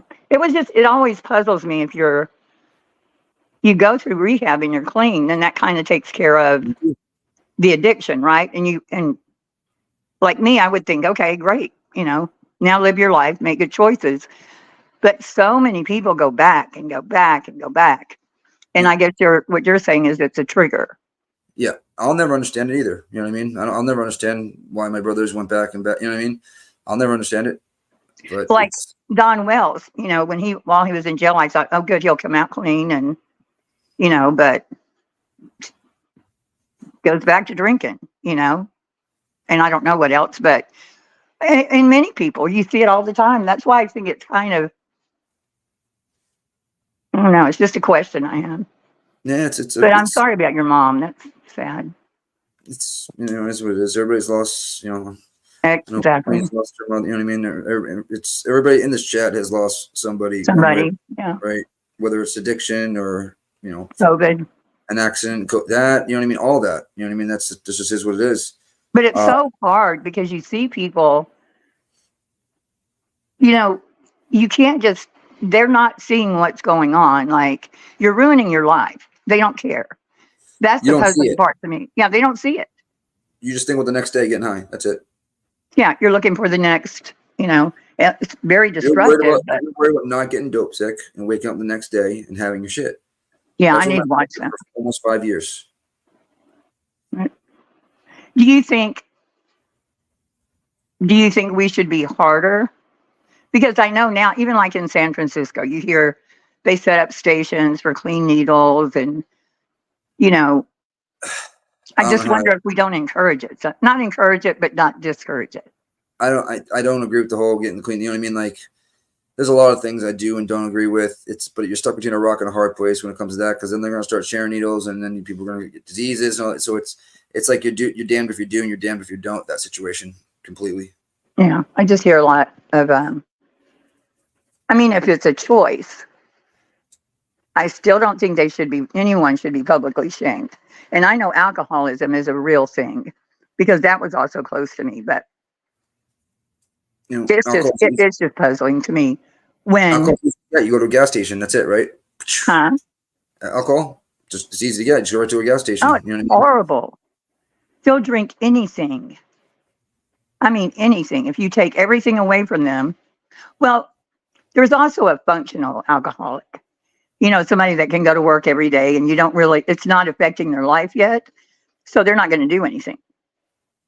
It's the truth. Also functional addict. You know what I mean? No matter what, I'd have enough fucking painkillers to get to Friday to my paycheck. You know what I mean? But I was look at Bryce Limbaugh. He was doing like outrageous amounts of drugs and had that show for years. So I looked in the mirror and thought nothing of myself, right? And once I got clean off opiates, when I gained all the weight back and everything, and seeing pictures, I was like, wow, how did I not see that? I look like I did friggin' Schmeagol, like on the real. Like, I was $165. I'm 207 right now, I want to say. I was $165 at my lowest. 6'4", beanpole. And I'm still a thin guy, as you guys know. There was nothing. Sunken in eyes, freaking ugh. But when you started doing the Suboxone, you had a life, right? You could go to work. There was future. I was then hanging out with my regular friends again, going out. For 3 months, I just kind of stay at home, watch Netflix, and and did that thing. And then I started going with my best friends again, who aren't addicts. They drink and they smoke herb. And then what I did is, and I do not take this advice whatsoever. For me, I went back to my normal life, or my life before addiction of opiates, and I'm able to do that. I can drink and not have even a thought of a painkiller. You know what I mean? It's just not it's not there anymore. But my doctor said I'm in a 5 or less percentile of ex-addicts, ex-opiate users that can drink and it doesn't trigger them to use. Well, maybe it doesn't trigger them, but it lowers your ability. It lowers your, like, sober, you can say, no, absolutely not. I'm not doing it. hand in You get hand. That's drunk enough and you might do a line, you know? that's like hand in hand, basically. You know what I mean? The trigger is basically drinking, you know what I mean? Which will Mhm. make you make a stupid decision to use, you know what I mean? Oh, Yeah. no big deal. Let's do it tonight. You know what I mean? I won't do it tomorrow. Next, you know, they're on a bender for 2-3 weeks. They fucking pissed fucking 7-8K up a rope, and they're fucking 20 pounds lighter. Yeah. It's just, I don't know. I mean, I know of a woman, a younger woman, that's had like 4 kids. All of them, she's lost all of them. They took the last one away from her in the hospital, and she did a line of something. I think it was, what is it, methamphetamine off the table in her hospital room. I mean, that she cared about that. And what puzzles me about her Jesus. is she's been to rehab so many times. She knows she's lost those kids, and she doesn't care. It's sometimes there is no The help. drug is that powerful. Oh yeah, they love the drug more than anything on earth. It's the same with alcoholism, though. It's all bad when it comes to addiction. Alcohol and Xanax are the top 2 to kick, hardest to kick when it comes to detoxing. It can kill you. Yeah. Literally kill you. Well, You can't that's what cope I'm with it. saying. When I said I don't have the gene, what I mean is I've done coke a long time ago. I've done Xanax. I've done what they used to call it, like Mandrex, I think it was called. I mean, I've done all that shit. I have Xanax Quaaludes? right now, and I want one like every month, probably. So I take just a don't have it. quarter every day, a quarter every day for my anxiety, and Linzapro, and then I'm almost off my Subutex. And then, again, I've been 12 and a half years off opiates. But I Do you wanted to think make maybe sure you that just liked using them? I mean, maybe you just liked doing it, and then you could just stop because it wasn't as hard. it's in your system. So like I try to get off it right away, and you do detox off Subutex and Suboxone. So that's why I'm weaning. Yeah. Oh yeah. That's why I'm it's a weaning detox. Okay. Yeah. Yeah. So that's why I've been weaning myself off. I think in another 6 months to a year, I'll be totally off. But yeah, I know the withdrawal there's no from Xanax can kill you. It's what I've heard. There's no naloxone in Subutex, so I could go right now and get high. Mm. An opiate blocker. Suboxone has the opiate blocker. That's what I think people should be on, in my opinion. And it's like so expensive. The Suboxone is, I know. It was like she was paying $500. Jesus, no. My doctor Yeah, used well, to she didn't have insurance, so. Yeah, neither do I right now. And especially then, I just got rid of my insurance. But back then, my doctor. Well, I think after my doctor visit was about $150, and it was like $60 to fill my Suboxone. I used to look, try to find cheaper prices for her. I mean, it may be different now. This was a while ago. I think Suboxone is a lifesaver. It Yeah, really is. it is. And it should be given out just like they do the Narcan. It saved my life, and I know it saved a lot of my friends' lives. Yeah. So I know it saved hers. I mean, I watched her. There you go. Well, why don't more people do it? I just don't get it. Especially if they can see what they've done. For me, it was a slow transition. Like, it was me and my ex-girlfriend, Carissa. No, I'm not doxing her. I think we were 19. Well, I was 19 or 20. She was 18. She was 2 years younger than I was. And we went to my buddy's house to grab some herb and I think a Zanny. And he didn't have them. But he said, I got these blue things. They're called Roxos hats, Roxy's. And I'm like, oh, okay. We split it in half. And then we had about a 15, 20-minute drive to my house. And we were itching, I was itching my face off by the end of the freaking ride. And unfortunately, we both loved it. That was all she wrote. That was it. Mm-hmm. That was it. But don't you not love it after a while? I don't know. Really, what I've heard is, yeah, you like it at first. Time I first. did it, I took 3 Vicodins a year and a half or 2 years prior to that. 3. I made my buddy take me home, told my parents I was dying. My heart's beating a mile a minute. My dad gave me a Klonopin to calm me down. Went to sleep. I would have never thought I would have picked up a painkiller again. If he would have told me that Roxette was a painkiller, he didn't tell me it was. He basically said, just like a Xanax, is what he said to me. And I would have never taken it. So, but. Wow. I wouldn't change a fucking thing. I'll be that honest. Wouldn't change a fucking thing. Well, and you have experience that you can share. Yeah. You know what I mean? True. That's very true. Yeah, because it's hard for people to understand. I mean, even when Again, like my very close loved one, I just couldn't do anything. You know, and she had enablers that, you know, if you'll do this for me, I'll give you a couple of these. Yeah. You know, I'm sure there are people like that everywhere. And remember, South Florida was doctor shop nation. People were flying down. You go to 1 million doctors all in a week. You can go to 5, 6, 7, 8 doctors. That's why people are dying right now, because they connected the computer systems, right? So you only go to one doctor a month. People run out of their shit. Fentanyl hit the streets. What do you think happens? That's it. People don't want to take fentanyl. They have to. They're trying to get a bag of H, and it ends up being fent. Well, that's and I've never even seen H in my life. That's all. What is H? That guy was. Is H heroin? Yeah, I Okay. just received. Yeah. Yeah. Never seen it. Never seen fent. I think, like I said, I think Samantha said the same thing. We got cleaner, you know, earlier in life, whatnot. Thankfully, I did, because I never came across that stuff ever. You know what I mean? Pecan pie just reminded me of something. Go ahead, and then I'll tell you. No, I said, if would I have done it? Probably not, because again, I was responsible. I was always scared of it. I did like little amounts because I was always scared of it. Like, I'm a very OCD person as well, so that's why I was the most weirdest addict ever. Like, I should never have, you know what I mean? But I was, you know what I mean? It, like I think Queen said, it does not discriminate. You could be the best person on fucking earth, Right? And, Yeah, you know, I just kind of think it's a, I don't know. It seems like a, I don't know, but I was gonna, before I forget, because I forget everything. Pecan pie was talking about her Chihuahua. I have another close friend that eventually died, but was addicted to, what is the patch? Is that fentanyl?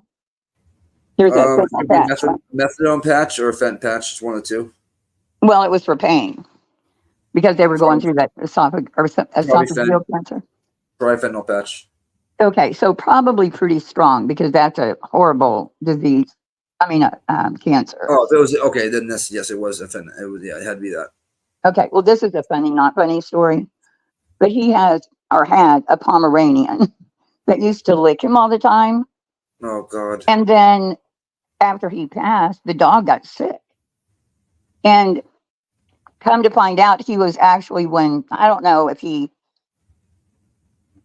gave him something for the times he wasn't doing the patch, but he knew the dog got addicted.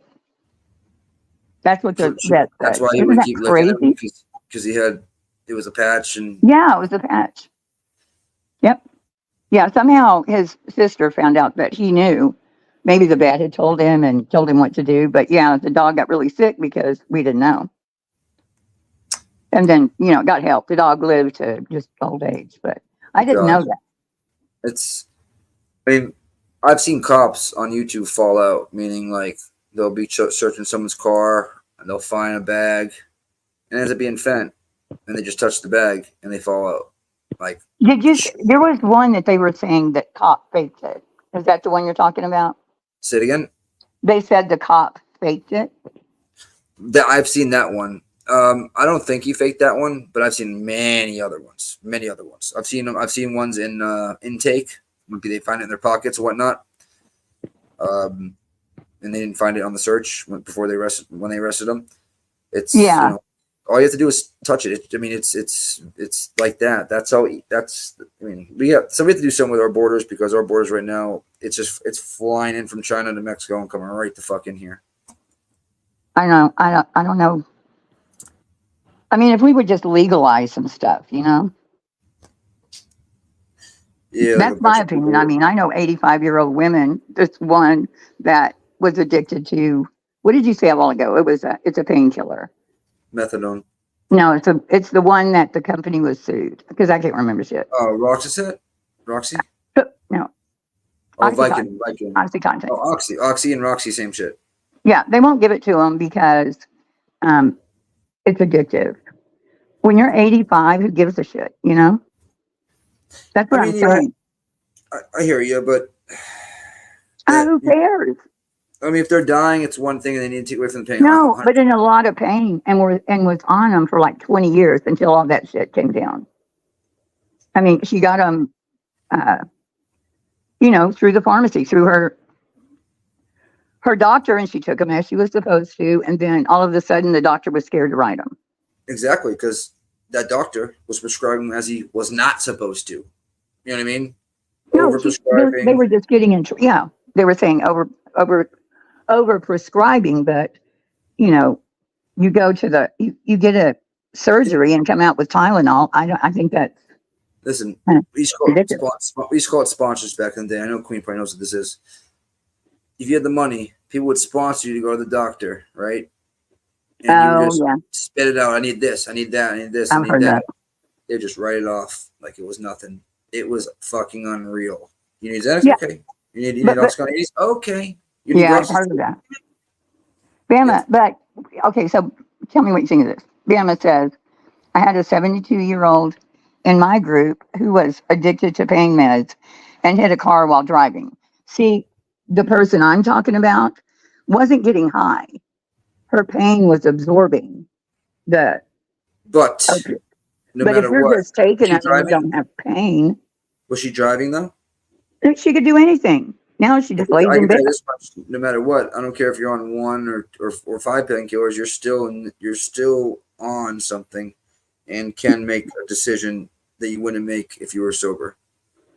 Right, but you see what I'm saying? When your body is absorbing, like you have pain, and the opiate, the pain absorbs. Just because you have pain, don't make you ain't gonna feel Right, good. but I never saw her high. I never Well, that's saw her. because you always saw. That's because you always saw her like that, probably, right? Now I just see her in bed. You know, But I don't know what is the choice that you Did make. you? No, I'm saying, did you ever see her off painkillers? Yeah, I've known her for like, I don't know, 40 years, 50 years. Was she different off No, painkillers?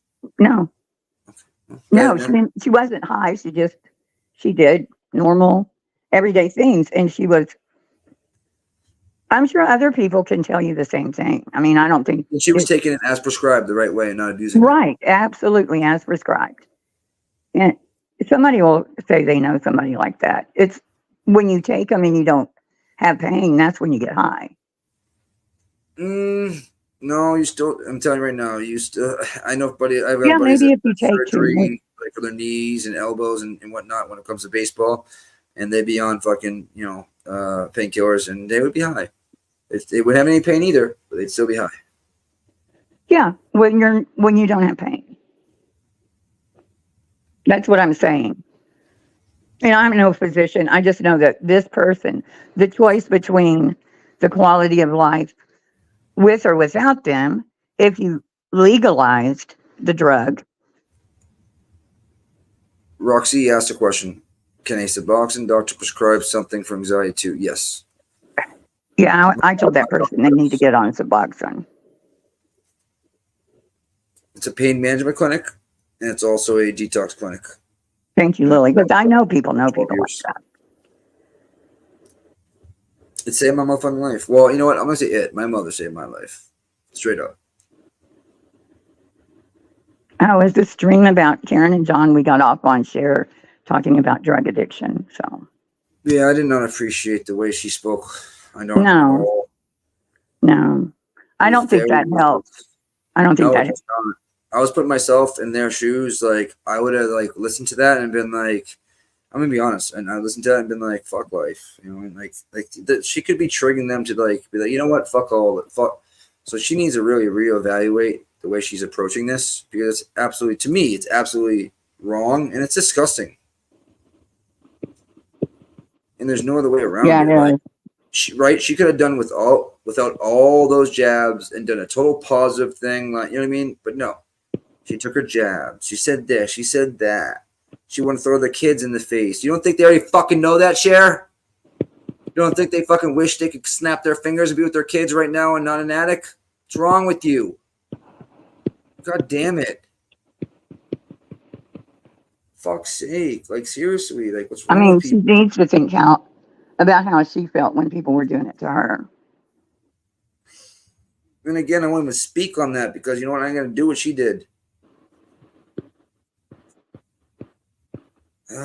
So ugly. Well, I thought, I used to always think, well, Cher's high and everybody knows it. I mean, I just thought it was just, yeah, okay, Cher's high.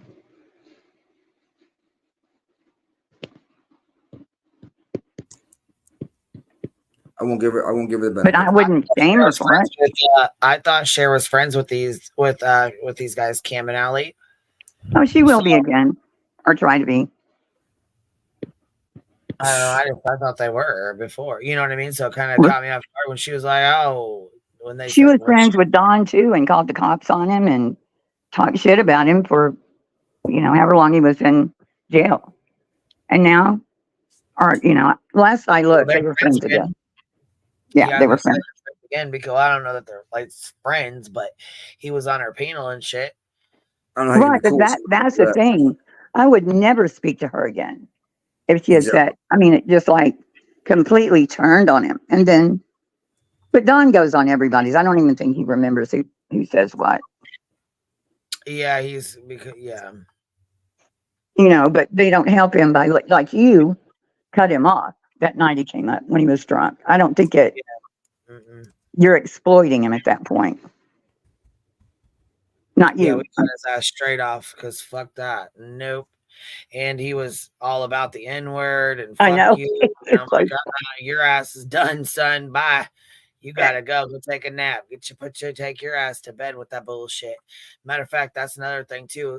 We were live last night, and Rowena was telling me about traders doing this troll, and she was just cracking the fuck up, laughing her ass off last night, right? Well, then somebody told Jenna that we were talking shit, so she came over here and was trying to explain some of the stuff to us. Anyhow, Nicolina had came by. Purple. Anyhow, they I guess these girls have been going back and forth at it for a little while. Yeah.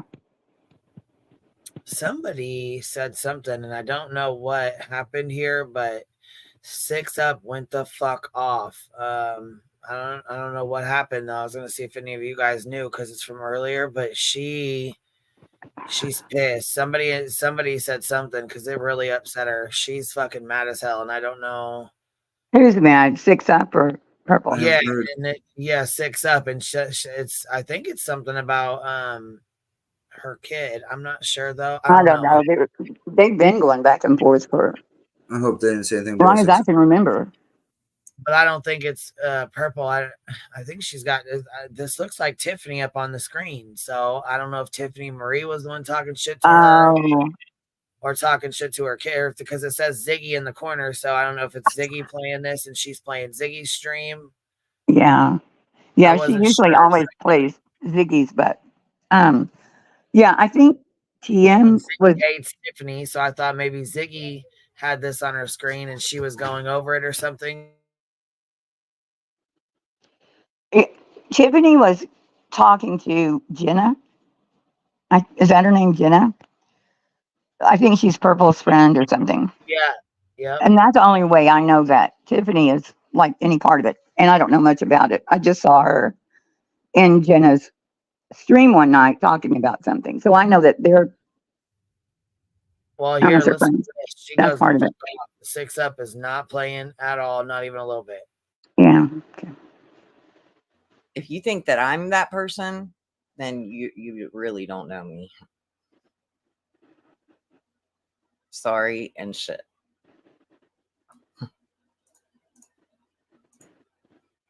On a dime. They were posting shit like this. Like, okay. They were posting after their tongues, okay? Their tongues in Tiffany's chat for me to, I'm not even going to say the stuff and making it sound like, let me just be clear. Even if that's what I wanted, it wouldn't be a bad thing. When you associate gay with bad, that's derogatory, you dumb fucking bitch. Oh, man. So what was that? Tiffany, who was? I don't know, but I can say this. There's no love lost between 6 Up and I, but I watched her streams for probably, I don't know, a year. Her son, I think, is trans, but I never saw her talk about other people's kids. But then, I don't know Purple either, and I never really sat in any of her streams. So if somebody's talking about another person's kids, I never saw that there. And she was mostly streaming I'm not Ziggy. sure if it was Ziggy playing Tiffany's stream and then she was reacting to it, or someone said something about her child. I wasn't sure. I didn't know if Yeah, well, that's her son, I believe. Anyway, I don't know if that's who they're talking about, but she would defend her child, I'm sure. Well, yeah, Yeah, they I said mean, why do something people about get so putting tongues. personal? See, okay, so I thought when she said something about putting tongues in the chat, I thought that they were basically putting tongues in the chat towards 6 Up, saying that she, you know, like was licking the kitty cat or something. You know what I mean? Like tongues in the chat, you know, like Look at the so. kitty cat. Yeah, so I thought that's, and then you know what I'm saying. And then she went the fuck off. So I wasn't fuck. I have Her no son idea. is awesome. I've heard him on there. Yeah, I don't know why they would put tongues for 6 Up. I mean, that's weird. I don't think it's anything to have a war about. Why do people get so personal?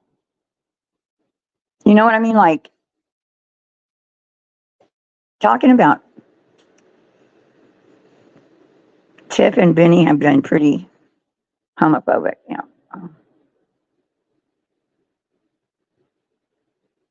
But I mean, their personal beef becomes. I mean, she was streaming or reacting to Ziggy a lot, like every time I went in, and she kind of, kept it to that. I don't know what their beef was either, but you know, yeah. Gina, I was trying to remember. I saw him on there with her, I think, a couple of times. Very sweet. Cher just sounds like to me she's more mad, like telling people not to donate. I don't know how I feel about that.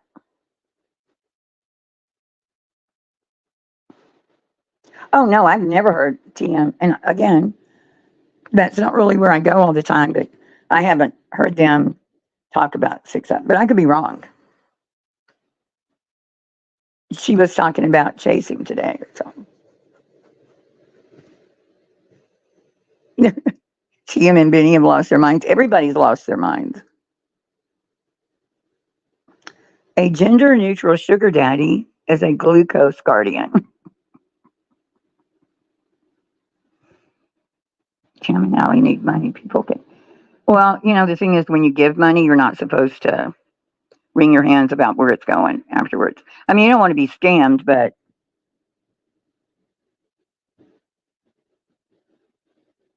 as fast as stuff goes around on the internet, you would pretty much know if somebody's known as a scammer when you give your money.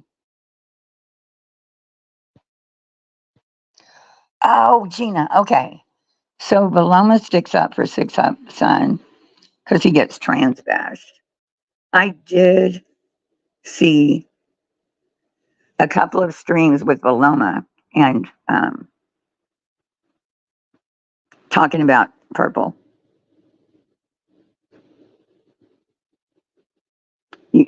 That's your expertise, is it, Gina? I'm not trying to make a joke. Pecan Pie says, I'm addicted to this dang popcorn zebra. Really? I always manage to get a seat. Willow is hooked on Wendy's pumpkin spice frosties. Oh, I know.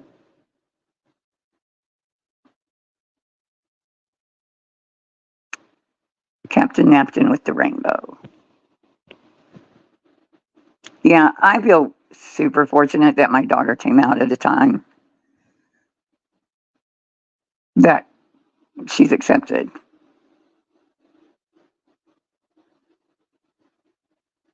You've been a sugar baby since 17. Don't they have a website for sugar babies that lie about their age and get men in trouble?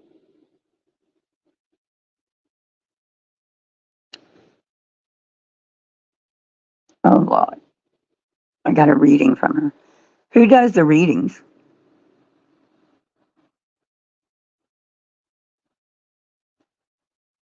Okay, Pecan Pie.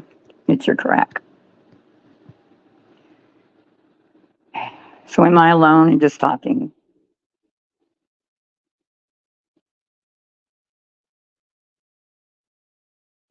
I don't know why you know, Ziggy does some goofy things that are fun, you know, if you need to clip something, but she's been pretty. Oh, well, there's Fred Hill. That's not non-controversial, but also not really a big deal. A lot of guys are just lonely and want to. Yeah, but Gina, somebody, a famous guy,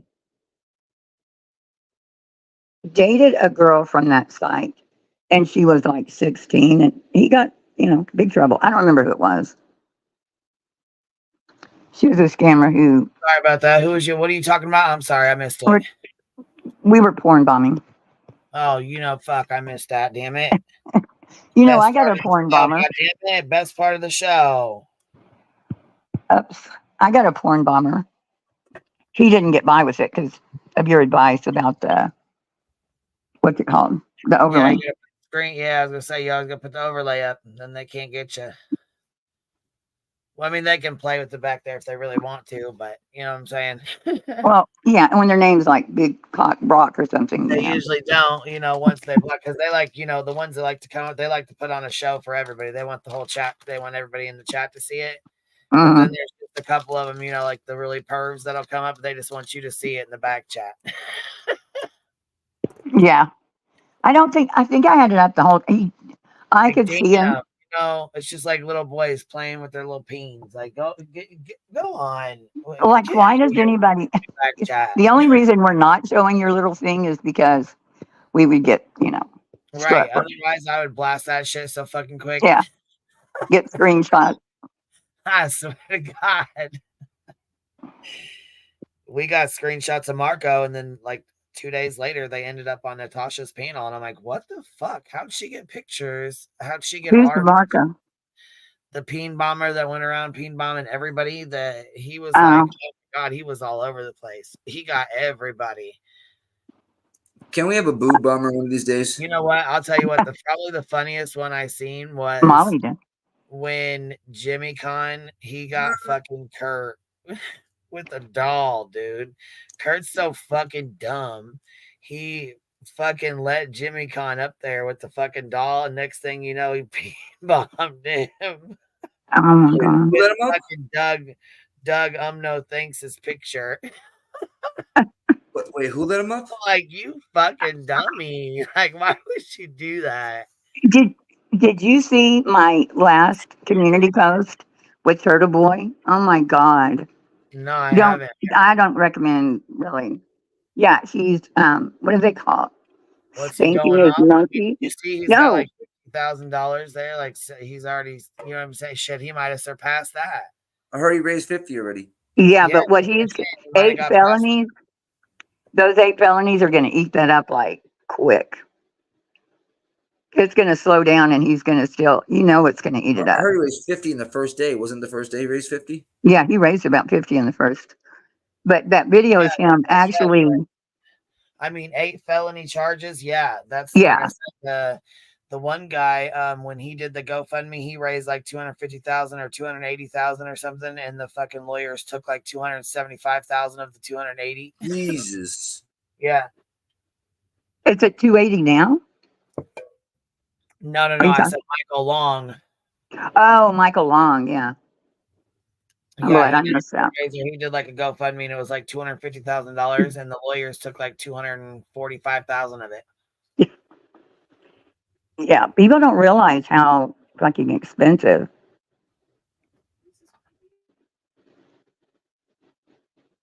I was thinking, yeah, they're expensive, especially criminal lawyers.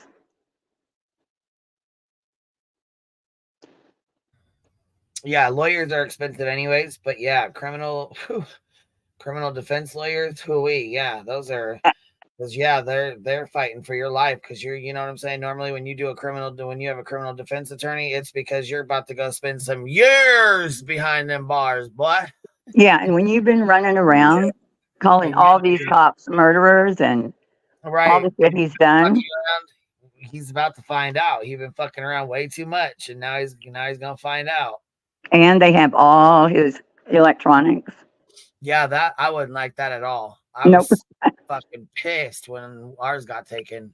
No, and you know, from that, they can find people to snitch him out. You know, like they Well, could. they don't need to. That's the thing. They'll go through and he'll snitch himself out. They'll go through and take everything out of his fucking phone, and they won't need anybody to snitch him out. They'll just use his own shit against him. Right, but I think some people would know more than what's on their phone and stuff. But yeah, they're doing everything. They have his passwords to all his social media. Yeah. Girl, I don't care how good you think you've been.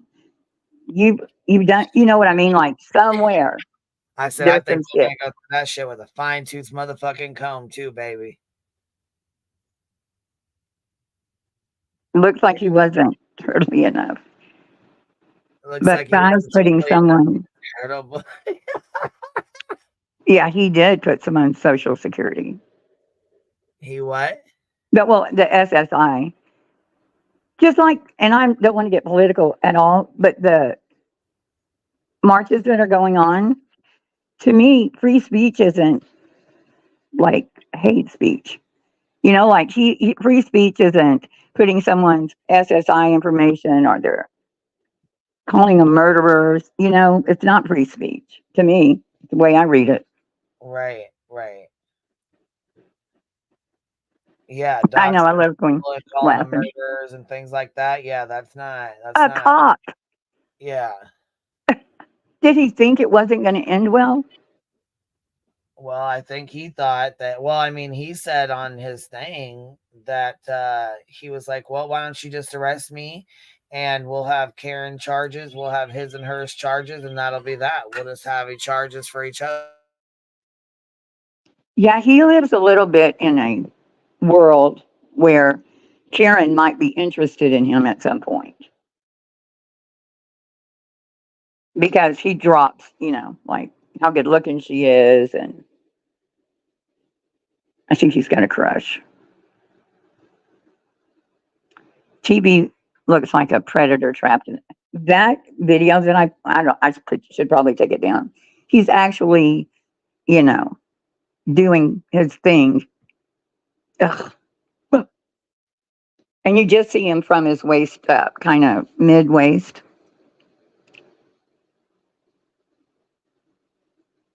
It's disgusting. Yeah, she might crush him with her car for sure. So funny the people that believe and they don't believe. The biased searching are, it's funny. Oh, did you see it, Tattooed Birdie? Gina, you love bananas too much. That's all I'm saying.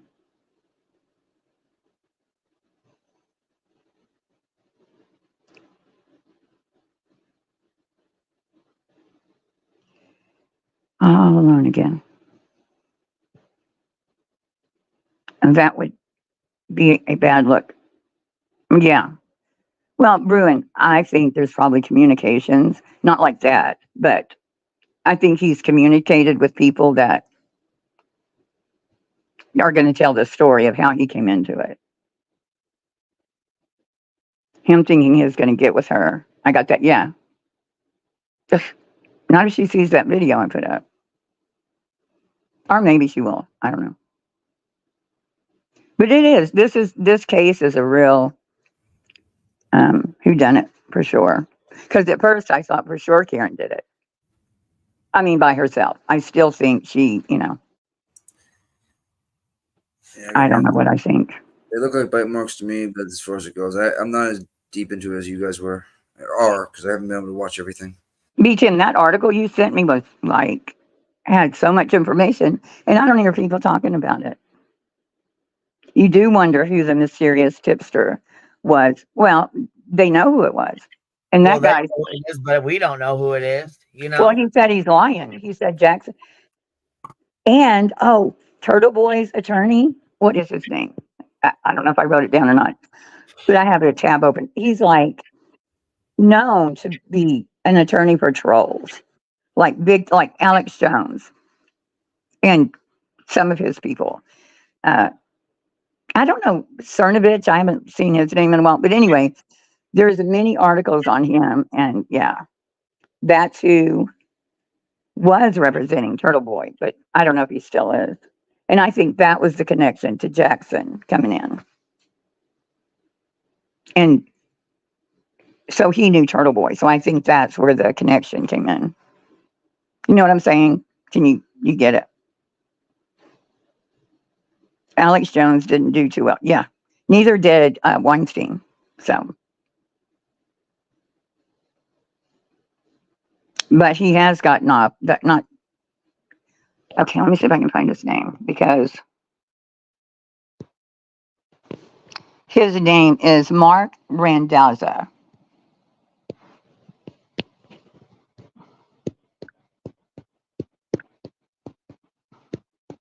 And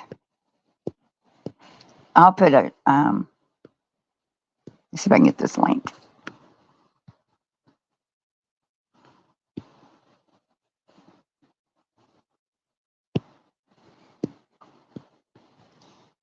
Tim, you can get this. I'm going to put it in the back chat. Boston, you're always in the back chat. Yeah, I was gonna say beat Tim. He had to go to bed. Yeah, he's in the chat. Posting. Yeah, he's posting from bed. Oh, okay. So, I didn't know he was still in here. Do you ever play tweets, Queen? Because this chasing and well, you guys know Deets came back, so she's yeah, back I was in there doing content. Yeah, I was gonna say I guess they're doing content or something. I don't know. Well, Chasing wasn't very impressed with your video, I guess. Did you go in and talk to her? My video? Yeah. The one the other day? Yeah. Well, I wasn't impressed with her cheering on Turtle Boy getting out. Here it is, Tim. If you want to, I don't know if you do this or not, but I put the tweet where Turtle Boy's lawyer is talking about him. I don't you see know it. what? Oh no, did he? Here, Tim, what's up, babe? Yeah, you got to post it again. Yeah, I mean, like, there's a lot of things I'm just, man, I just think like I don't know if it's 80% sure she probably did it. So she. Yeah, that attorney was like hooked up with Avenatti for a couple of cases. Yeah. Oh, okay, that's gonna be interesting. Yeah, I heard that they did their live. Honestly, I didn't watch it. I didn't get a chance to watch it, so maybe I'll watch it later and see what they see. Yeah, it was good. I didn't have a chance to watch it either yet, but I'm going to. Yeah, it was good. So hold on, let's see. Is there any information that they got, that they put out or whatever that, Gonna change my mind that No, it's who drank for time's limit and like literally said, I know your mind ain't changing none. Yes, you're gonna have to prove the corruption to me. Like, no, I don't think it's corruption, but I was all in for Karen did it. I mean, there is evidence of it, right? Yeah. Then I got to Jen's phone record, and that's the most bizarre shit I've ever seen. Jen McCabe. Jen McCabe, like but that texting explains and calling him. Yeah, but you mean texting and calling? I'm talking about the 227 search. That was explained. No. She called or texted him. You can see it on the call log, like every minute, over and over and over and over, up until I don't know, because in her interview, one of them, she said, "Well, I looked out and I just figured they went home." So if you just figure they went home, why are you calling him? Like over and over again. It was weird. I couldn't get away from it. I could give you that. That's a little like weird, but you know what I mean? But I'm not saying that would involve everybody, but there might have been some. Yeah, and also the two different stories now, like, now magically, like now they're saying that they pulled up in the driveway, like one person, and almost everyone has basically said they pulled up by, like, I think the fire hydrant or the location of the fire hydrant or something like that. Yeah, that's the only bone of contention, and neither of us could pull up well, I didn't try, but I could swear that they said it was between the fire hydrant and the flagpole. Yeah, that's what they say it was. Yeah, that's where. Okay, that's what I thought. Yeah. Okay, so he ended up right next to the fire hydrant, I believe. That's what they stated. Okay, so Chasing Geeks and not really Gavel Geek so much, but swear it's in the documents that it was like over on the other side in the yard which would change everything. If he was where I read it, like kind of where the bushes are, like between that area, 12 foot in would put him almost like kind of inside that area. Mhm. And that the amount of snow, you know, we're taking the weather, which I've seen my weather reports here and they weren't right, you know, so I think they were saying a lot of people took Facebook, you know, people that lived there they found pictures on Facebook that showed there was more snow than that. So I don't know. I think that's going to be. But Yeah, the I mean thing with Jen's, the problem with their theory is that they have to like explain how, like, first off, Cullen is known to already got home. Their whole right, theory locks on to the fact that Cullen is actually the one that lured him in there, right, because that's their theory, that he wanted to show you can't mess with an Albert or whatever, and they were going to beat him up, just give him a little beating at take the him house, downstairs into the basement. give a cop a little bit of a beating, and then they were going to let him go. And they went too far, and they probably hit him in the head too hard, or he busted his head open. He's bleeding all over the place. So they Yeah, but and then they just none of drag that him. would have killed him. Yeah, and it's like, come on, like there's no blood trail from the house. The kid left the kid left at 12:10, before McCabe would actually was Right. there. There might be even surveillance footage of the like driving past the library, just like the surveillance footage that caught Karen Reed. So Right. it's like you're gonna have to prove that he was there first off. I mean, if he left at 12:10, it blows up your entire theory, your entire mode of apparatus, where it's like, oh well, the whole thing was set up because this rambunctious drunken kid got mad at his neighbor because he left beer bottles on his grass and wanted to have a murder. Right. And then there are neighbors that said he wasn't even there. He wasn't even one of the kids. That story came from Karen, which Karen and her lawyer, you could, in that article that that I got from you, you can see her, just the way she jumps on her computer and she starts typing this. No, I think she got headline drunk. grabber. She didn't remember what happened that night. She probably didn't have a great memory of it. And then she started reconstructing a whole theory based upon whoever called her up and her mom's suggestions and everything like that. And that's why her story constantly changes. I mean, well, you know what Deet said tonight? She was very stern in her belief that Karen had said, when she said, I hit him, or I hit something to her dad, when her dad said that on the interview, remember, she told me she hit something. Well, Deetz is very firm in her belief that Karen said, oh, she was talking about the car when she was backing out. She wasn't talking about. No, was it? The statements don't state that. No. Statements don't state that at all. But you know what it made me think?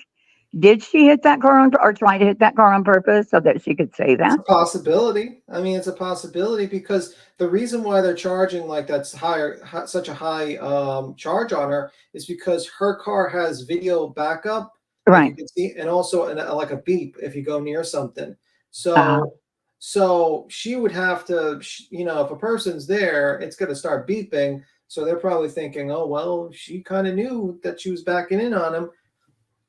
And that's probably why the charge got up to that point. So maybe she did, but I don't know. It is what it is. That's the thing I'm not sure of. Was she doing it on purpose or not? I don't know. I don't know. And the 3-point turn, I don't know where I read that, but I did read it in one of the documents.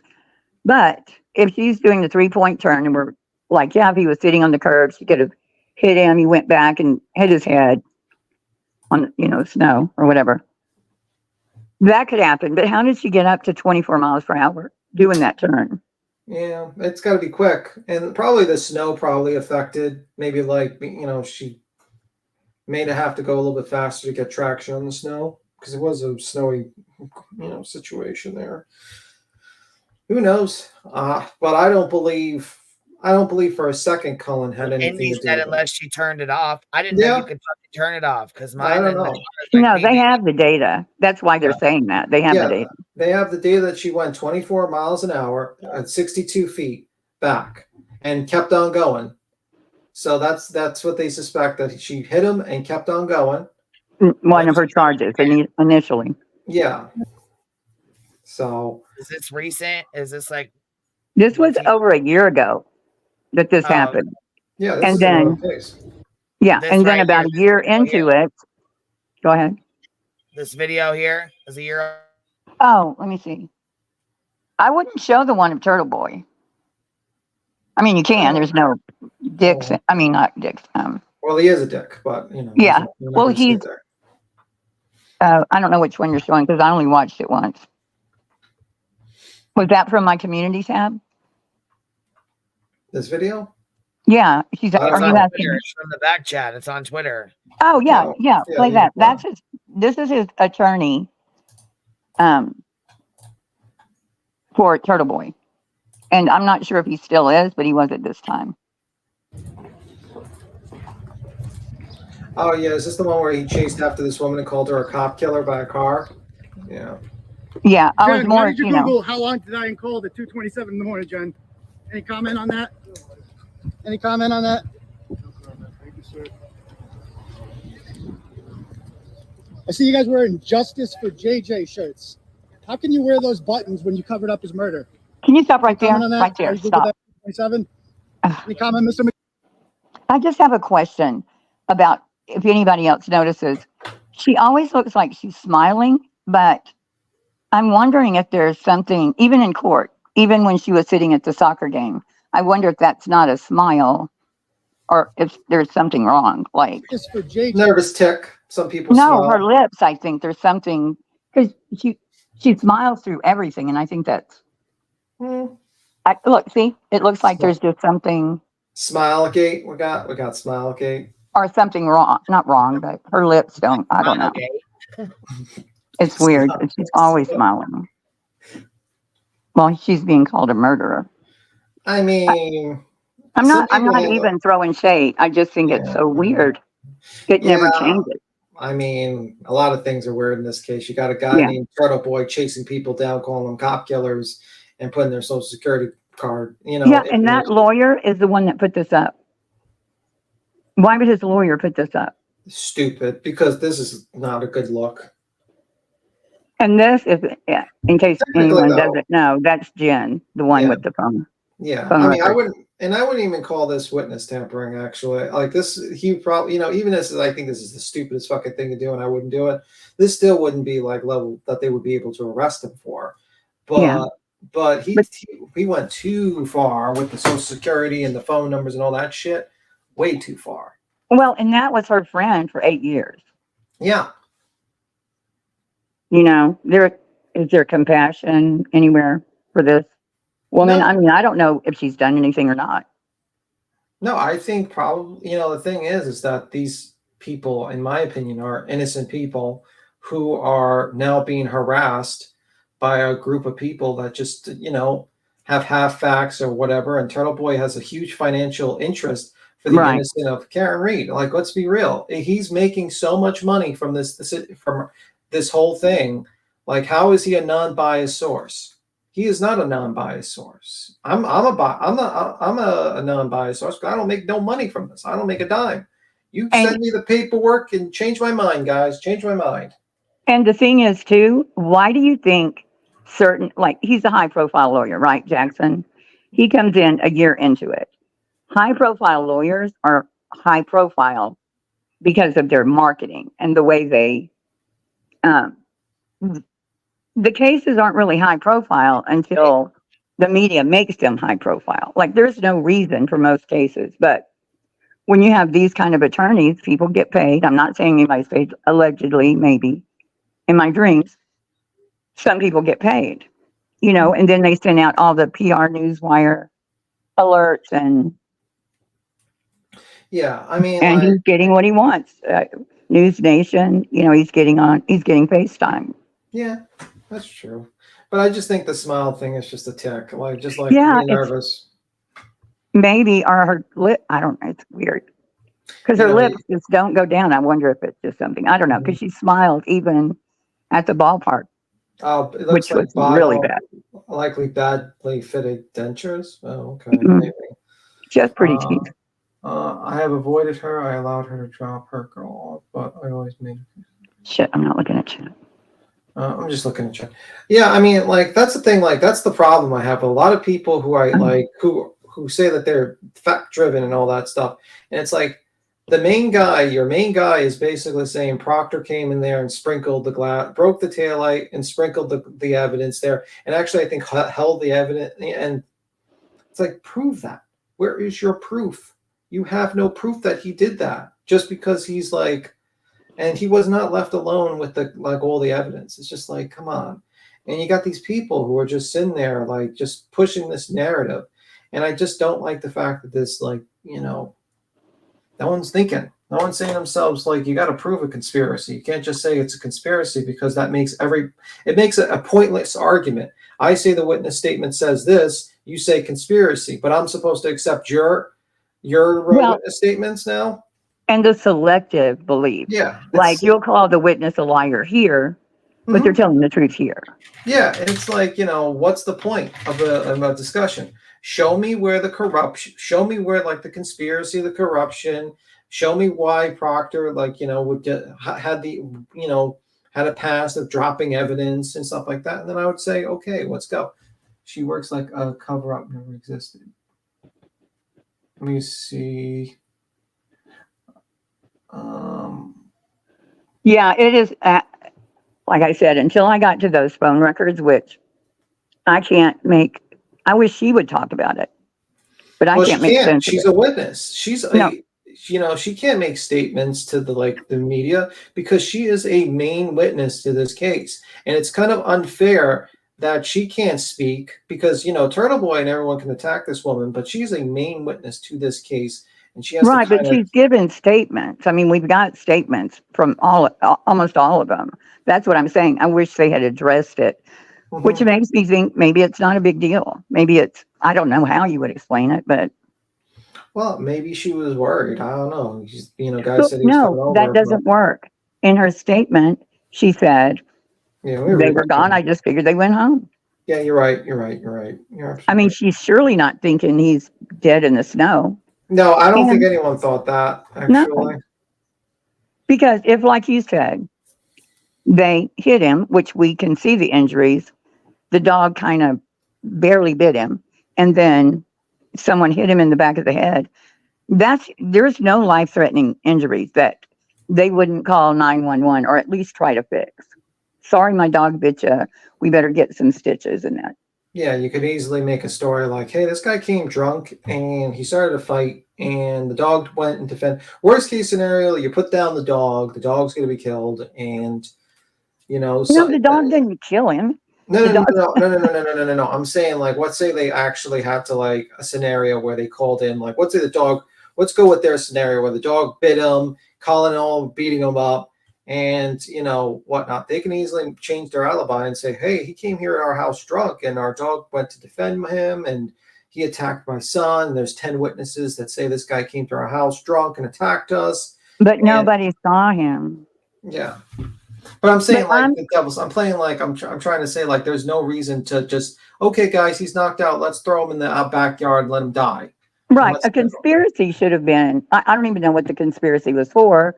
Because again, those weren't the only thing that was life threatening was being in the snow 5 hours. You know what I mean? Like they could have just said, if it was a conspiracy, everybody agree. Hey, he walked out. We didn't know where he was going. We didn't know, you know. I mean, why something happened and got it? His head got, you know. Yeah, I mean, like, why would like a bunch of cops? They wouldn't.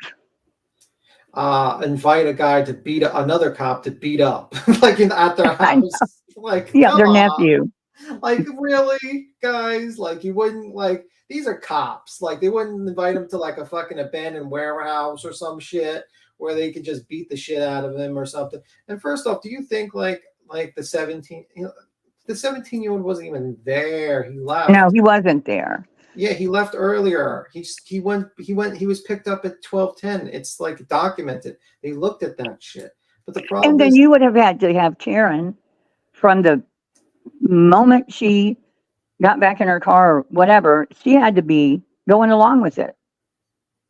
She's like, It doesn't make sense that she would go back there, find his body when nobody else could see it. Perfect. Perfect timing. And I'm glad you got the broken taillight because she admits, whether she thinks it was that car or something else, she does admit she's the one that broke it. Yeah. I mean, explain that to me. But like, there are theories. It's like, that's the problem I hate with conspiracy theories. It's like they never come with facts. They always say, well, it's a conspiracy theory. It's they're covering it up. Can you prove that? No, it's the conspiracy theory. Oh, I have 10 witness statements supporting actual facts of the case. Well, they're part of the conspiracy. Oh, there's 3 people that did the accident reconstruction of the thing. Oh, well, that's part of the conspiracy. Everybody. Oh, the medical examiner let it go. Oh, it's a conspiracy. Oh, the court TV medical examiners say it's not fucking bite marks. Oh, it's a conspiracy. I mean, like, how many people are we going to say is part of the conspiracy? And then I'm going to then you're going to come in here with like selective evidence and say, well, she called a lot and she did this text at 2:27. Well, that was a temporary file. Okay. Maybe. No, that's what it was. It was a I temporary. know everybody says that. And she typed it again. No, actually, no. What happened was that. Yeah, it was typed 4 times. What we're seeing left one of them out. Wait. The 624 I don't have it in is front of me. actually the same one from Right, the from before. 627. So actually what happened was she had a pre-existing tab open. I know. And then so basically no, she never I believe that she never typed that at 227. I would believe it too. I was buying it 100% until I saw her phone record. And it was bizarre. Yeah, but Laura Lee, if no one intended it, like, are you going to tell me that they're going to beat up a cop at their house? Like, they're going to have Cullen stand there with another guy, like with another guy who has everything to lose, to assault a police officer in front of like a bunch of other witnesses at their house? I mean, come on. No one's going to do that. That doesn't make sense. Why? Because he leaves beer cans in the backyard and they yell at each other? I mean, or this is a scenario for the ones that want an alternative. Possibly someone in another room or something somewhere, backyard or whatever. Maybe he did get in a fight with somebody that told Jen he left. Can you check on him? Check if he just walked out. Nobody saw where he went. That's a possibility, but then along comes Karen. They would have, there's no camera showing anyone going into her garage and tampering with her car in those hours. So not a possibility. Yeah, I just don't see it. I'm just saying that could be one reason why Jen was worried, except she said they left, don't you? And now people are saying she didn't go any closer than the curb, but I don't know. I agree with you, Laura Lee. I think they should definitely. She says, I want to hear it in the trial from the actual technology expert. Yeah, that's what it'll be. And when it comes to trial, as always, they're going to put so much stuff out there that we didn't even think about.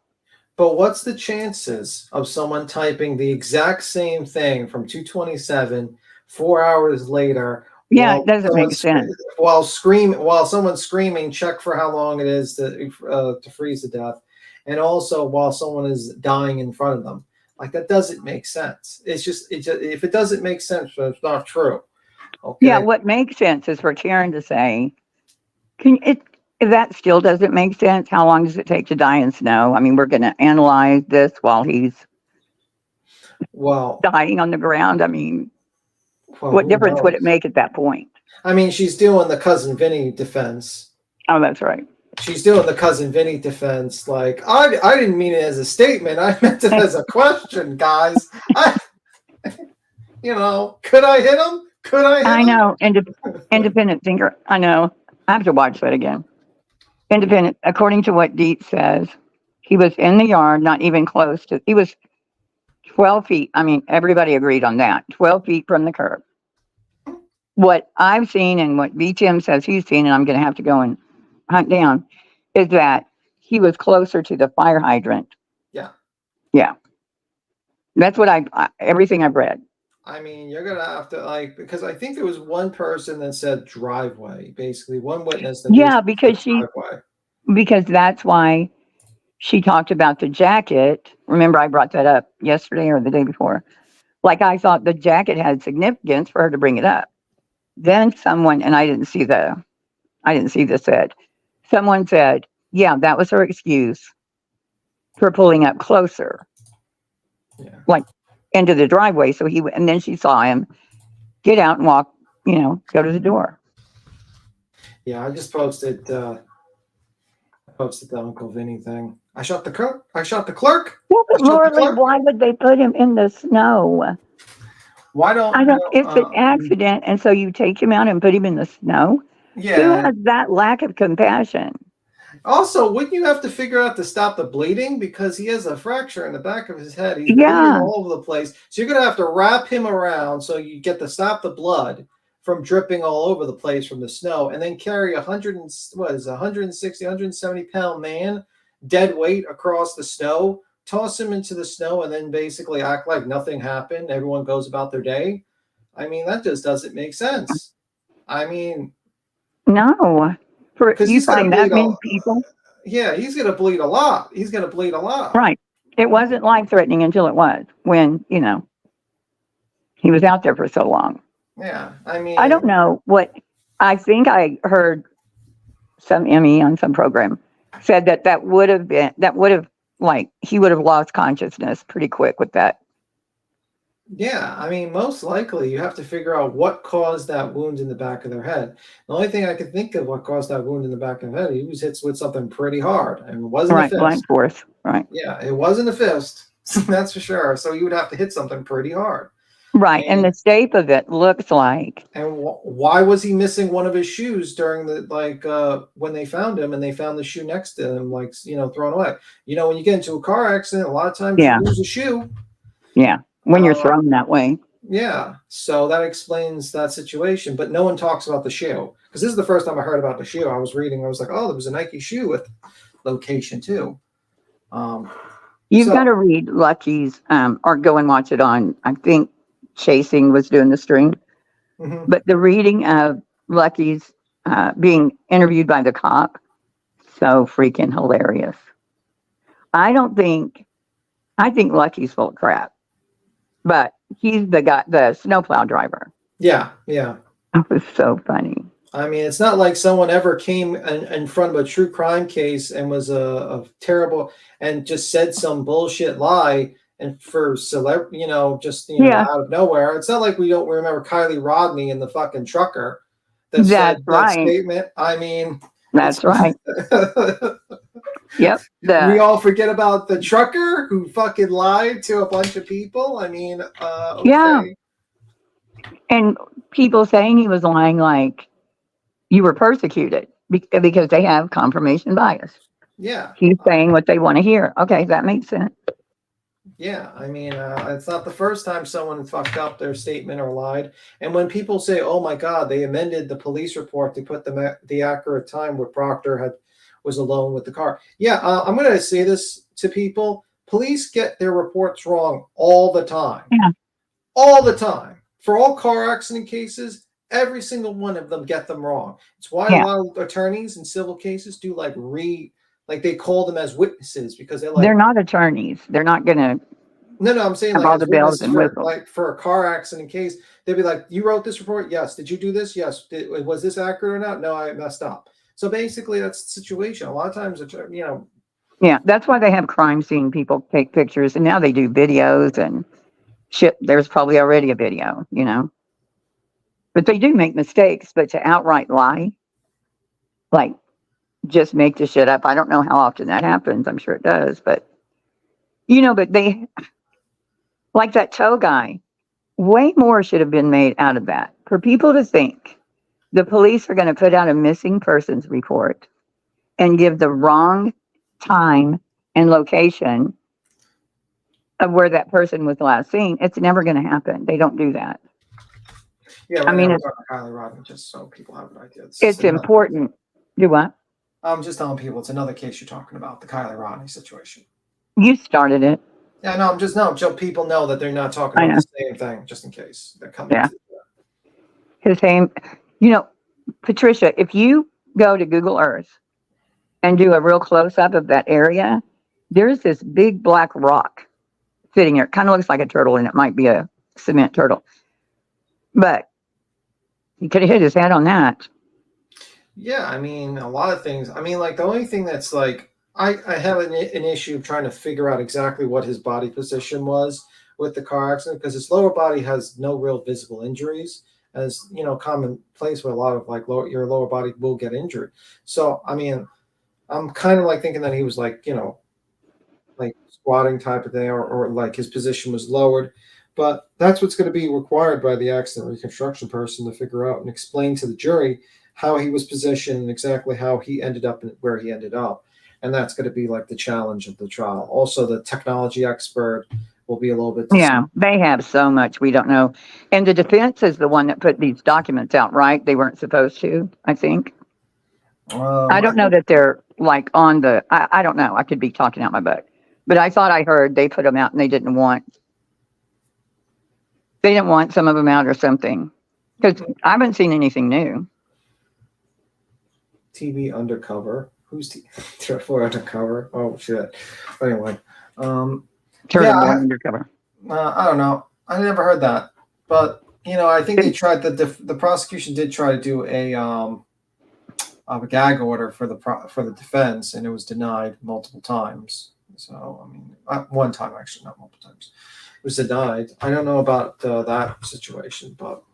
Yeah, independent thinker says she read it somewhere too. Okay. Yeah, I think because when Jackson came on, he wrote somebody needs to help me on this.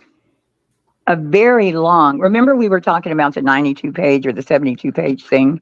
Yeah, the affidavit. Yeah, so that's when all this stuff came out. Yeah, Turtle Boy says that he started reading the affidavit, I think in April. That's what he read the. So that was a year into it before, I guess, everybody got all the.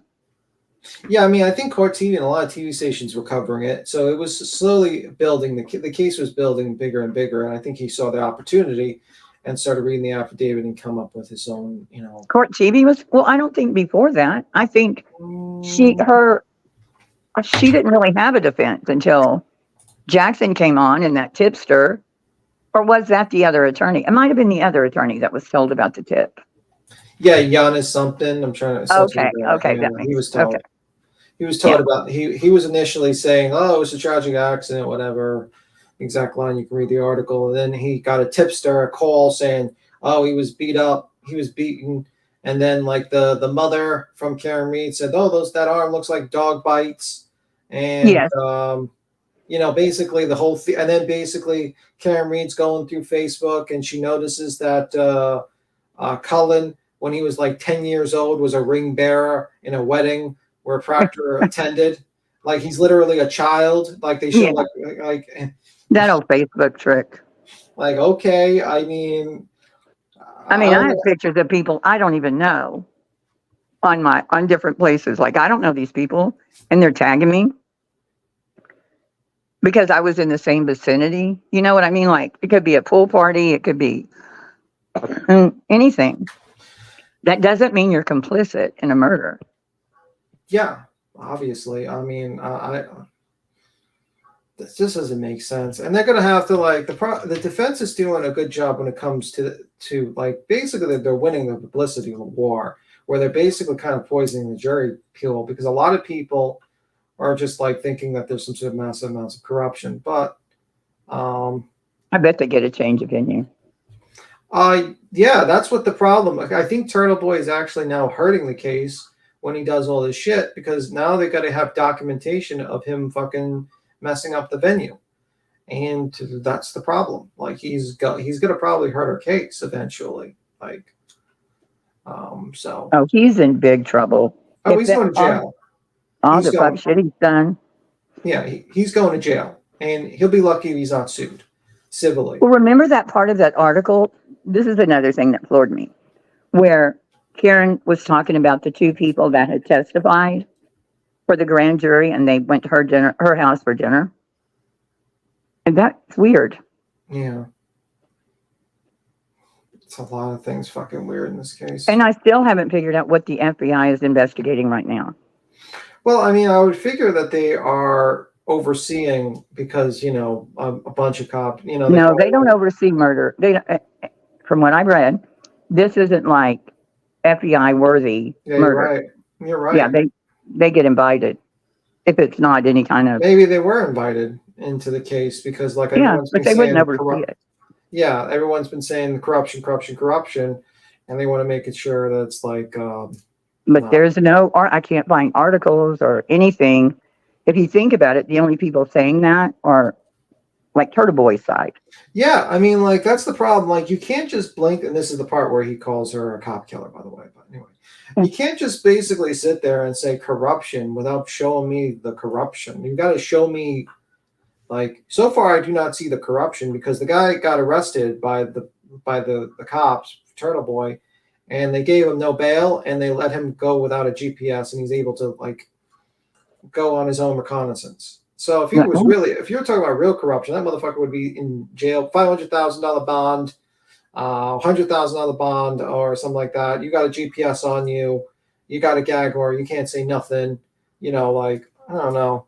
You got to prove to me the corruption. When it comes to Proctor, you got to prove that that guy walked in there and took the evidence and broke the tail light and sprinkled it down. Yeah, I think the only place he could, that's why they said he went to the Sally Port at Canton Police Department, and that's where he did it. Like, nobody's watching the Sally Port. There's no cameras. Oh, well, apparently not. Apparently not. Because Canton Police Department is in on it as well. Well, everyone's in on it. Yeah. Everyone's in on it. The DA, the Canton Police Force, people in the house, the medical staff, the reconstruction people, everyone's in on it. Everyone. Maybe even the library. The library might be in on it because they got a video there that will probably clear Cullen. They're probably in on it. Everyone's in on it. And then maybe Verizon's in on it. Verizon, because the cell phone data is not going to really fit their narrative. That's the problem. It's like you have to prove, like. And that's the problem for the defense is they keep trying to get subpoenas, but they're saying, well, you have to have evidence.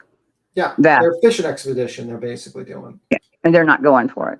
Yeah, you can't just can't. You know what I mean? But everyone's part of the conspiracy. No one is innocent, apparently. All because some kid left some beer cans in some backyard and wanted to beat up a cop. And so for Karen, her lawyer, on the steps of the courthouse after her arraignment. So if she blacked out. Why did he say it? I don't know how it was worded. It was like, it was an unfortunate accident. Well, then she knew. Yeah. My guess is that she had no memory of the situation because she was blacked out. Or she just remembers hitting something and that he got out of the car. She probably remembers the fight. I'm assuming he got out of the car because he was out of the car. So she would have to remember, I don't know. She could have blacked out, but she knew it was an accident. Yeah, I mean, how do you change and how do you explain the inconsistent story that she says? I don't remember anything, and then she goes on like Nightline and she says, "Well, I was driving when I woke up the morning. I pulled into the driveway and I saw him go in, and I waited a little bit, and then I went home." That's where I saw it. Yeah, that's where I saw it. Matt Gutman. Okay. Yeah, and then I went home, and then I got up, and I was so worried about him, so I searched around for 20 minutes, and then I finally decided to go to the house where I last seen him. I'm like, okay, what? And it all changed. What? Yeah, Matt Gutman, he's a useful idiot in the news. Like, he pops up on these kind of stories all the time. Yeah, me too, Laura. I'm a little bit more leaning towards, obviously, just like, because anyone that says they're, not leaning to one side, they're kind of lying to you. I'm leaning towards probably a lady hit him with the car, but, maybe some evidence will come out, will change my mind, because I'm open to the documentation, but I haven't seen the documentation that is telling me the whole thing is due to Cullen wanting to beat up a cop because he had an argument about throwing beer cans on his yard, on Keith's lawn. And I think they have a video. Yeah, in 2020. Yeah. I mean, he waited 3 years. He waited 3 years for revenge to beat him up in a house. Pecan Pie says, I would be curious if she was a mean drunk too in her history with the victim and other exes. Yeah, I heard, I think it was on Mass Hall Report, and I don't know I don't know anything about their history. They look but- into they're really deep divers into people. Let's just say that much. So Okay, so if they're credible, but anyway, what she said was she had gotten mad at saying he was having an affair with some bartender. yeah, Like a few of them. I do think she's a little needy, probably a lot needy, and very jealous because apparently a lot of women. And I'm sure cops. Period. There's a lot of women that kind of come on to him. So, if you're a jealous person, that's probably going to drive you nuts. But so I do think she had, I don't know. I can't get Jen out of it. yeah. Well, the Jen text and deleting, that thing's going to be that's going to have to be explained in her testimony when she gets crossed, because obviously, and yeah, I mean, and it stopped. Like she stopped texting him for like 2 hours or something, maybe hour and a half. Yeah. And then started up again. And like I said before, if I'm his girlfriend and I'm in the car with him and, she keeps texting you. And if he was okay, he would just go, yeah, it's okay. But I think he stopped answering her. I don't remember. But now in the crazy world, Dolly makes sense. I know, bizarro world. Bizarro world, Dolly makes sense. Playing my video. Playing your video. Arch enemy 3 months ago. Yeah, he's literally got like someone jumping on your fucking live stream, fucking yelling at you when he's playing your video. Sub up to heels in the air. And he doesn't play anybody's videos like that. Like none of I never saw him because he didn't want anybody to go anywhere. Yeah, well, probably because you had like the glare looking like probably not that great in his questioning. Yeah, probably. He was really bad. I was sat there, I was like, what, bro? And like the thing is, it's like, like he was like, oh, well, you're nothing like JLR. Are you sure about that, sir? I would never make that statement unless I knew. And you don't have to go far looking that guy up to find it. He watched his streams. He did? He said, I've been watching your streams and I think they're hilarious. Okay. Okay. He thinks they're hilarious because his confirmation bias. Yeah, he thinks they're hilarious. He watched them. And that's the thing. It's like, you can't. I can understand a person saying, yeah, I think Karen Reed's innocent and X, Y, and Z. I'm not going to fault anyone for that. You believe it. There are people who believe opposite theories in true crime. It's a healthy debate. You pull up the receipts. I pull up the receipts. We have a discussion. That's fine. But you can't bring up a guy and say he's not as bad as JLR when he is far worse than JLR in a lot of ways. Like far, far worse. He's, Like it's just fucking crazy. Crazy to me. Yeah. But see, it's okay to yell at people. When you made me fucking agree with Dolly. Yeah. You pissed me right the fuck off making me agree with him. I couldn't even fucking be. I was like, oh, hell to the no. Like Dolly's making sense. He makes. I couldn't believe it. Oh my fucking God. And then you really pissed me off when you had Betty out here agreeing with us. God. Oh my God. Did you see what she did? That Howard Blum article about the girls being up texting all night. Did you see any of that? I don't know. I clipped it, but I haven't seen any. That's the most bizarre. At first, she was like breaking her arm, patting her back. I was right. I told y'all a long time ago it was here first. You heard it from me first. They were texting while all that was going on, murder in the other room. Then the next day, Kaylee's father comes out and says, I didn't tell anybody that. No grand juror. Because she was wondering, that was odd to her that a grand juror would actually come out and talk about that stuff. But, oh, well, I'm going to, I was right. So then the next day, she says, the guy's lying and I never said that. I never said I believe it. Girl, we can just go to yesterday. Then the next day, she's agreeing with, you know, of course, saying you should never go after the parents. That was horrible, and they should never do that. They're victims. How many times did she say Kylie Rodney's mother was not a victim? That Right. the By the way, other girl truth, that by the way, truth is not defamation. Just point out there. So just no, truth is not defamation, but Truth and facts. Facts is not defamation either. Truth is right. not defamation. Did you But- guys see where SF investigates pussied right out? Able Yeah. to see that?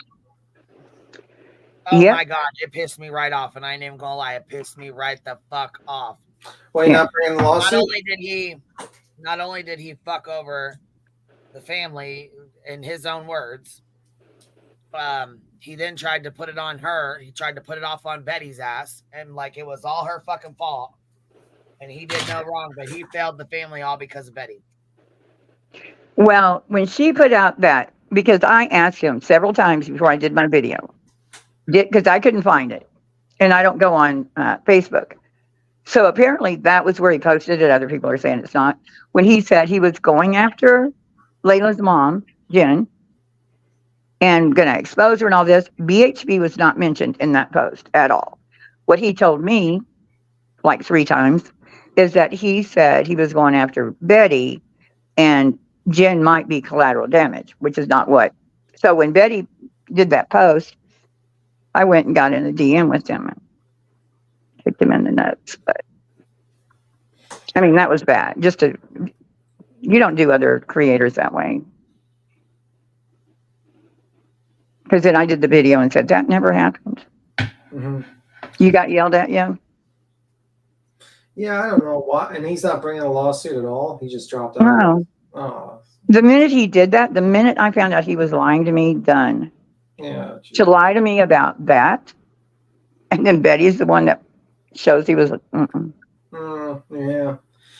Well, confirmation bias sometimes from us.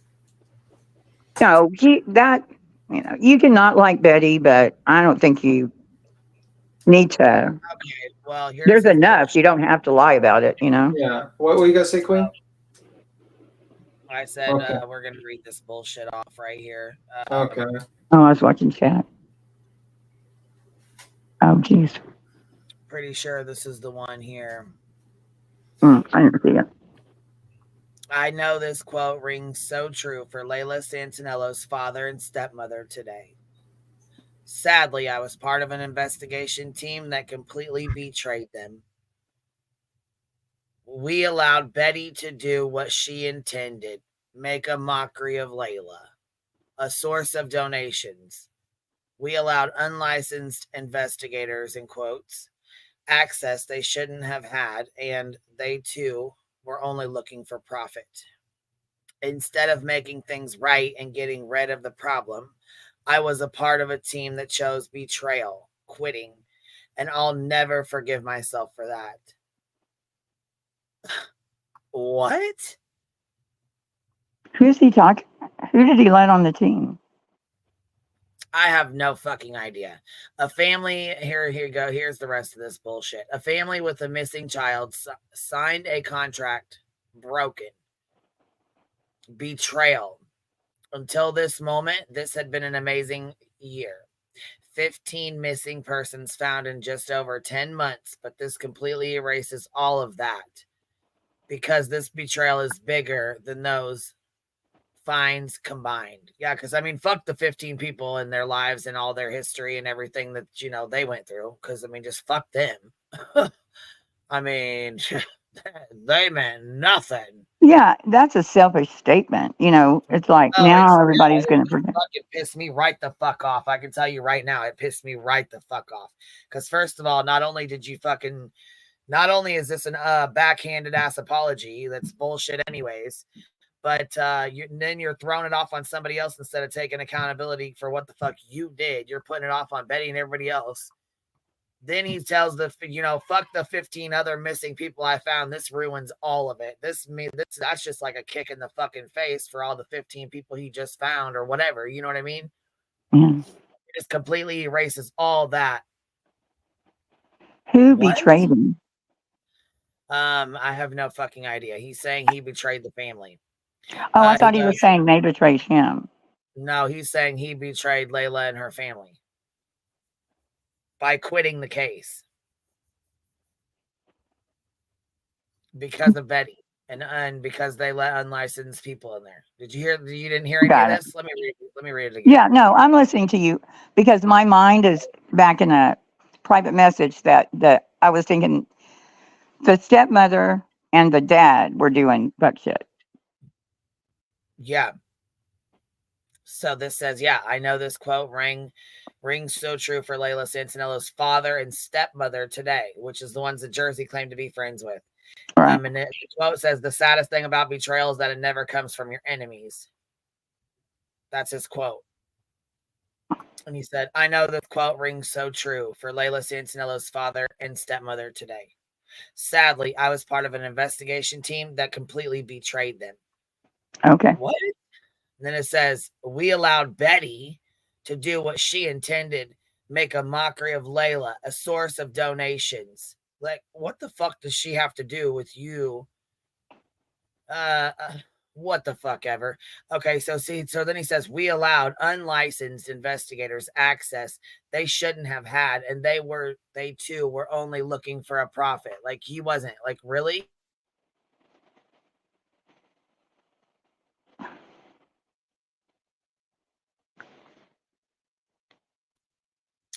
So anyhow, They shouldn't have had. yeah. Let's see, where was we at? We allowed unlicensed investigators access they shouldn't have had, and they too were looking for a profit. Instead of making things right and getting rid of the problem, I was a part of a team that chose betrayal, quitting, and I'll never forgive myself for that. A family with a missing child, a signed contract broken, betrayal. Until this moment, this had been an amazing year. 15 missing persons found in just over 10 months. But this completely erases all of that because fuck all them. Because this betrayal is bigger than all of those fines combined. Yeah, he's just talking about his. That's like a kick in the teeth to the 15 people you just found. That okay. Mhm. Myself and other unnamed investigator deserve to be defined by this betrayal, and we should not be trusted together or individually for a very long time with any case. A family tonight sits panicked because of us. They are left with no hope, no help, no resources, and no trust. I am only speaking about myself here. The Not really. other investigator involved, I am certain, does not share my feelings or guilt. I only speak for myself. George and Brittany, I am sorry we betrayed you on Layla's case. I will never forget this moment. The moment I was part of until the ultimate betrayal. I pray Layla is found. I will do anything I can to help you find a new investigator. I will donate $1,500 to that effort so that you can hopefully find someone quickly. I am not ashamed of myself. I am ashamed I was part of a 2-person team working under my agency name, and we betrayed you. We betrayed Layla. So what I'm reading is he was part of the betrayal, but he really wasn't the one betraying. It was the other team member, but he's taking on that responsibility, or responsibility is not the right word, but he's taking that on because he was part of the team. But he's for sure talking about Chloe. Yeah. I mean, that's the only other person there was. I wonder what it was. I know he lied to me because I asked him to come on my channel that one night, and he said he couldn't because he just got back from the dentist and he still was, the anesthesia effect. Then I went into headlines and headstones. And she said she talked to him and he was in the hospital and had just had surgery. So I was like, oh, so he's the liar. Well, I mean, I had to scratch my head, so I don't know. Don't And sue us, then bro. he was like in the hospital for 3 days. Oh, okay. So don't sue us, bro. Don't sue us, bro. For what? I have the I'm just saying because messages. to sue other Shit, he people. was supposed to sue Betty and he didn't. He put on this big old show. He put on a big ass show about that for Yeah. Yeah, he had a pretty legitimate claim too. He was. I mean, he made claims that he was gonna go to Florida and he was gonna go down there and he was gonna file on Betty and he was gonna travel down there and take care of it. What the fuck? Yeah, I don't know he could have explained the betrayal. Yeah. But Betty will probably explain all of it to us tomorrow. Because Do you think her hair will be tied back? Because usually when she does somebody said that. Then I forget we're not supposed to talk about it. But yeah, I'm sure we'll hear an explanation. I think we're okay with the hair. We can say that, Somebody said that's so funny. Yeah. I've not found that it matters either way. Yeah, I think we'll be cool. But yeah, it's just kind of disappointing because I thought he was gonna actually bring the suit. I thought he was gonna be, I thought he already started it. Yeah. Oh well, live and learn. I mean, I hadn't heard the greatest things. I mean, it was like kind of lukewarm, but he did come up with that camera stuff, and that was pretty awesome for Kylie Rodney. I'm just not much on Twitter. He's really only on Twitter. Yeah, I haven't seen him on YouTube or anything like that. True that. It's bizarre to say that all of the others' work is erased. Yeah, I mean, like, it's a little odd.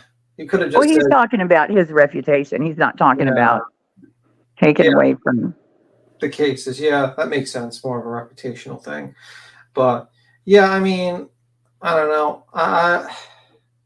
That case was getting messy, but like at the end of the day, like I don't see why he dropped off of the case because it's like, at the end of the day, she was only going to the same location and just doing her show. So basically, it wasn't stopping you from pursuing other avenues of work to look through. You know what I mean? Just saying. Yeah, I don't know. Because Chloe dropped off, like, everything goes so fast. Maybe a week ago. Yeah. Or that's when I heard about it. I don't know when she dropped off. Yeah. Which, when people are being supportive, like I was going on about, whatever. I don't know what happened. That was an extremely long way of saying nothing. Yeah.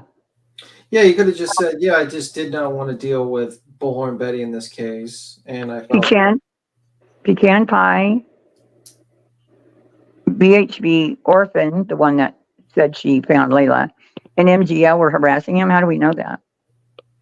Yeah, well, I mean, it makes sense, but I'd like to see. You got to show receipts with that, but who knows? I mean, MGL, what is she doing? I mean, I haven't even heard. Haven't gone over there because she keeps deleting her live. So yeah, unless you catch them, and she's not worth my, memory on my phone. Well, I mean, like she's basically just entered into the drama situation. Like she's just pure drama at this point. Go hard. Somebody said she was active on YouTube. Yeah, she has a YouTube channel called Go Harder or something like that, and I don't know the exact name, but she basically is just like bringing up the Dre McRae thing a little bit here, and she's just kind of doing the same bullshit, trying to rebuild her channel. Yeah, Mystery says she was harassing him via her live, so probably telling people to go after him. Yeah, I mean, he's saying betrayal. He's not saying it was trolls or anything like that. He's saying pretty much I got Chloe out of it, and he's just taken the fall. Had done something, but I do think just from my interactions that maybe, that team was getting too close personally, like getting involved in more than, getting involved in more than finding Layla, but kind of stuff he didn't need to know in order to find her. Like that was kind of a pissing match between the two, Jen and then yeah, and I think like the other one. Yeah, and I think basically Molly's just going back to her usual shit. She's going to try the Dre McRae, and she's going to probably just do her usual drama bullshit. She's still talking about Dre McRae. Yeah. Oh, good Lord. I mean, tell me you're not obsessed with telling me you're not like, I know. obsessed. Like, bro, you need to like chill the fuck out, move on to other things. Like, Yeah, because she has. Dre came out and said he passed and get off my ass. He was part of the Rodney case. Yeah, he was, but I never read anything really. well, I mean, he definitely was. He definitely was against Ryan Upchurch. But I mean, like the only point I was like I had an issue with it because he was like going against Gray's video. He says, "Oh, it's actually over here," and you know, that was the only time I really paid too much attention. And he went on like a lot of interviews, and you know, Delicate Titanium said, I thought he dropped off so he could, yeah, Sue Bertha, that's a good name. Because of what she was saying about him. Then later, Chloe also dropped off, but why? Okay, so when I did my video, if he was on Web Sleuths, and I did a clip of him and Chloe talking, and it was so weird because I've seen him in interviews before, and he pretty much answers questions, a good back and forth. He was on with Clara. I had to cut and speed up almost every sentence of his because it was just dragging on, and he wasn't really saying anything. And I was just, it was kind of weird because he wasn't answering any questions, and Chloe, you know, she was doing most of the talking. Anyway, I don't know. It just,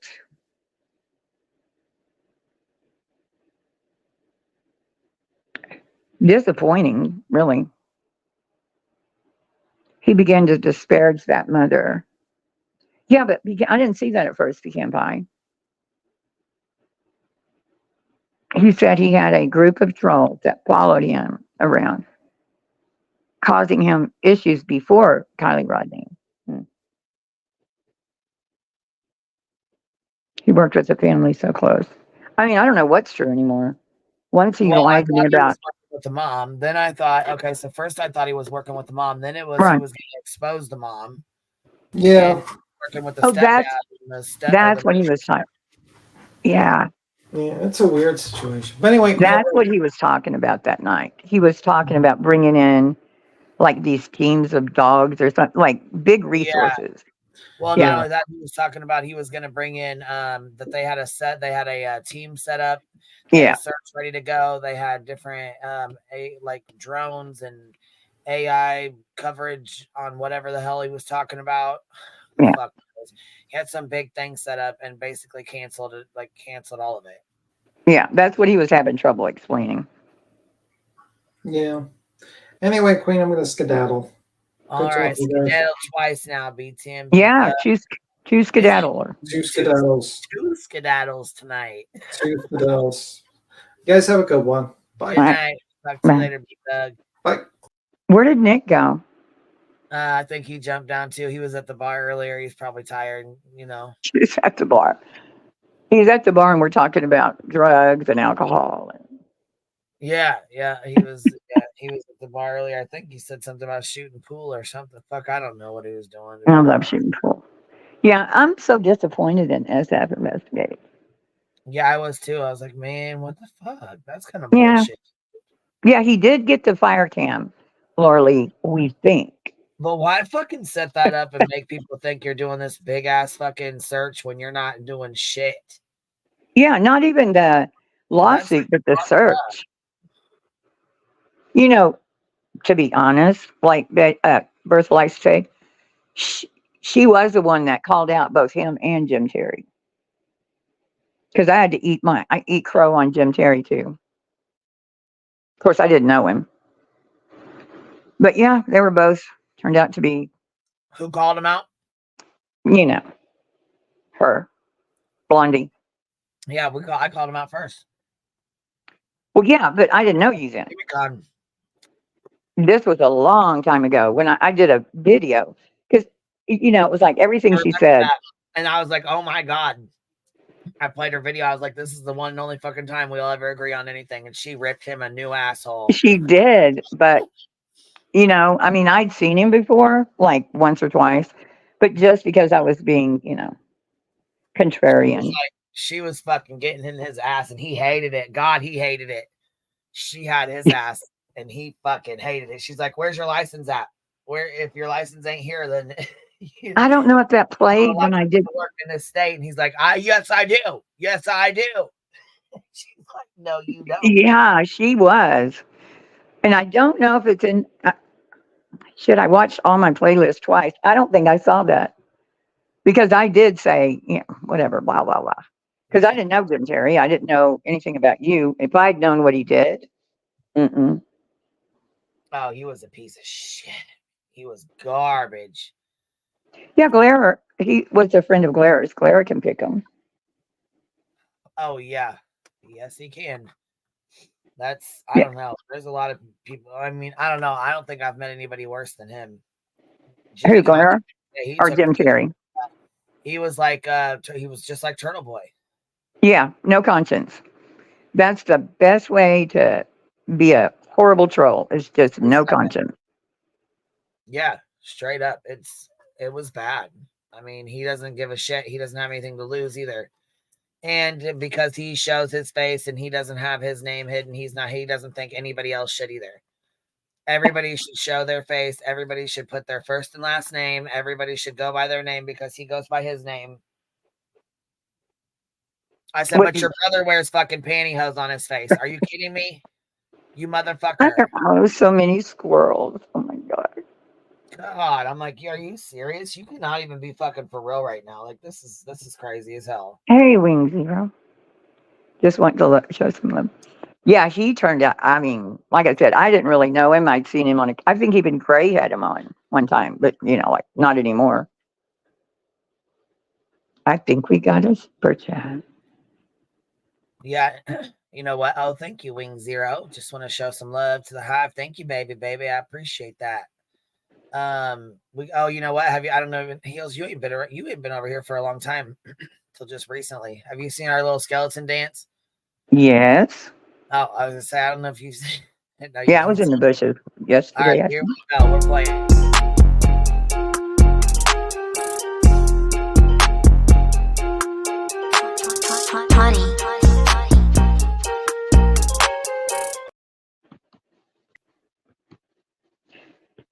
Jim Terry was on. It's so cute. Does that girl make those for you, or?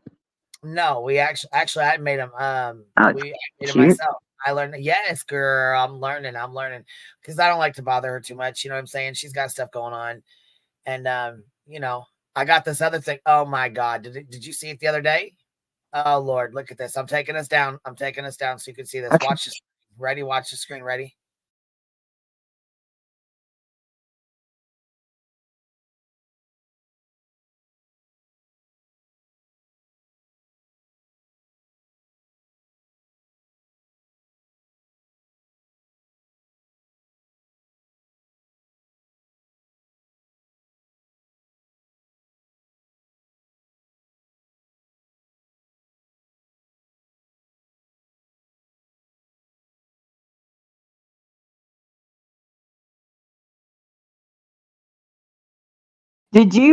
Speaking of all that, did you happen to see, and I know you don't like to talk about Dolly. I put all the different ones up there for you. That's awesome. Yeah, those are all the different ones we have for right now, anyhow. I got the little dancing skeletons for the intro and outro, just to dance around for you guys. Yeah, the skeleton chair with the fire going. Yeah. Reminded me of Dolly's. I don't know if it was today. Someone wrote him a letter and said they think he's a murderer. What? That's hilarious. It would be good to have that background, like him sitting in that chair. Oh yeah. Said he was like Jeffrey Dahmer. And did he read it out loud? Yeah, he was reading it and commenting. Like it was funny as shit. But yeah, that should be his surrounding right there. And then PJ came out and yelled at him. I think that was anyway, it was pretty funny. I was gonna say, why does he get fucking letters like that? We don't ever get no fucking cool letters like that. Well, I think we would be like, well, you'd laugh, probably. I don't know. Yeah, I was gonna say, I'd probably laugh. You'd be nervous, huh? Oh, well, it was so demeaning. Like they were being serious about it, but he was making it light. Oh, I thought it was a joke. Okay, I thought it was a No, joke. it wasn't a joke. It was saying it was ridiculous, but like you have these traits, and then there's your nephew, you know what he's done, and he Oh just damn, kept making jokes about it. that's not lighthearted. That's No, but it turned out to be funny. So I think once, I don't know, it just seems like when people kind of let go of that, try to, I just think everybody kind of needs to show they're not going to do certain things anymore or whatever. I know people are going to call me a hypocrite. I don't care. That we can, you know. I just wish we could get like an amnesty and this lawsuit was over. yeah. I think people would have a lot more fun. I think things would be a lot different on these YouTube streets. Yeah, I just think amnesty and Screaming that she wants things to be different. She wants things to be different. That they're not going to be different until this is done and over because people can't relax. You know what I'm saying? Everybody's uptight. Everybody's yeah, fucking. You know what I mean? It's not fucking cool at all. And yeah, and I don't even think I don't know that an amnesty would do anything there, but I do think people are kind of moving away from what brought them down in the first place, right. which people are seeing and saying good. Even like I don't know, JLR is even you know I don't know he'll still do stupid stuff, but he's calmed down quite a bit. Yeah, he really has. But you know what? I realized that like Dolly especially learned it was almost like he uh finally was seeing what we were seeing when we got so pissed off about him being you know, shitty about Leilani and all the stuff that happened, you know what I mean? And the way he was doing it, I think he realized why we were so upset and how stupid he looked watching Turtle Boy. You know, like I Yeah, think and it's everybody had their own beef with him. You know, right. like my beef wasn't even my beef. My beef was someone else's beef for almost a year, you know, and that cost me my channel twice. So Right. everybody's beef is Fight different. other people's battles, yeah, it definitely does. And not only that though, shit, you know, you can make a like I just went through that. You can, I mean, you can make a conversation. I mean, I could take a private conversation with somebody and make it look like it's in the worst motherfucking way, you Yeah. know? Yeah. Yeah. And I think like I probably never should have even gotten involved in that because I didn't realize people do that. That's drama. They're getting hits because they're going back and forth. And I'm an idiot out here thinking, well, I'm going to be on their side. This isn't true, but they're doing it on purpose. You know what I mean? Like a lot of times, the Oh, there's drama some people people, that created on purpose. Yeah, I feel yeah, you they're on. trying to fight. It gets some views. You got idiots going, stop hitting her, you know? So, like, what I'm saying is with Dolly, yeah, it turned into a real shit show. But before all that, I I enjoyed going over there, you know? And then he started talking Yeah, mad shit. I used to when I very first like started fucking around with Dolly's channel, I used to go over there and watch it. Yeah. And I would get up late and like get up in the middle of the night and watch. Like I would flip it on or whatever, and he'd be the only one that was up like super late. So I would sit and listen and shit and watch it. And sometimes he was funny as fuck. Like some of his stuff was funny as hell. I know. He had one of the best lines about Benny Keys Oh my because god, I he and fucking Benny, yeah, he and Benny were fighting back and forth, and then oh Benny my was god, trying to. Benny had some good one-liners too, though. They fucking oh my Oh god, yeah, they yeah. This one just stuck with me because it was so true. He said, "I don't know. Benny wants back in, and he's calling me." And he said, "But I know the minute I let him in, you know, the minute I take him in, he's going to jump back out of the car and start stabbing the tires." And you picture it, right? Yeah. because I mean, he's wild, man. He does not give two shits. Yeah. So, and that's There. clicks and views. You know, you just unless you know what their game is, you have Yeah, chats that's that when do Dolly that. started hanging out and going to Georgia. That's when he changed. Yeah. Shit was different. You know what I'm saying? He was not the same. And that was the first time when I seen him going off on Aileen and yelling and That saying was the shit. horrible. That was fucking horrible. That was Yeah, horrible. I never looked at him the same again after that. Mhm. Then I heard about the stuff with Missa and the You know what I mean? That shit, I was like, oh hell no. Then the shit with Savage and her granddaughter happened and all that, and I'm like, Yeah. oh, it just kept getting worse and worse and worse and worse and worse and worse. You know what I'm saying? But then if you look at his side of it, like everybody's got a side. I'm not saying there was anything good Well, yeah, whatsoever. because then he dealt with Savage, then he dealt with me, and then he dealt with all of us. Like he dealt with you at some points. You know what I'm saying? Like he dealt Yeah, with all, everybody was coming at him for different reasons, right, but yeah. right. And could Yeah, you imagine the alien all thing of was us dealing with all of us regretful. all at once? Yeah. Or even Oh, at yeah. different times, you know, like dealing with the ship, dealing with the hive, dealing with heels, dealing with, you know what I'm saying? I mean, that's a lot. Nobody was coming off his neck either. Like I wasn't going Oh, hell to. no, we wasn't letting up not a bare inch. Yeah, and then I mean, sometimes it's your own fight. Sometimes you've done something, you said something, or people just need to handle. I agree. I mean, I will still have people, but I'm not doing the whole, spending a year, just going, because there were times when I thought, Because you live and learn, you know what I'm saying? There's people I've done fight for. There's people I've like I said, there's people I've crossed yeah, oceans and that's for my fault. that would never jump a simple motherfucking puddle for me. And that's my Right. own fault. You know what I'm saying? That's my own Immediately fault. throw you in the puddle and then walk over you. Yeah. So, I mean, that's one reason. And the other reason is because I know what it's like to be a sub watching all that shit when you don't know who's fighting, where can I go? I have to get a different name to go to this one because that one's going to hate me. That's why I think just an amnesty, especially for, I'm not saying everybody forgives everything, just quit so the subs can relax, because I think a lot of them like to go over there. A lot of them like Savage, but they can't feel free to go to both. Not freely.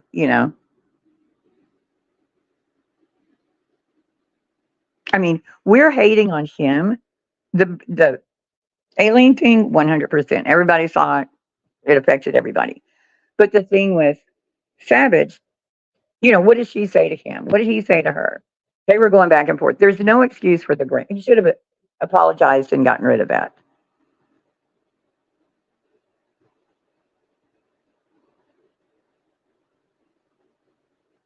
I don't even know if I think he did take it down. Yeah, there's a lot of shit. Everybody was doing shit. And then I say I wouldn't do anything, but I still couldn't. It's hard to watch people talk about other people in a vile way and not say anything.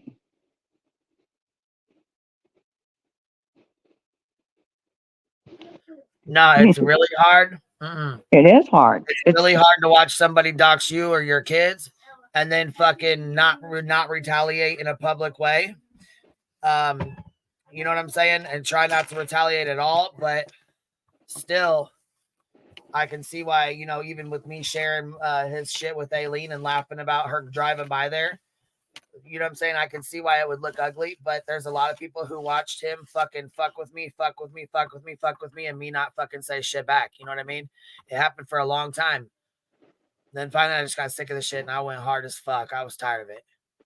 Yeah, but None what of us, we were all on his ass, man. Yeah. That would have been hard, though. I mean, no bullshit. Yeah, and you're like everybody was coming, Even Joneson came in and she was cool. She watched him and shit at first too, but with the Quentin Simon shit, that fucking turned a lot of people's stomach. He lost a lot of respect from a lot of people with that. Yeah, I bet he was doing a lot of that too. But the alien stuff, what I think happened, well, and I don't know. I don't know. Because I'm stupid when it comes to this. I mean, I just think when people try to, like, I think he's kind of found a niche now with PJ and doing the reactions. But when he was in Georgia, people were talking about his brother, and she comes out there and she's going to read off his charges, and I don't know what transpired before that, but he was overly pissed that she was there. And then Betty's agging it on and calling him a hero and hugging him when he does it. So it's still wrong. But I'm going to, I found his last maybe 3 videos really good. So that's what we're here for. You know, Aileen can take care of herself, obviously. Because she was out there yelling at him as much as he was. Everybody's saying good night. Am I alone?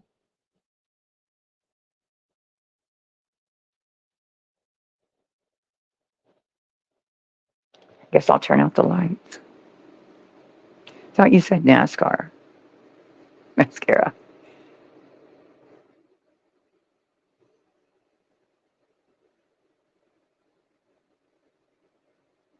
Are you here? She's a turd burglar. Yeah, but I mean, God, so many entertainers are.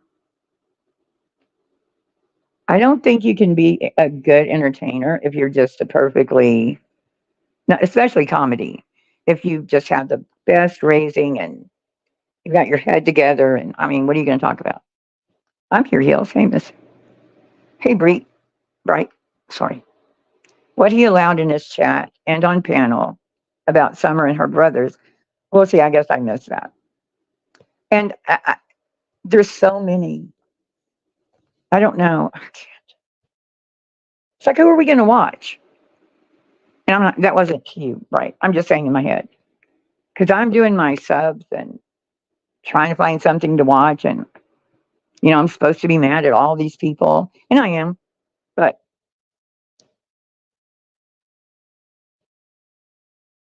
the problems on this platform will be responsible for our own chapter of. But it's not our real life, I guess. I break. I don't know. It's too much. I mean, I like a lot of subs. I enjoy, you know, talking with them, but you just don't know where to go. Like tonight, I was in. Is this my channel now? Because I love my intro. I was in watching Chasing and Deeds and interacting with them, and I'm sure people are going to talk about it, but oh well. Hey, Bruin. Glory. Yeah, I'm going to research this case and I'm going to talk about it. And they had a really good, you know, breakdown.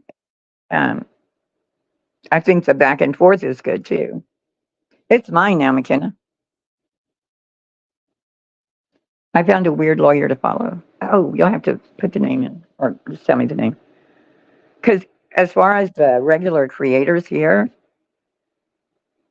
that everybody followed and everybody went around to all their, I don't see them doing anything. Like, all broken down to fighting. But see what Chasing Truth did today with that. And of course, the case is kind of new to us too. But I love that part of true crime. I love talking about it and being called pedantic. Narcissists notoriously have no sense of humor except if you fall under the wheels of a tram. Then they will laugh their head off. Yeah. You know, yeah, Laura Lee, I watched him do a. I don't know. I watched him do an interview. understand. Do you know the DUI guy, Queen? I've heard of him, yeah. He said he was over in Tel Aviv. He was on News Nation, I guess. And I'd seen him before on kind of a controversial interview. And he goes, I'm in Tel Aviv. But like, he didn't have anything where he was being, you know, having to run and go to a shelter. So I don't know what to think about him. I think that was kind of a.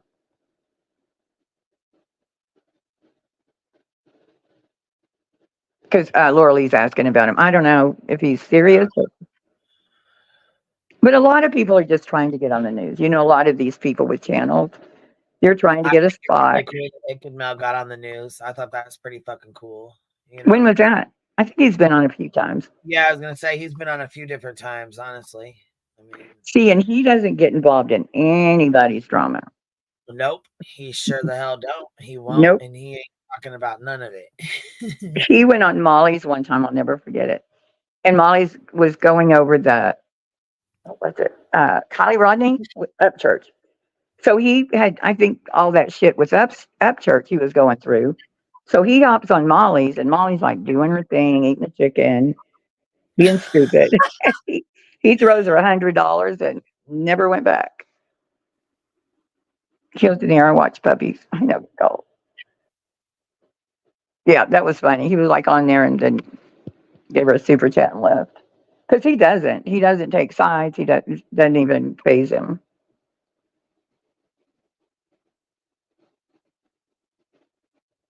Yeah, Lorley, I think that's how I found him too. Turtle Boy interview.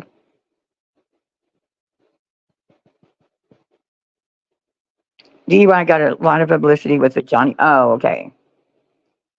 So whoever watches him, do you think he was really being?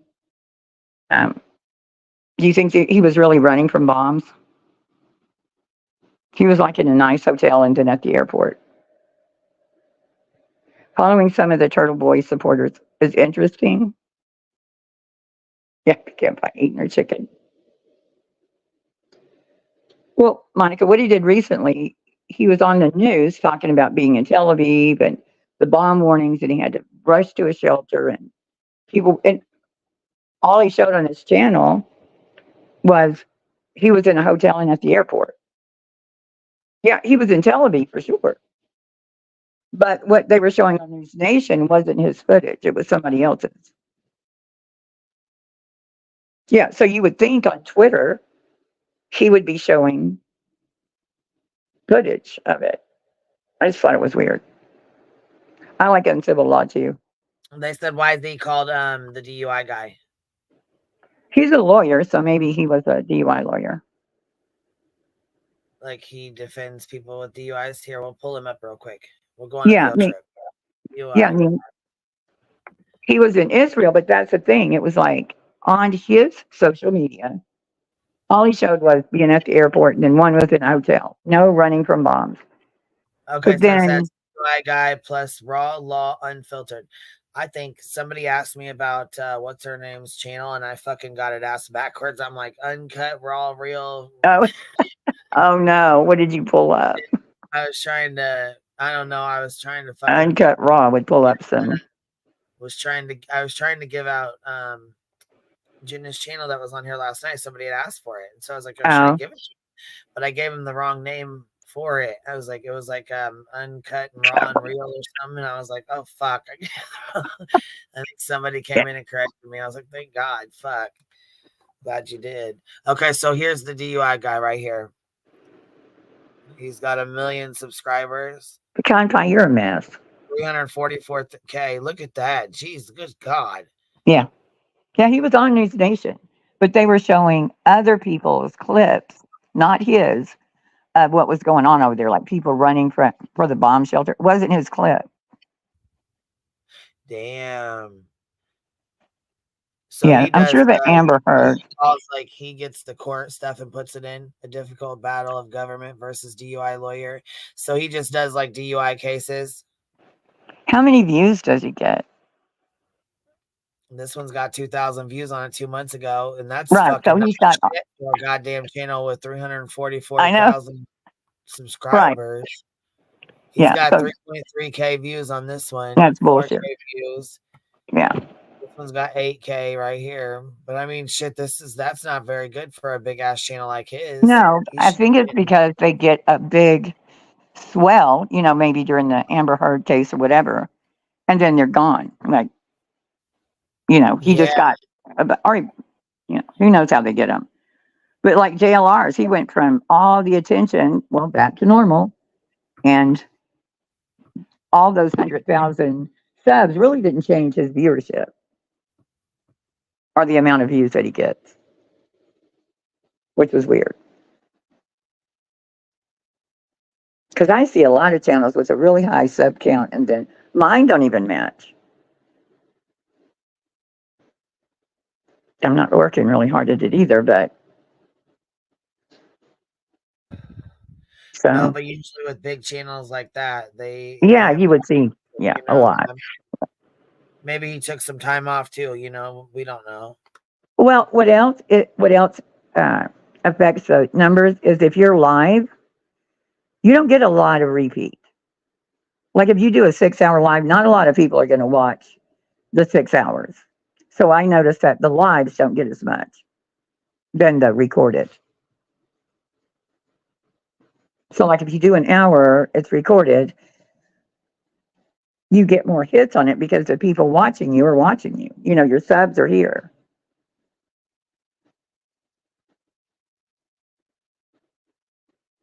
And I've seen I people don't do do a lot of videos though. I don't have a lot of videos. I've never really, you know what I mean? I've got a few, but they're not like, you know, you guys. Well, if you do clips, like if you do your own like highlight clips, those will get viewed. But if all your subs are watching you right now, then that's going to be your count. Yeah. Yeah, because I've noticed that about a lot of the lives. They're just not getting a lot of views because everybody's viewed them. That's usually, I think, how lives go anyways, though, aren't they? uh-huh. You know. Yeah, because you see the other true crime people that record theirs, they get a lot more views. They're not really because your viewers What are here. the hell was the drip drop? I love some drip Did you drop. do that? Somebody No, did it. Was hilarious. Jones and yeah, Oh, she went over it, and that was another one Dolly did. It was freaking hilarious. yeah, But he's and a natural comedian. doing drip drop like that. That's my boy. Don't do him like that. It was so freaking funny. I'm like, don't fucking do him like that, man. Isn't he the one that came up with the? He came I up with love some drip drop. Don't do him like that. Holly Rodney. What was it? The Scream? Was he the Like shit, Scream? he makes up conspiracy theory bullshit too all the Big time. time. Yeah, he He called him Doctor. He said he had a Dr. Seuss cap on or something. Baby yeah, Seuss. but damn, he be making some wild ass shit up. Like Yeah. he just be throwing his own little bullshit in there, old crime circus, old drippity drip drop. But I thought at one time he was credible. No.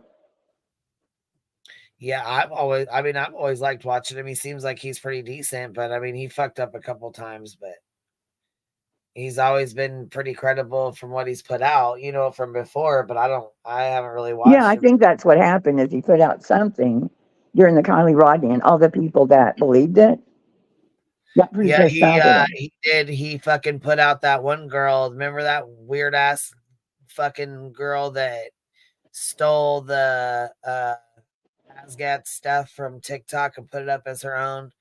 And she shared it with him, and he shared it on his channel, talking about this is such and such a stuff, and it wasn't. He ended up taking it down. It was a boat. Was it the boat? The shoe? It was a recreation of the. No, I'm sorry. That was laundry. That was a different one. Yeah, I don't know what it was on him then. Because on Brian Laundry, they said there was a sighting on this boat. A guy had the same shoe on, and it was bullshit. Yeah. Wasn't that okay? That was either them or Joseph Morris, one or the other. But it was Joseph Morris. Yeah, it was Joseph Morris. I love drip, drop, and baby drip. Yeah. Drip, drop, and baby drip. Well, play a little bit of it. Of drip, drop, or Jones? Yeah, of the one, either Joneson or Dolly's, either one. Oh, I ain't playing was funny. fucking strike my ass, little punk. Nah, I don't think he does anymore. Punk ass bitch. Yeah, I think he knows. Yeah, I couldn't wait for her to play my shit, huh? Yeah. He said, "I'm I striking." think since he's doing reaction videos, I think he gets it more.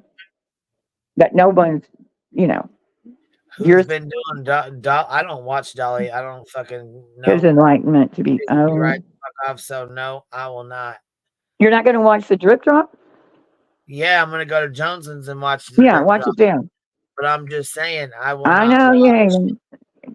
fucking Dolly's ass. I know. Play his fucking. Damn, like I said, I bit Ellie's head off the other day when she. Ellie.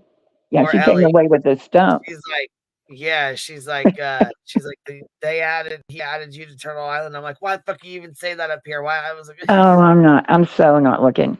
She's a racist. Kick her off.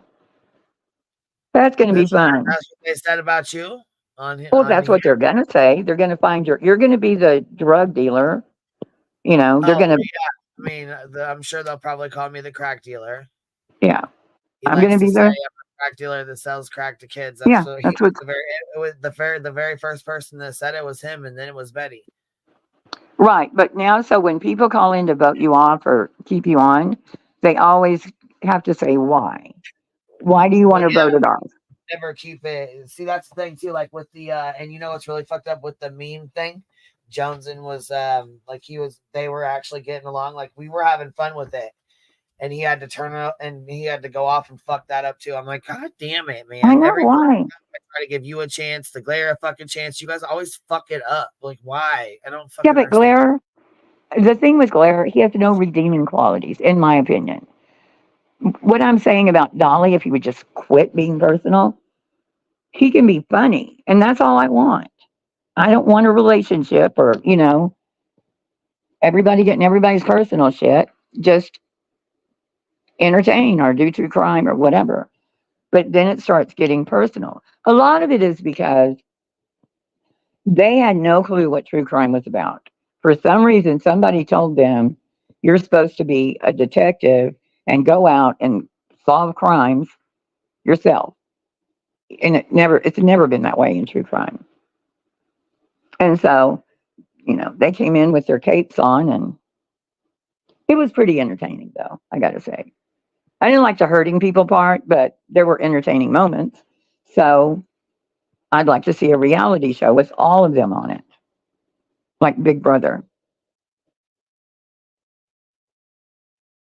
But it's just dumb when everybody has to start getting, I'm doxing you, and I'm like, well, okay, there you go, you did it. Yay. It's only in true crime. I never watched a single live ever until true crime, 2 years or however many, when Betty and them started that shit. I've applied for Big Brother. Dolly applied for Survivor, he said. The name Drip Drop has a very bad vibish sound to it. Drip Drop. It's it fits him. Are you pulling something up, Queen? Yeah, I don't find anything, Reggie. I don't have any reason to watch them. I hate all this true crime where they all want to do. That's not what it's about. We have, if you want to bring awareness, that's one thing. But when you start witness tampering and interfering, that's, as we have found out through Turtle Boy, it's not going to pay off for you. I think Turtle Boy would have gotten by with all that if he hadn't been doing it to cops. Is Drip Drop the crime circus? I don't know. Yes, everybody says yes. It is unanimous. Who was it that always said infiltrate? Well, this is Jones and okay, hold on. This is Jones, and here's one that I found here. It's her Krama. She said this week in Krama. Okay, ready? This is her. She did it yesterday. She did, so I'm sure she won't care if I play it today. I mean, I like to make sure people get their views. You know what I mean? From when they do their videos and stuff.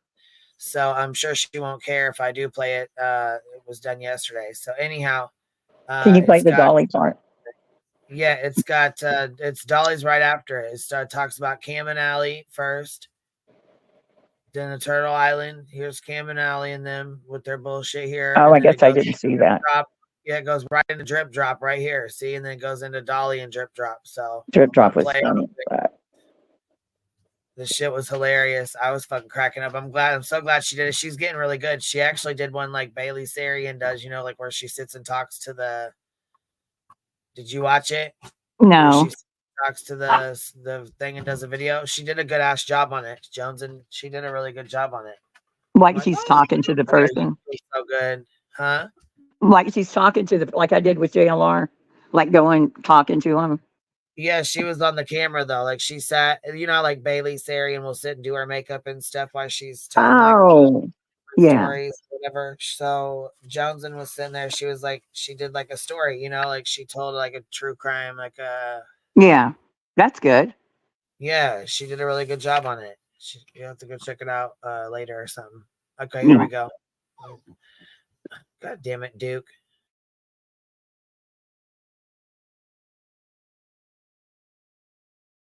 Going on this week, but let's take a look. Long time no see, YouTube. You see this behind me? You know that me and my wife are going through trials and tribulations. But I got something I want to read to you right now. It's Romans 7, verse 21. And it says, "So I find it to be a law that when I want to do right, evil lives close at hand." It also says, "Do not be disheartened by what they say about you. For your Lord, your God knows the truth." Look, I know that times are really hard for people. I'm going through a trial and tribulation right now. Know that God is with you right now in this storm. You gotta praise him in the storms. You gotta praise him in the easy times, on the mountains and in the valleys.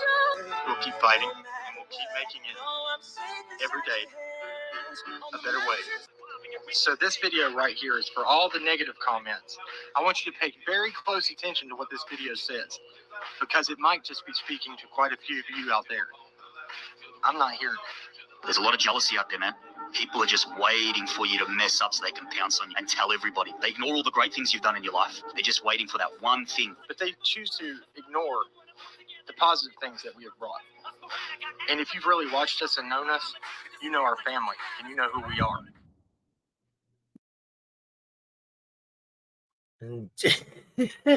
Johnson does a really good job. She does a good job of covering this shit. Did you watch this the other day? Sorry. Yeah, I love this. I She know. did a great job. I hope she does some more of this. I hope she does the rest. I Yeah. hope she does these. Okay, so you want to watch the rest of this, and it goes right into I want Drip to see. Drop, and it goes into Laura Yeah. and Drop. I just want Okay. to see Drip Drop. Okay, he's on here next, right after this. All right, here we Okay. go. Now, just as a reminder, the reason we are going over Cam and Allie is because they are huge members of the Summer Wells community and a little bit of the problem when it comes to the drama in Summer Wells community. And last week we went over their charges that are child abuse and disregard for child's life. This is really all they've posted since all of that came out. A lot of people tend to find God or lean on God in their time of need. But again, I think that they should focus on themselves instead of making videos professing their innocence. They can do that after they get this settled with their children. Next up, we have Crime Circus. Here we go, y'all. Take it easy on my boy now. Take it easy on my boy, all right? And I'm going to go over a little bit of Perplexed's coverage of it and a little bit of Dolly's coverage of it. I wish I could go over all of it in this video, but if I did, it'd take 2 hours. So we're going to do small clips of each one. Let's check Laura out first. I hear all these people talking about Betty and how Betty interferes with cases and how this one interferes with cases and how that one interferes. Everybody interferes with cases. But the real people that are interfering with cases, nobody says a word. What I heard today, I was like, oh my God, I have to do a reaction to this. This is one of the craziest things I've ever heard. Not only is it disappointing, it's disgusting. It's downright disgusting. I don't find it good to come up with crazy theories that's going to hurt a jury. Good evening, ladies and gentlemen, and welcome to Crime Circus. My name is Drip Drop, and I'll be your host as always. First, let's have some clarifications on my previous video. In my previous video, we talked about cowboys and cryptocurrencies. I asked all of you, what do you think that cowboy had in his hand? He was concealing something, we just didn't know what it is. I picked the top 3 guesses that I saw that really made sense to me. Number 1, one of you out there thought he was concealing the black diamond. The black diamond from the Hex cryptocurrency scam. Someone else out there thought that they were retrieving a cryptocurrency flash drive. And this is what a cryptocurrency flash drive looks like. That is a possibility because those men seem like they were on a mission to retrieve something very important. The black diamond or crypto. What in the fuck is he even talking about? Please tell me what he's even talking about. Queen. Cryptocurrency flash drive. And for those of you that don't know, a cryptocurrency flash drive can be very valuable. millions and millions of dollars. Somebody asked me on my comments if Laura's neighbor was filming her from their rooftop. Thought that was hilarious. Why does she go like, why does the camera from above like that? It's weird. Because she can't. It makes you look younger. It's all about the angles, okay? Okay. On a little USB drive. Yeah. Also, one of you out there guessed that it was Kaylee's panties. Now, that's really specific. I don't know how you know for sure it was hers and not one of the other girls, and there was quite a few other girls in the home that evening. But this is no laughing matter because one of Canada's most famous serial killers is this man. And he had an infatuation and an obsession with taking victims' panties. That was his thing. He would go into homes and snatch away. Yeah, really disturbing. That is. Let me also add, this video is on his second channel. His second channel has almost 100,000 subscribers. And within the first 2 hours of dropping this video, it had almost 16,000 views. So we're not talking like someone like me that'll get 1,000 or 2,000 views. You know, we're talking somebody that will get 100,000 views on this video by the end of the day. I personally really hope the cowboy wasn't taking panties. Moving right along. I thought Dolly did the review for him. He did right after this. Oh, okay. Oh, okay.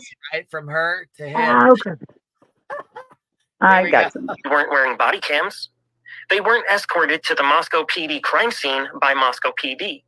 These are unidentified individuals, and law enforcement has to wear identification, including badges and name cards. Yeah, you can't just cruise up to a crime scene in a minivan, have your way with it, and cruise off without identifying who you are. You have to remember, they serve us, they work for us. Yeah, which means they answer to us. And if those guys don't, that's sus. Also, you got to remember this is a death penalty case, and we need to know who they were and what they were doing there. The cops were all over there. Do they really think a bunch of cowboys just got it out of their car and here you go? This is Idaho. There's going to be a lot of cowboys. People are going to be wearing cowboy hats.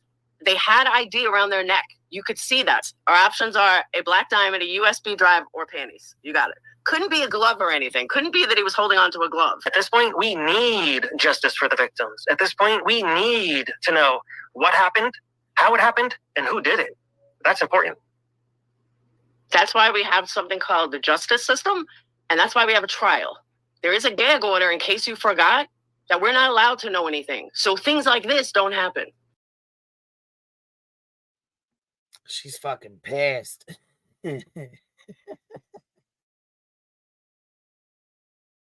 So people, influencers with hundreds of thousands of subs cannot pull this kind of bullshit. That's why. Now, this is what I saw on T-Rev, and this one I was like, what? And the comments are all gloating on him. The comments all, he's right. This happened, that happened, this is the, like, it's ridiculous. Wow, cryptocurrency, secret passages, and occult affiliates. Oh my. Let's see what Dolly had to say about it. Drip Drop's video that Laura reviewed, he was basically speculating that Kaylee's family was involved, if I understand correctly. That her family was involved? Oh, Lord, maybe that's why he took that video down. You got to be really careful. Look, we see lawsuits going out here for stupid shit, okay? Let's be honest. People are getting sued for stupid shit. Them people are victims. Using the family. Right now, look, I say the roommates, I think. And I tell y'all that I think it don't make sense, but I ain't saying these people, no shape or form, did this, okay? That's how people get fucking sued right there, especially if you profited off.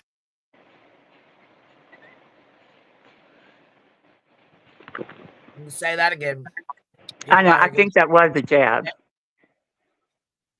at, who.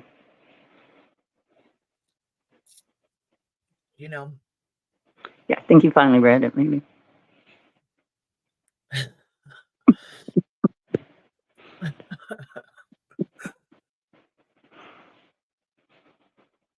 Of it, because as we get up here and talk about things, we were making money, so you got to be respectful of that when you're making a living, and you got to be respectful of the things you say, because these people are victims, right? You get up here and just start trashing people and lying on them, that's defamation, and they're already going through enough. You get your ass sued, Drip Drop. You know what I'm saying? He has the right to his opinion. It's only defamation when you're telling a lie and you know it's a lie. Because these people, you know, may not have nothing to do with anything, and they're over there grieving the death of their daughter, and they're Good God, pot, meat kettle. Yeah, I was gonna say, shit. What the hell did I just hear? They The all hell? are doing it. What in the hell? What in the Yeah, hell? it's a learning thing. I'll tell you, man, he used to fucking crack me up. Yeah, I used to it's laugh funny hard in here. for that shit. I'm not even bullshitting. It's fucked up. I just think it's a learning thing, maybe. We'll see. I don't know, man. Shit, like I said, it went way too far with the both of us. You know. Well, you know, I think when you see somebody, like when maybe, I don't know, I could be giving I too think it much credit. depends on how deep you get into the bullshit and how much you get fucked with, or how much, you know what I mean? Like, I think it No, all but when you see somebody like Turtle Boy watching him do that, because Yeah. I had to reflect on some stuff, you know, they're probably kind of going, Well, yeah, yeah. that was I bad. mean, that's what I said. I was like, man, it sounds to me like he had a reflecting moment. Like he watched him do that and seen himself doing that. You know, like maybe it took him watching somebody else do it to realize how goofy he looked out there doing it, you know? And how we felt, you know, watching that happen to other Right. people. Hopefully. Things have a weird way of coming back around. True that.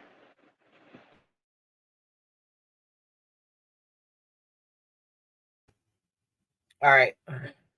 Drip Drop has all the interrogation videos, does he? they're being accused of involvement. Okay, video is still up. I looked for it. How come I didn't see it? There's 2 channels with like 100,000 people. Good God, killing it, ain't he? Damn, I need to get some damn makeup on. Covered potential. Shit, he's Drip Drop's out here killing it. Now I need to get some makeup on. Okay. All right, here we go. Connections to the cult of Odin, and this was allegedly a retaliation sacrifice. I think Drip Drop is the cult of Odin. Okay, what cult is this dude in? Okay, he says it's a crime circus cult, but I don't know, Drip Drop. I'm gonna have to look at them trees that were put on Abby and Libby and like look at the little lines on your face and see if there's any comparison of the two. I think I can link you to the cult of Odin. Okay, I could probably link you to the Delphi murders, right? So you have to know about the Delphi. I know it's hilarious. I can link you to the Delphi murders right now. Yeah, see, and I'm surprised he even knows this stuff. Like, a lot of people aren't going to know that reference, I think. Right now, this world's small. You know somebody in Delphi. Don't try to play me. Don't act like you don't. I can tell. I can look right at you. You got Delphi, Indiana written all over your ass. Here I present you a picture from the very beginning of the investigation. Yeah, the ladder was there, and there is I don't believe that he climbed up the ladder and got into the residence. Taken on the very first day of the investigation. Look at this. This is very red. This was right after. This was before it snowed. Some of you doubters out there were a little confused. I don't think that has anything to do with blood. That's not blood. That is just the roofing. Rust or something of that nature is accumulated there. Probably from the gutters or drains or raggedy ass leaves. But that's definitely not blood on the roof of the house. Okay. And I don't believe he went through the windows on the front of the house. The first thing is that if you a fucking neighbor and you look over and there's a dude scaling the front of a house, you're going to call the police. Okay. Little bit of a stretch, Drip. Little bit of a stretch. And this photo has not been altered or manipulated in any way whatsoever. I don't do that to any of the photos, thanks. Okay, Drip Drop. For him to have got blood in the front of that house right there, he would have had to go in that house, Drip Drop, kill those people, and climb out the front damn window of the house, okay, and bleed all over the ledge, okay? That didn't happen, bro, okay? Is it possible? Let's go. I mean, yes, it's possible. It's possible. But that didn't happen, okay? He didn't climb through the front window. We know for a fact that he exited through the black sliding glass door. You can see it is placed the proper, correct way up against the house so you could climb up it. Some of you were confused because at some point the police had turned it around so nobody could climb up the ladder. Yeah, boom. I was boom. Shakalaka. I don't know if that's a boom. I'm done. Oh my God. Y'all leave Drip Drop alone. He does them booms all the time. He does those fucking booms all the time. Boom. You're killing me. He does, man. I swear. Look, you guys being mean to Drip Drop. He's so dramatic, Drip Drop. Boom, a moment. Okay, boom. Boom. All right. It is placed there. You could climb up Boom, there. boom. All right, but a killer, 4 o'clock in the morning, ain't climbing up no damn ladders in front of your house. I just don't see that I happening. don't think you There ain't did a either. boom I don't moment. think no Okay? ladder was involved. I don't know. I think the ladder really in this has nothing to do with it. It's just a ladder that just happened to be there that they happen to own. Okay? Will arrive with me as a mega boom.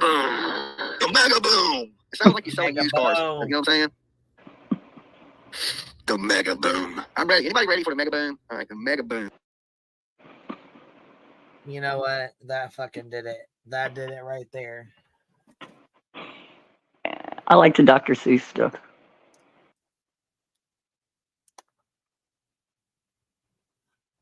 The mega boom. You hear the bullhorn? The mega boom. Are you doing that? Yeah, the You're with your- mega boom. I need a bullhorn. It's hilarious. Yeah, I had to He's do so it. serious, this The guy. mega boom. Boom. We gotta do the mega boom. Ah, shit. All right, here we go. I'm sorry. Brian Kohlberger connected to Odinism. Boom. This case is about connections. Who knows who, so on and so forth. You have to connect the dots. I think, Drip Drop, you might have one of those Odin patches on right now. As a proper investigator. So that's what I've done. Some of the stuff in this video I have chosen to redact. I have censored some full names. I do fear. Don't be doxing, Drip Drop. Don't be, the internet will come for you. The internet will come for you like they are going for Sniper Wolf right now. Mm-hmm. They are getting in her. They're getting in her fucking deep. Oh, mega boom. Boom. Odin boom. Please, I'm just going to show you part of this tree, but I won't explain exactly how I got to the formulation of this tree. Okay, well, let me tell you about a tree. There's a tree in my backyard. It's been growing for years. Okay, it has a bunch of limbs on it with leaves. His father is named Steve, and Steve has a brother named Nathan. Nathan would be Kaylee's uncle. About a year ago, Nathan was sentenced to 20 years in the state penitentiary for passing away a man. Yeah, and the circumstances around his passing are... Passing away a man? Passing away a man? Yeah. That's passing away. Sounds so gentle. Never heard nobody say that.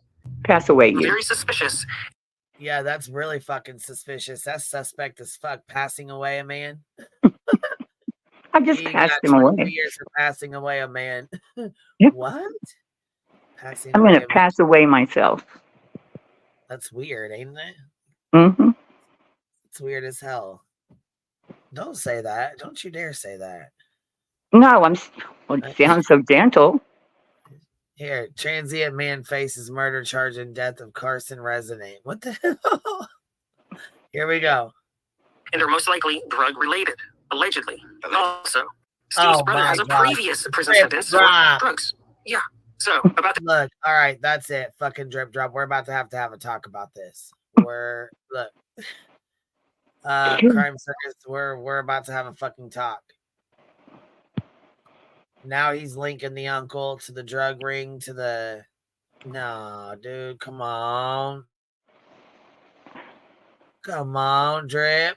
Nah. Just passing away that Steve's brother's doing 20 years in the state penitentiary for. I found an article and it says the one and only witness was uncooperative. I believe that uncooperative witness was the victim's son because 2 days later the victim's son called 911 with some additional information.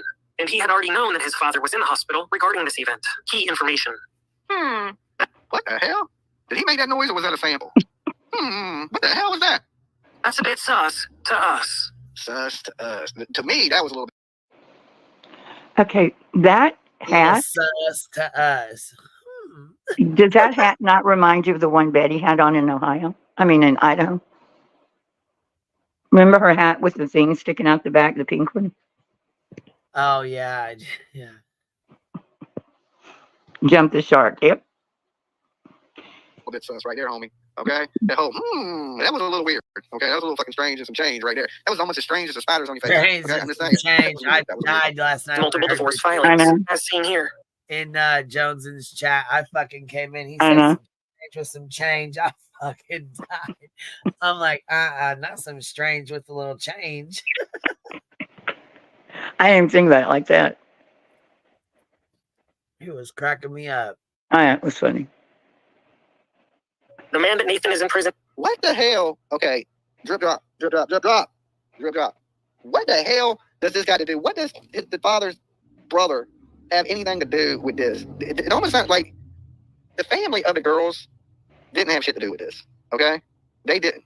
If anybody, if he was just up here accusing the roommates, I could get down with it, right? But to me, it sounds like it's going in a direction like that through the brother is connected to this and that, was locked up with, I don't know. It just seems like one of those things. All right, let's finish it. And for passing away, his name was Damon. So hypothetically, if Damon's family or any memberships that he were a part of wanted to seek revenge, they couldn't do it against Nathan's children because he had none. So his closest relative would have been Kaylee.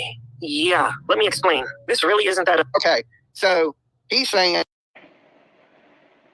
Yeah, your buddy JLR did the same thing. Fucking serious. They're saying that her uncle basically had run in with some, and JLR did the same thing. Yeah, because they didn't have kids. He didn't have kids. They went for his niece and offed her and all her roommates and everybody. Yeah. Fucking stop it. God damn it. Cut it out. Drip drop. Look, I'm disappointed now. Come on, take it easy on my boy, but I am disappointed in it, man. Drip. That's conspiratorial. Unalive somebody. So in retaliation, seeking revenge, they unalived Kaylee and then went through the house and just happened to leave a knife sheath with Brian Kohlberger's blood. I don't know about that one, Drip Drip. I used to like Drip Drip a lot, but he's making a circus out of this and have lost a lot of respect for him, Alabama Mama 4. Okay, I think Drip Drop does a really good job when he. I swear to God, I've been told Alabama Mama 4 is Yeah. Avery. No. I don't know if it is or not. I'm just saying I was told it was. Well, if you're thinking that, you could probably figure it out. I'll try to. But yeah. Yeah. Somebody's been tracking it, so. Stretch everything. Like, I'm just saying he's reaching a lot. I think when he just covers what's going on, he's good. I think Drip Drop is really good at what he does. He looks weird as shit, right? Look, Dolly look weird. I can't say nothing. But he look weird as shit, but I think he's really good when he stays on track with the facts. When he tries to stretch it. Like, he tries to connect things into me in more of a conspiracy kind of way. In fact, cameras in the courtroom. Of course, he wants Brian Kohlberger to be guilty, but in his gut, he allegedly may feel a different way because he knows about his brother. He knows about the lifestyle his. Yeah, I can't believe they're trying to spin it on his brother, on Steve's brother. That's kind of fucked up. That's going way, way out there. Yeah, that's really fucked up. To blame her uncle, you know what I mean? Like, come on, man. It's fucking her dad's brother. That's Steve's brother. That I'm sure Steve's probably fucked up over this. Not to mention, somebody said that they're dealing with people making up fake text messages and shit about him. Well, the problem is, if you go into people's families' background, there are creators that are well respected here that have shit in their past from family, sometimes immediate family. It's not them.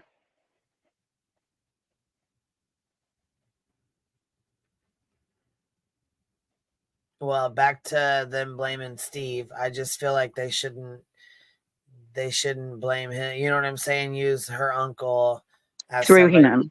Yeah, I just don't think that's right. I just don't. And what is he saying anyway? That Steve's covering for his brother, that somehow had something to do with it? No, he's got enough to deal with. Yeah, it's really odd. Here we go. His brother was mixed up in. I disagree with that. I totally. This is where it's a stretch. This is where it's a stretch. He is literally up here blaming the family of dead kids. Ships that he were a part of wanted to seek revenge. They couldn't do it against Nathan's children because he had none. So his closest relative would have been Kaylee. Yeah, let me explain. This really isn't that. Okay, so he's saying that this dude unalived somebody. So in retaliation, seeking revenge, they unalived Kaylee and then went through the house and just happened to leave a knife sheath with Brian Kohlberger's blood. I don't know about that one, Drip Drip. I used to like Drip Drop a lot, but he's making a circus out of this and have lost a lot of respect for him, Alabama Mama, for. Okay, I think Drip Drop does a really good job when he don't try to stretch everything. Like, I'm just saying he's reaching a lot, you know? I think when he just covers what's going on, he's good. I think Drip Drop is really good at what he does. He looks weird as shit, right? Look, Dolly look weird. I can't say nothing. But he look weird as shit, but I think he's really good when he stays on track with the facts. When he tries... Yeah, veering off to say it's Steve's brother is really fucked up. Oh, another one of those, no evidence, but, and I really haven't seen that spread. He tries to stretch it. Like, he tries to connect things to me, in more of a conspiracy kind of way. In fact, he even wants cameras in the courtroom. Of course, he wants Brian Koberger to be guilty, but in his gut, he allegedly may feel a different way because he knows about his brother. He knows about the lifestyle his brother was mixed up in. I disagree with that. I totally... This is where it's a stretch. This is where it's a stretch. He is literally up here blaming the family of dead kids. Drip Drop, come on, bro. Come on. Like, he was good in the other stuff leading up to this. This is a little bit effed up. This is a little bit of a... I don't know. It's not good. I don't think it's good to get out here and blame or even suggest. I don't know. I disagree with this BS. That is a little, man, bro. You know, damn. And I like your content. I think when you're not reaching for things or stretching, like so far, really, really, really, really good content. This right here is like, you're literally blaming the family of a girl who's been brutally murdered. That's not good to drop, you know. But you're stating it like he knew and like this is factual information. That's what's so scary about it. You know what I'm saying? Like, it don't sound like you're giving your opinion. It sounds like you're stating facts. To look into who the man was that Steve's brother Nathan passed away and who his connections and family members were. I discovered that he has a son that is a manager at a marijuana grow operation near... Okay, here we go. Now this right here, fucking, I'm like, are you serious? What The dead fuck? Damon. He put dead Damon over that kid's picture. I thought that's what you're talking about. No, he starts fucking talking about their company and all this other shit. I'm like, what the fuck? Near Portland. Oh, hell yeah. That's what I'm talking about. All right, that's... Right. Let's hear this connection. This is a reach right here. So I took a look. I looked into the son and who his connections were. I took a look at his Instagram page. I saw this picture. Okay, I know the haters right here would say, right now, Drip Drop is doxing this girl's family. Yep, that's how I was going to say that. Yep. Now, I know that's what the haters would say. Am I wrong about that? Is this considered doxing, chat room? I know internet-wise, if you talk, you're doxing, okay? But this is sort of doxing. I had no clue to who their family was, okay? I just think you leave people's families out of it unless they're brought into the investigation, okay? Like, these people ain't in the investigation. Why are you showing pictures of them? I mean, it's like, imagine you get on the internet and you watching some shit and you see a picture of you on there. You know what I'm saying?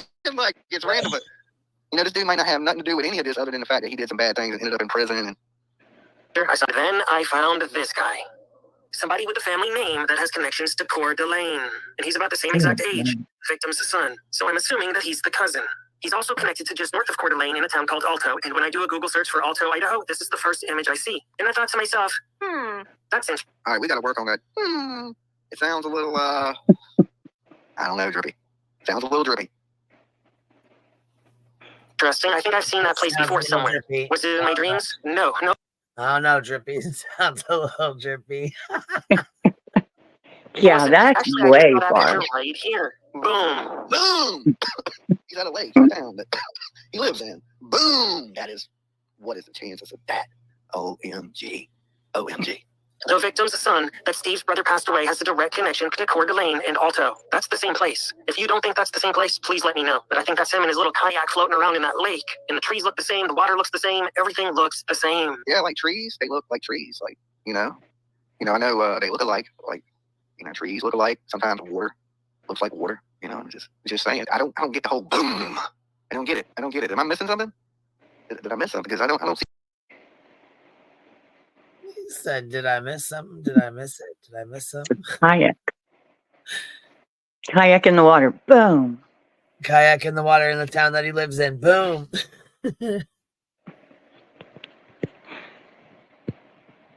See the big boom moment. It sounds just like you're just digging through Steve Gonzalo's family, you know, posting pictures of him and saying, look at this, and look at that, and look at this, and look at that. Boom! And you throw in some good music, like a boom effect with it, a little bit of fucking smoke, and people are like, yeah. But to me, You are playing with a rubber band, and you are stretching the shit out of it, okay? If you out there thinking drip drop, get on with it. None of this means You are anything. playing with rubber Drip drop, I've been bands. thinking that shit, but how long are we into this video now? For like 11 minutes, okay? And I actually like it. I think you make good videos, everything. It's like this shit for like a lawsuit. I'd be scared to be like, can we get a allegedly? Can we get a, in my opinion? This is what I'm thinking. Because you're kind of stating these things like fact. Like, and that's not good, okay? And that's how a ton of misinformation and things like that get spread. Dolly been listening. He been paying attention. Yeah, and that boom kind of cements the fact. Boom. Yeah, like what the hell? Yeah. I'm saying it and I'm owning it. His boom. Okie dokie, let's go. Some of you may or may not be familiar with the Delphi case from Indiana involving Richard Allen. He was arrested about 10 months ago. They say he committed the crime. The defense released paperwork recently that showed that the sheriff lied to get the arrest. Allegedly lied to get the arrest, okay? See, that's the word in it. He lied to get the arrest. Allegedly, there's some things that are coming out that they're trying to get thrown out, but that ain't fact that this man lied about the arrest, okay? There's no fact in that yet, right? So you can't state something as a fact. It's not a fact. I mean, you can do whatever the fuck you want to do, but I would suggest otherwise. Do a full-blown deep dive into that case very soon because Richard Allen is an innocent man, and he is allegedly being framed. Let me tell you something, Derby. Let me tell you something, bro. If they were saying right now, Dolly, unalive, drip drop, okay? I'm going to use drip. I'm going to use you as an example. They're saying, Dolly, they got me arrested. You unalive, drip drop, okay? I'm going to be like, oh, hell no, I didn't. Oh, no. No, Dolly didn't. Unalive, drip drop. You ain't find no makeup on me. None of that. No fingerprints. No, didn't do it. I'm not getting on the phone and calling PJ and being like, hey, PJ, I unalive, damn drip drop. It's not going to happen. Well, I would hope so. I would hope you wouldn't do that. It's funny how they're like looking in a mirror. Right. Nobody twists your arm when you use those jail phones. I don't know if you've been locked up, but you're in there with a bunch of people. There's no guards in there twisting your arm around your head, making you call your mama and confess to a murder. There's nobody making you call your wife and confess to a murder. I don't think that Steven Gonzalez's family has anything to do with any of this. Okay? This is like our super big stretch. Super big stretch. A satanic version of Dr. Seuss, okay? Maybe Drip Drop's into death metal. It would make sense. He's into the corpse paint for sure. And he kind of got his Dr. Seuss hat and his flannel. So when he's not making green eggs and ham, he's chopping down fucking trees. I don't know. Make it make sense, YouTube. Make it make sense. Boom. The cult is out. Boom. I will not eat green eggs and ham in a tree with a bumblebee. Okay? Sam, I am. You said I will not. The demonic Dr. Seuss.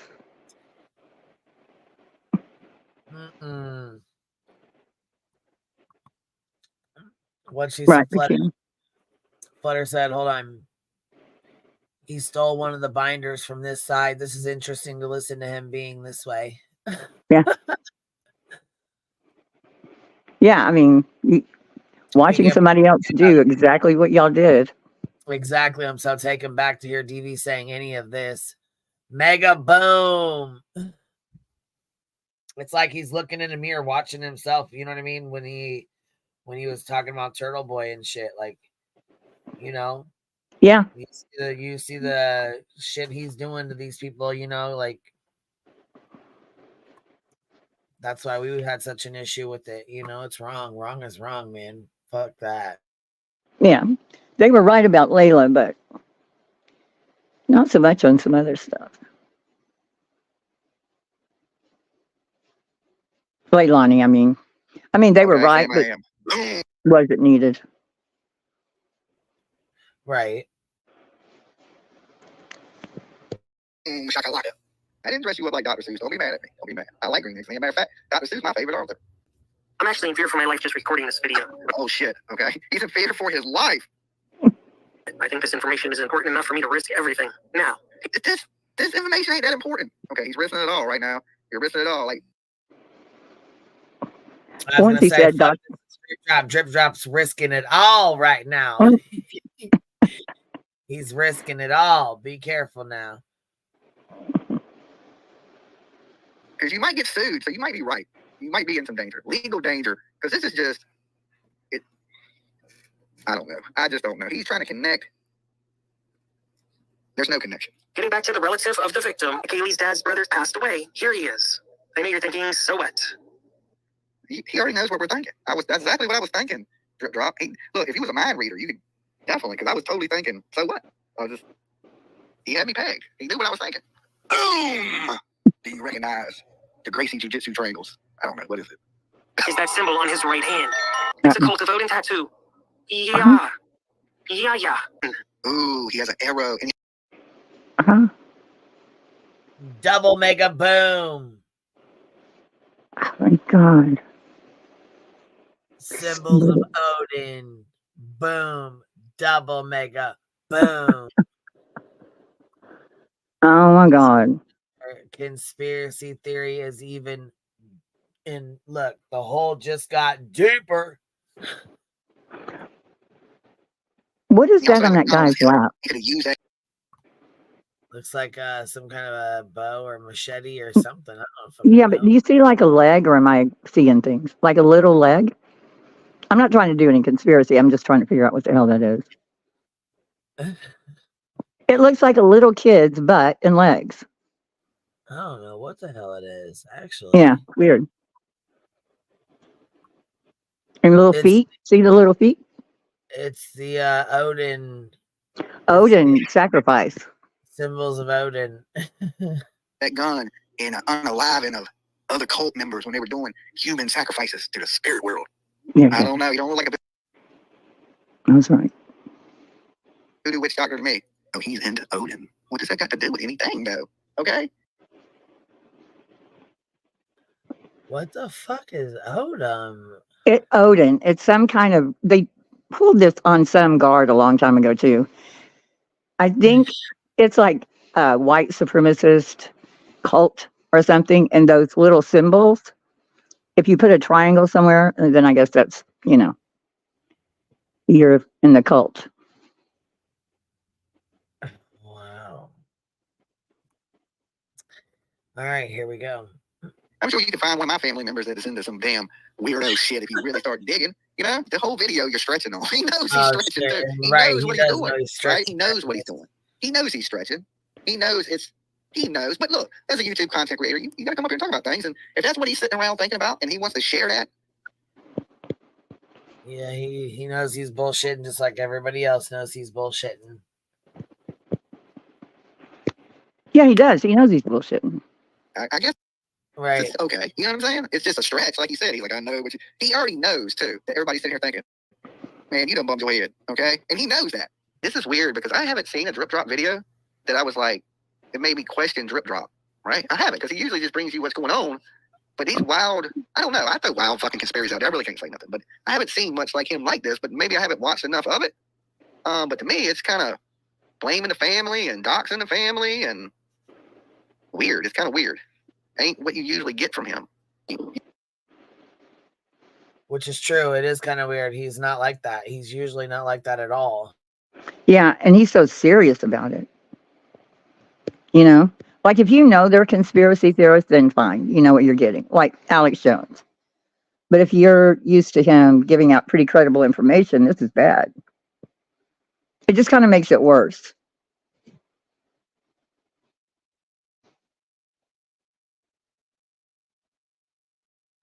Horseback rider with chaps on. You can convince people of things that ain't real. And I think some people are really good at that. Maybe it's the spiders on the face that hypnotize you. Next thing you know, you believe in some weird ass crazy cult shit. I don't know. I just think it's not a good way to approach it. Oh, now that my life's at high risk, if anything happens to me, if I disappear. If you disappear, look, dude, if you took up the makeup, we wouldn't even know who you were, okay? If you don't want nobody to get you, take off the Dr. Seuss hat, okay? Wipe the face makeup off, and nobody would know who you are. You could walk right past the Odom dudes. They'd be like, that ain't him. He ain't got a spider on it.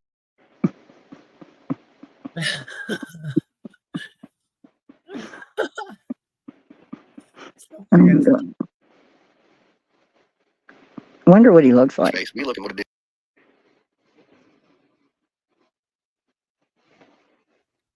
He looks just like this with wipe the white makeup off. That's all. Right, but I bet he looks totally different. I don't know. His face is super smooth. Like JLR. True. Put the lotion on the skin. Spiders on his face. Okay. So look, if I was a hitman right now, and they're like, "Yo, Dolly, we want you to unalive Drippy Drip," right? I'd be like, "Okay," and then I go looking for a dude with spiders on his face. Now, if you didn't have spiders on your face, I wouldn't know who you were, right? But as soon as I seen Dr. Seuss run by with spiders, I got you. Okay. The suspense, right? The suspense. I better tune back in tomorrow because hopefully he's still here. Okay. It's good. It's a good sell. YouTuber, content creator. It's a good sell. Man, I'm scared for my life. Look, I got better chances that lady that got stuck in the sunroof coming here and getting me than you got Odinism getting you. Okay. I really hope the cult of Odin doesn't come for me. I hope they do. Mm. They gonna come with a membership, right? Okay, Drippy? No disrespect, but you look like you could be in a cult. Okay. I don't know what cult, a cult of people in the dark with smoke and Dr. Seuss hats, but it's a I think that cult is like from the. Well, you know he wants to be in the Turtle Boy cult, Yeah. Boy gang cult. Come on now. I think this is like some old, like 1800 shit. I don't know. I looked it up and I don't remember. It's been a while. But you got to kind of be subtle about it, you know, like they're doing with the, Karen Reed stuff. scary cult. If I seen a pack of you fuckers running up on me, I'd be like, dude, this is like a bad Dr. Seuss nightmare. Okay. This is like if you're kind of like if a horror movie scene. I don't know. I don't know if you're like Children of the Corn meets Damn. I don't know. Papa Smurf. Okay. Ah, that killed me. Papa Smurf hat? Is it a Dr. Seuss hat? Is it a sleeping hat? What fucking kind of hat do you got on? It looks like you got multiple hats on too. This is when like if a fucking Smurf seen a ghost. Okay. If Casper and Papa Smurf had a baby, they would have had Drip Drop. All right. Don't get mad at me, Drip Drop. Don't strike me, man. I'm just playing. I'm a YouTube content creator, okay? Damn. Please pray for me. And good must do. I pray for you. You sure you don't look like you into Jesus Christ, okay? But I'll pray for you right here, Drip Drop. Little baby Jesus, please wash. He said, little baby Jesus, don't you be stealing our words and shit now. Wasn't that from Friday Night Lights? I think that's what I said. Little baby Drip Drop. All right, little baby Drip Drop. Or Drip. Little baby Drip. It's a good game name. Face for me, okay? Get the spiders off his face. Dolly is scared of spiders, little baby Jesus. They creepy. They spook me. I don't know what it is. Help this man. Make sure that the cult of Odin don't get little baby Drip Drop. We don't want his spiders crushed on his face. Okay. So as you've seen, Drip Drop with Crime Circus has been on some serious speculative shit lately. He is not only speculating, but blaming the victim's family in the Idaho 4 case, linking and connecting dots that are not there. Is it just for the sake of numbers for his YouTube channel? Or does Drip Drop really believe this type of shit? I don't know. I guess we'll see. Doesn't even sound like Jonesy. Turtle Boy. No, it doesn't either, does it? No, I kept checking to make sure. Yeah, and then she goes over Turtle Boy. I like a little bit of him with his with goal and his fundraiser and whatnot. Right. He's gross. Oh, I thought you were going to watch it. Yeah, he's. No, I'm actually going to be getting off here. I've been on here fucking 6.5 hours. I'm tired, and it's 1 o'clock or 11 o'clock here, and it's getting late and stuff. So I got to get my tail feather off of here. All right, anyway, see you later. Bye, everybody. I'm getting tired, baby. Good night, and I appreciate you being here. Thank you for hanging out.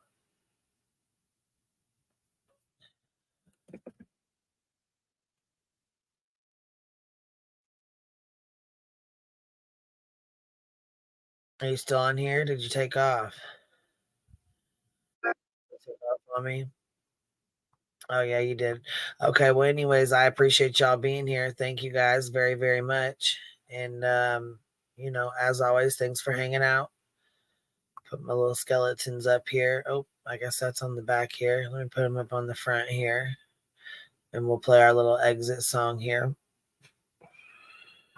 I don't know if those are the ones. Are those the ones? Oh, yeah, because this is the... Okay, well, we'll play this one then, I guess.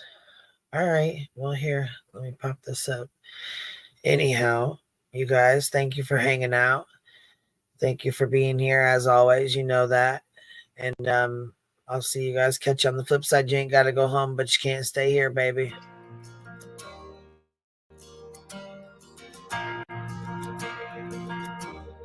I've been on my own for 3 weeks now. I've been drinking every single bottle, Jim Beam down.